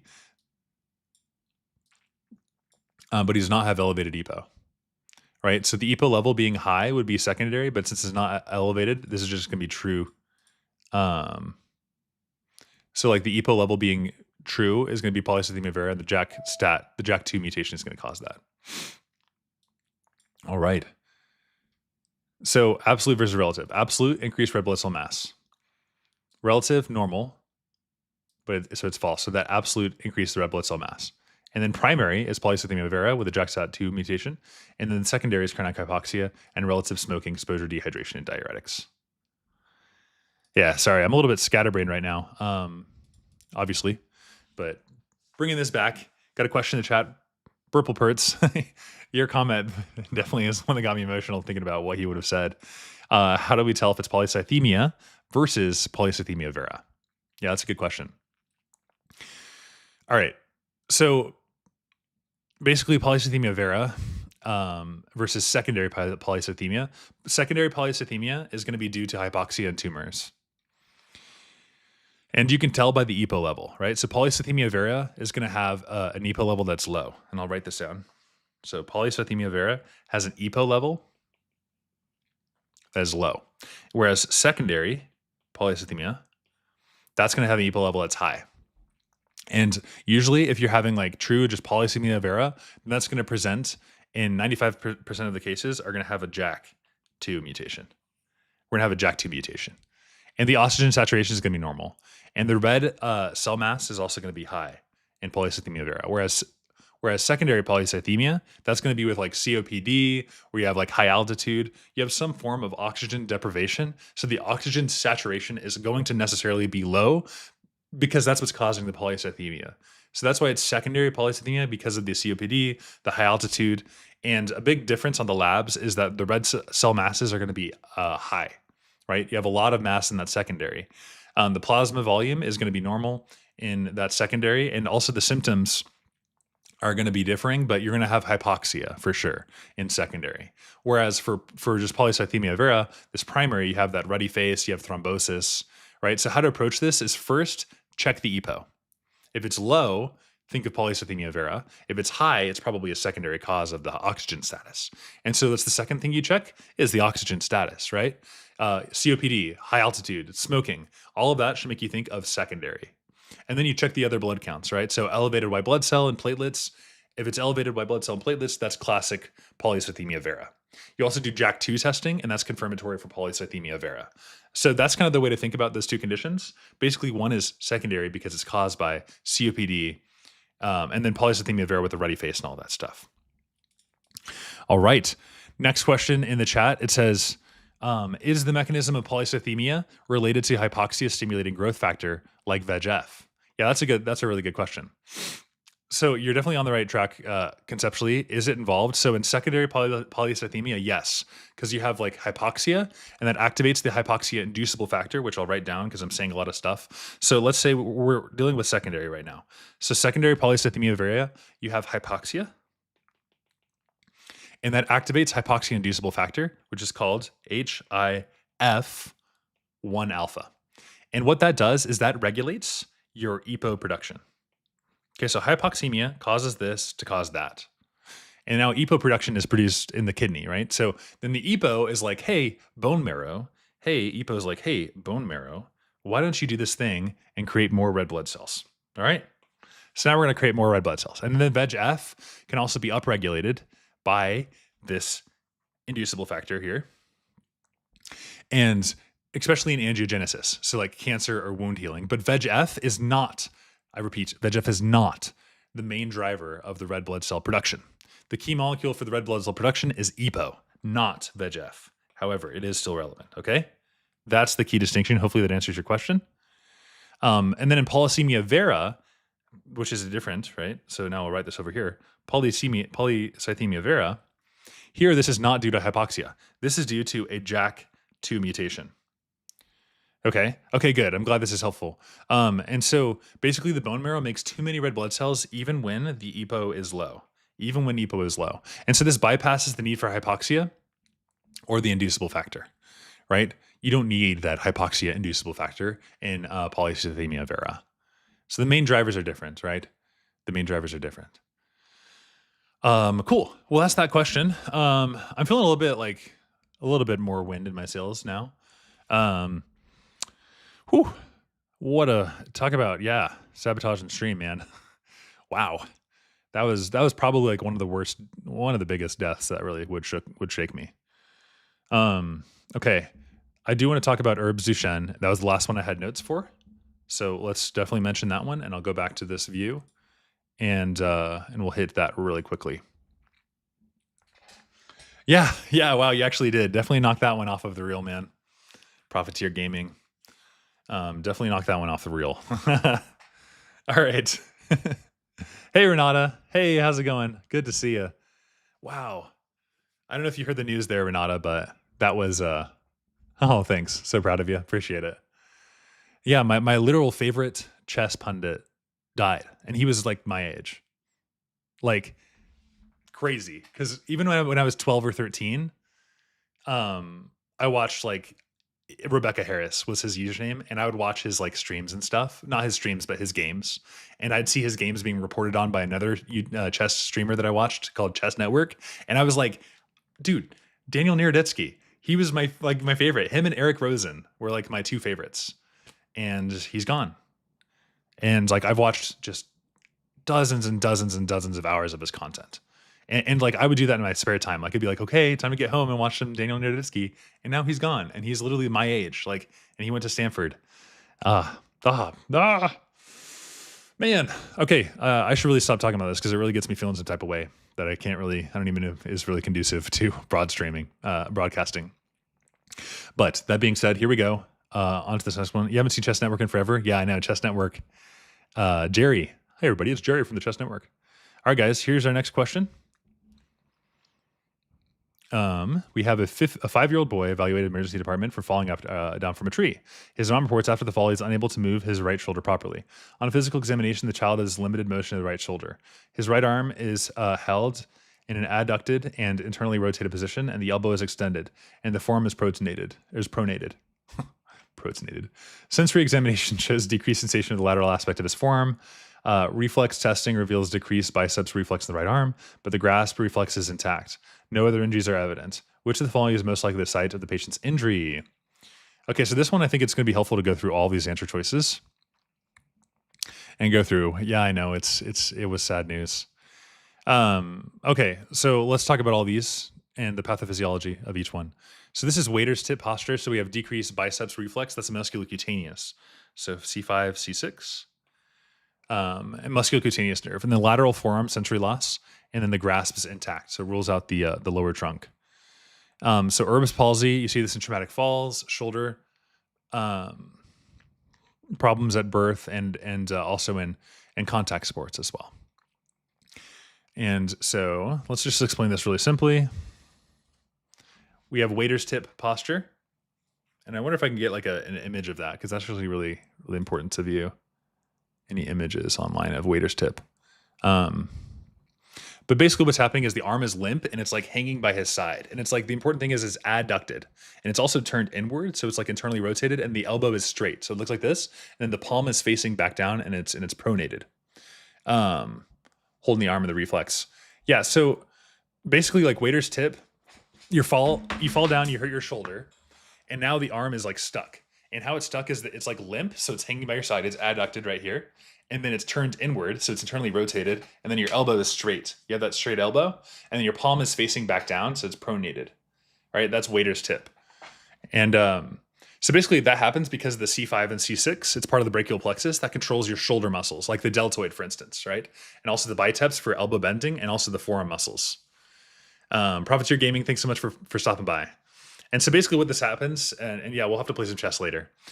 What happens is you can't lift the arm, you can't bend the elbow, you can't rotate the arm, and also there's a weak reflex of the biceps, right?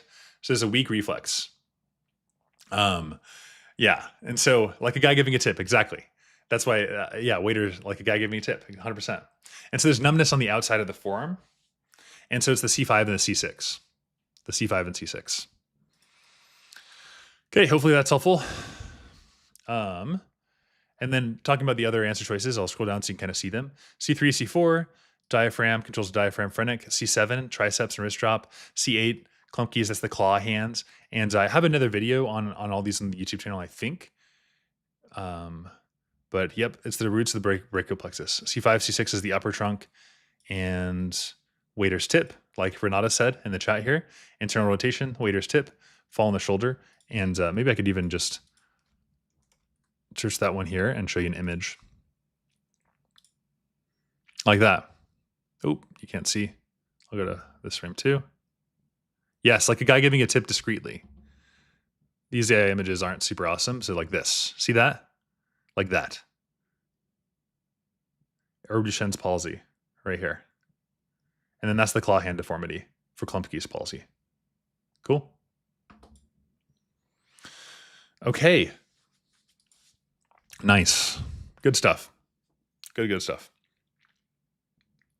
So, Erb's palsy in neonates can have, like, it's in birth trauma or you fall on the neck, and also the waiter's tip posture is seen. Yep. And so we described how all this works and how the muscles affected. Did that answer your question? Hopefully it did. like the reflex findings and all that stuff. The muscles that are affected are like the deltoids. The deltoid does abduction of the shoulder, right? So you won't be able to do that. The infraspinatus is lateral rotation, right? And so that's like the what is that? The suprascapular C5 to C6 of the lateral rotation. And then the biceps brachii is the musculocutaneous, right? It's the flexion and supination of the forearm. Cool. All right. Nice stuff, guys. Nice stuff. We're still in our little work session.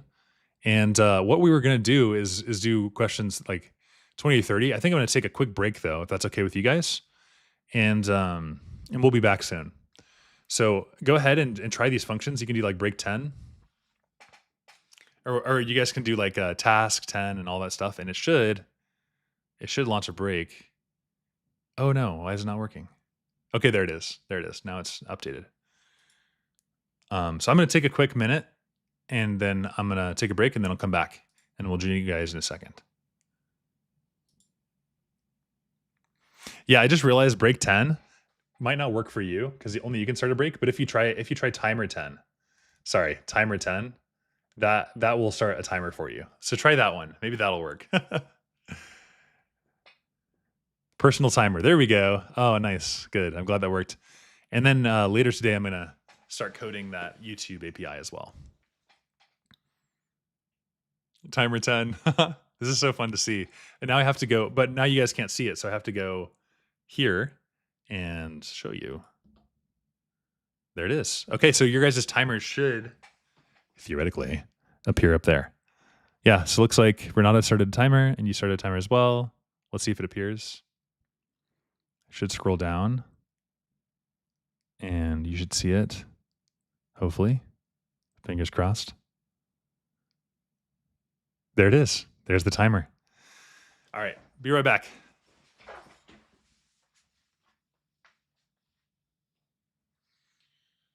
Okay.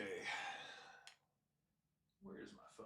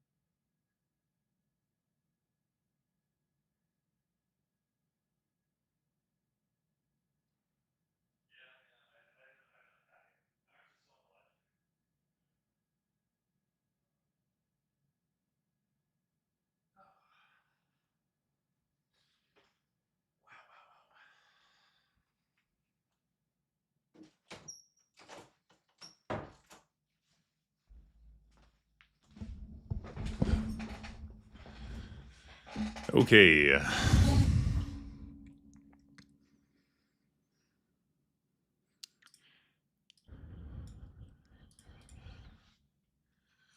We're almost back. Still in the break time. Looks like 3 minutes left. Still 3 minutes left. Okay. Question about polycythemia vera. Oh, thanks. Appreciate it, Gibran. I had a question about polycythemia vera. Is it going to present with an inversion of pancytopenia on labs, like with elevated platelets or erythrocyte leukocytosis, or is that the wrong way to think about it? Let you know before you forget about it. Yeah. Appreciate that comment there. That's funny. Yeah, I would say like that's mostly correct, and I'll go over here so I can annotate my screen. So you're thinking about polycythemia vera as like a myeloproliferative like inversion of pancytopenia. Well, in pancytopenia, like so, let's think of an example of pancytopenia, like aplastic anemia, for instance. Aplastic anemia. So in aplastic anemia, all of the blood lines are low, right? So you think red blood cells, white blood cells, platelets. All of these are low. Okay, low, low, low, low, low, low. In polycythemia vera, it's the opposite, right? So all of the sides are up, right? Red blood cells way up. That's the main feature. There's a little bit of white blood cell up, and then also the platelets are going to be markedly elevated as well. So yeah, it's like a flipped version of pancytopenia, but it's not always like sky high. The red blood cell increase is going to be like the main thing to really focus on. But I do like that way of thinking about it.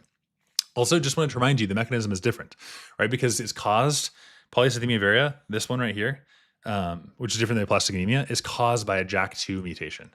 Right, so that causes the constitutive activation of tyrosine kinase signaling, and so you have uncontrolled proliferation of the myeloid precursors in the bone marrow. So it's not driven by EPO, right? The EPO is going to be low. It's going to be low. Okay, so yeah, the triolineage proliferation is a good clue, but hopefully that makes sense. Does that answer the question? Also, look out for hyperviscosity too, because that's what's really going to be important about this condition is the nature of the blood, right? Because then you can have thrombosis, you can have like a stroke, or you can have a Budd-Chiari syndrome as well. Thanks, Purple. Appreciate it. Hopefully this is helpful. But yes, the hyperviscosity is something that a lot of people sleep on. It's not just the elevated counts. It's also like, sure, you have too many red blood cells, but what does that cause? That causes the blood to be thick and sluggish and flows. And so that's a risk of thrombosis. And so in the brain, you get a stroke. In the heart, you get an MI, right? In the liver, you have Budd-Chiari syndrome. That's a hepatic vein thrombosis. That's how USMLE likes to test it, hepatic vein thrombosis. And the limbs, you get DVTs. And the eyes, you get renal vein thrombosis. Okay. Yeah, of course, anytime. All right, well, that is the short break. So that's now the short break is over here. So what we can do is we can do a couple of things. Do you guys have any particular questions that you'd like to hit on today? Or I'm thinking we could probably just say, hey, good stream so far. We'll end this one now.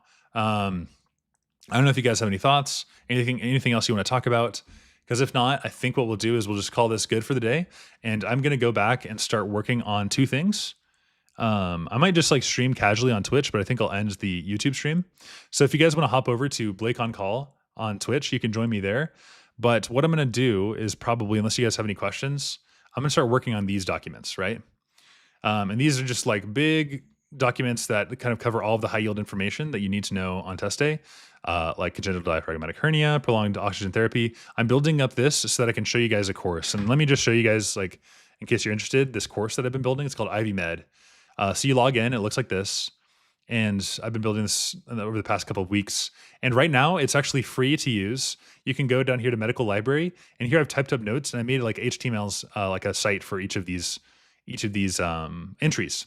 So here at Medical Library, this has everything that first aid has. Theoretically, right? Anaphylaxis, ataxia, and it also, like, I tried to like program these things in fun ways. So here's like disease rarity, and it has the incidence. You can see like 1 dot is 1,000 people. Here are the affected ones. You can see the triad of ataxia, telangiectasia, immunodeficiency. So if you guys are like really not wanting to go through first aid, just go to Ivy Med, and you can look at all the notes that I've typed up here on all these conditions. I tried to take just the most high yield information, things that you need to know, along with some cool factors that help me remember it. And so these are like some fun dynamic little tables over here. that you can kind of see. Let me just do this and then change the right screen so that I can edit this.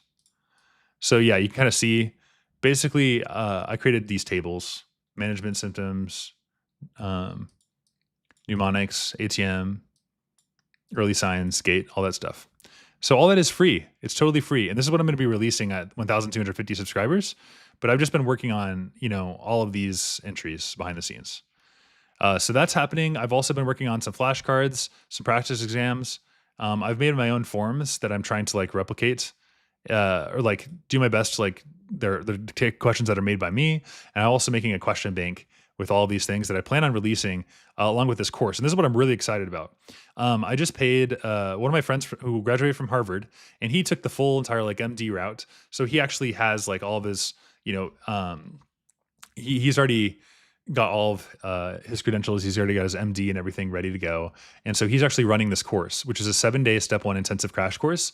I feel comfortable covering like the step 1 content, but he covers a lot of the step 2 and the step 3 content, which I don't feel as comfortable with like explaining yet. And so what he'll be doing is explaining all of this content here in the crash course. And you can find it here. I'm paying him so that he can like build all this stuff, but I'm building the documents and like making sure everything corresponds with all the entries in these textbooks and everything. But yes, this is totally free to use right now. It's called Ivy Med.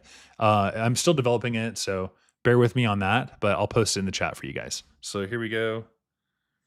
Let's see here, YouTube, live chat. I'm going to post this, paste, send. Okay. Send. All right, I just sent it. So it should appear soon. And what I'll be working on myself is after this stream, I'm just going to be working on setting up the YouTube API. And maybe we'll just do one more practice question and call it good. How about that? And we'll try to get as much participation as we can on this last question. And we'll see what we can do here. So I'll zoom this back over. One last practice question. I've got one more in my notes if I can find it. If I can find this question.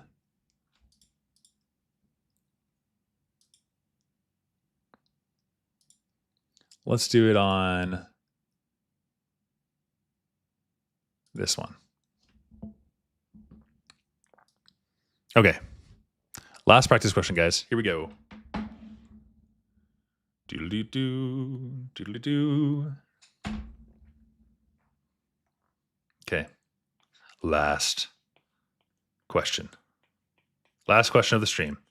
Whoever gets this right gets 1,000,000 bonus points, which are redeemable for happiness and a proud feeling in your chest, which doesn't subside for several hours. All right. So here's our practice question. 3, 2, 1. Boom. All right.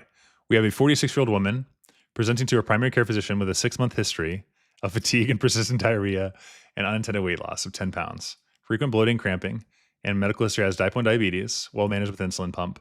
Lab studies are the following. And they give you this. What does this mean? What is it? Who knows the answer? Who can say it first? Upper endoscopy is performed. All right. Villus atrophy, crypt hyperplasia. What the following is the diagnosis? You guys should already know. You don't have to look at the answer choices. Very, very buzzy question. What is it? What is it? I'm going to hit the record button as well because this is just too fun. So 3, 2, 1, record. So we have a 46-year-old woman, primary care, 6-month history of fatigue, unintentional weight loss. We also have type 1 diabetes, but the big thing is this one. All right, in the chat, what is this? We know it's IgA, anti-tissue transglutaminase positive. So what is this condition? Take a second. I want to see what you think. Celiac, nailed it, 100%. It's celiac. You got it. That anti-TG IgA positivity definitely tells you it's celiac. Also, villus atrophy, microcytic anemia, and iron loss, autoimmune disease association. That's why she had the type 1 diabetes. And so all of that leads you to think that it's celiac disease. So very, very good. That's our last little question for this stream. Hopefully this has been like a helpful way to stay accountable. Let me know, do you guys like this type of content? Is it cool if we have like long live streams? Do you guys can tune in whenever you want? Anything like that? Yeah, dermatitis hepatiformis, just let me know and I'm happy to tailor this to you guys' needs. Okay, now I'll just go over to Twitch where I think I'll spend the remainder of the time And I think I might just end my stream here because we've been going at this for quite some time. But yeah, Burple Perp, thank you so much for joining. Who else has been here? Gibran, thank you so much. And Renata, always a pleasure to see you. Profiteer Gaming, it's always a pleasure as well. And wow, we got tons of chats here. Been going for a long, long time. Puppetus, Harold, loves to dance. Dr. Kawasami, thank you guys all. This has been super fun stream, and it's been great, even in light of the terrible news that we got at the very end of the stream. But thank you guys so much. You like the style very much? Learned a lot? Okay, awesome. Sounds good. I think I'll throw a mix in there. I might do more asynchronous recordings of NBME 30 as they go, or I might just have a live stream and we'll just cover all of NBME 30 ourselves. Just want to make sure we get through as much of the content as possible. But guys, you guys have a wonderful, wonderful rest of your day. Make sure, no thought is final, right? Every day is a new day. You can always reinvent yourself. You can always change things, right? Yeah. That's all I wanted to say. Also, life is bigger than this. It's bigger than a silly test. I know it feels like it's everything right now, but it's not. And it'll be over in like 2 to 4 weeks. And then you'll just forget that this was even a concern. Right. So just lock in there, study as much as you can, and do the best you can. And reach out to me if you need any help. We also have tutoring. We try to give really, really affordable prices, like half of the prices that other companies charge, or less than half. Mention that you came from the stream, and I'll give you a discount code as well for 10%. Everybody's guaranteed to have gone from Harvard. So they're going to be a medical doctor from Harvard in some capacity, either for undergrad and they went somewhere else for medical school, or they went to medical school at Harvard, or whatever, or maybe they're studying residency and doing residency at Harvard. Basically, they're associated with Harvard in some way, and they're going to be an MD as well to tutor you if that's what you'd like. And very happy to help. So you guys have an amazing, amazing rest of your day. Visit ivytutoring.net if you'd like that. Visit Ivy Med if you'd like free resources and tons more material coming. And be sure to like and subscribe and turn on the notifications to get more. Guys, thank you so much. You too. Have a great day. See you next time.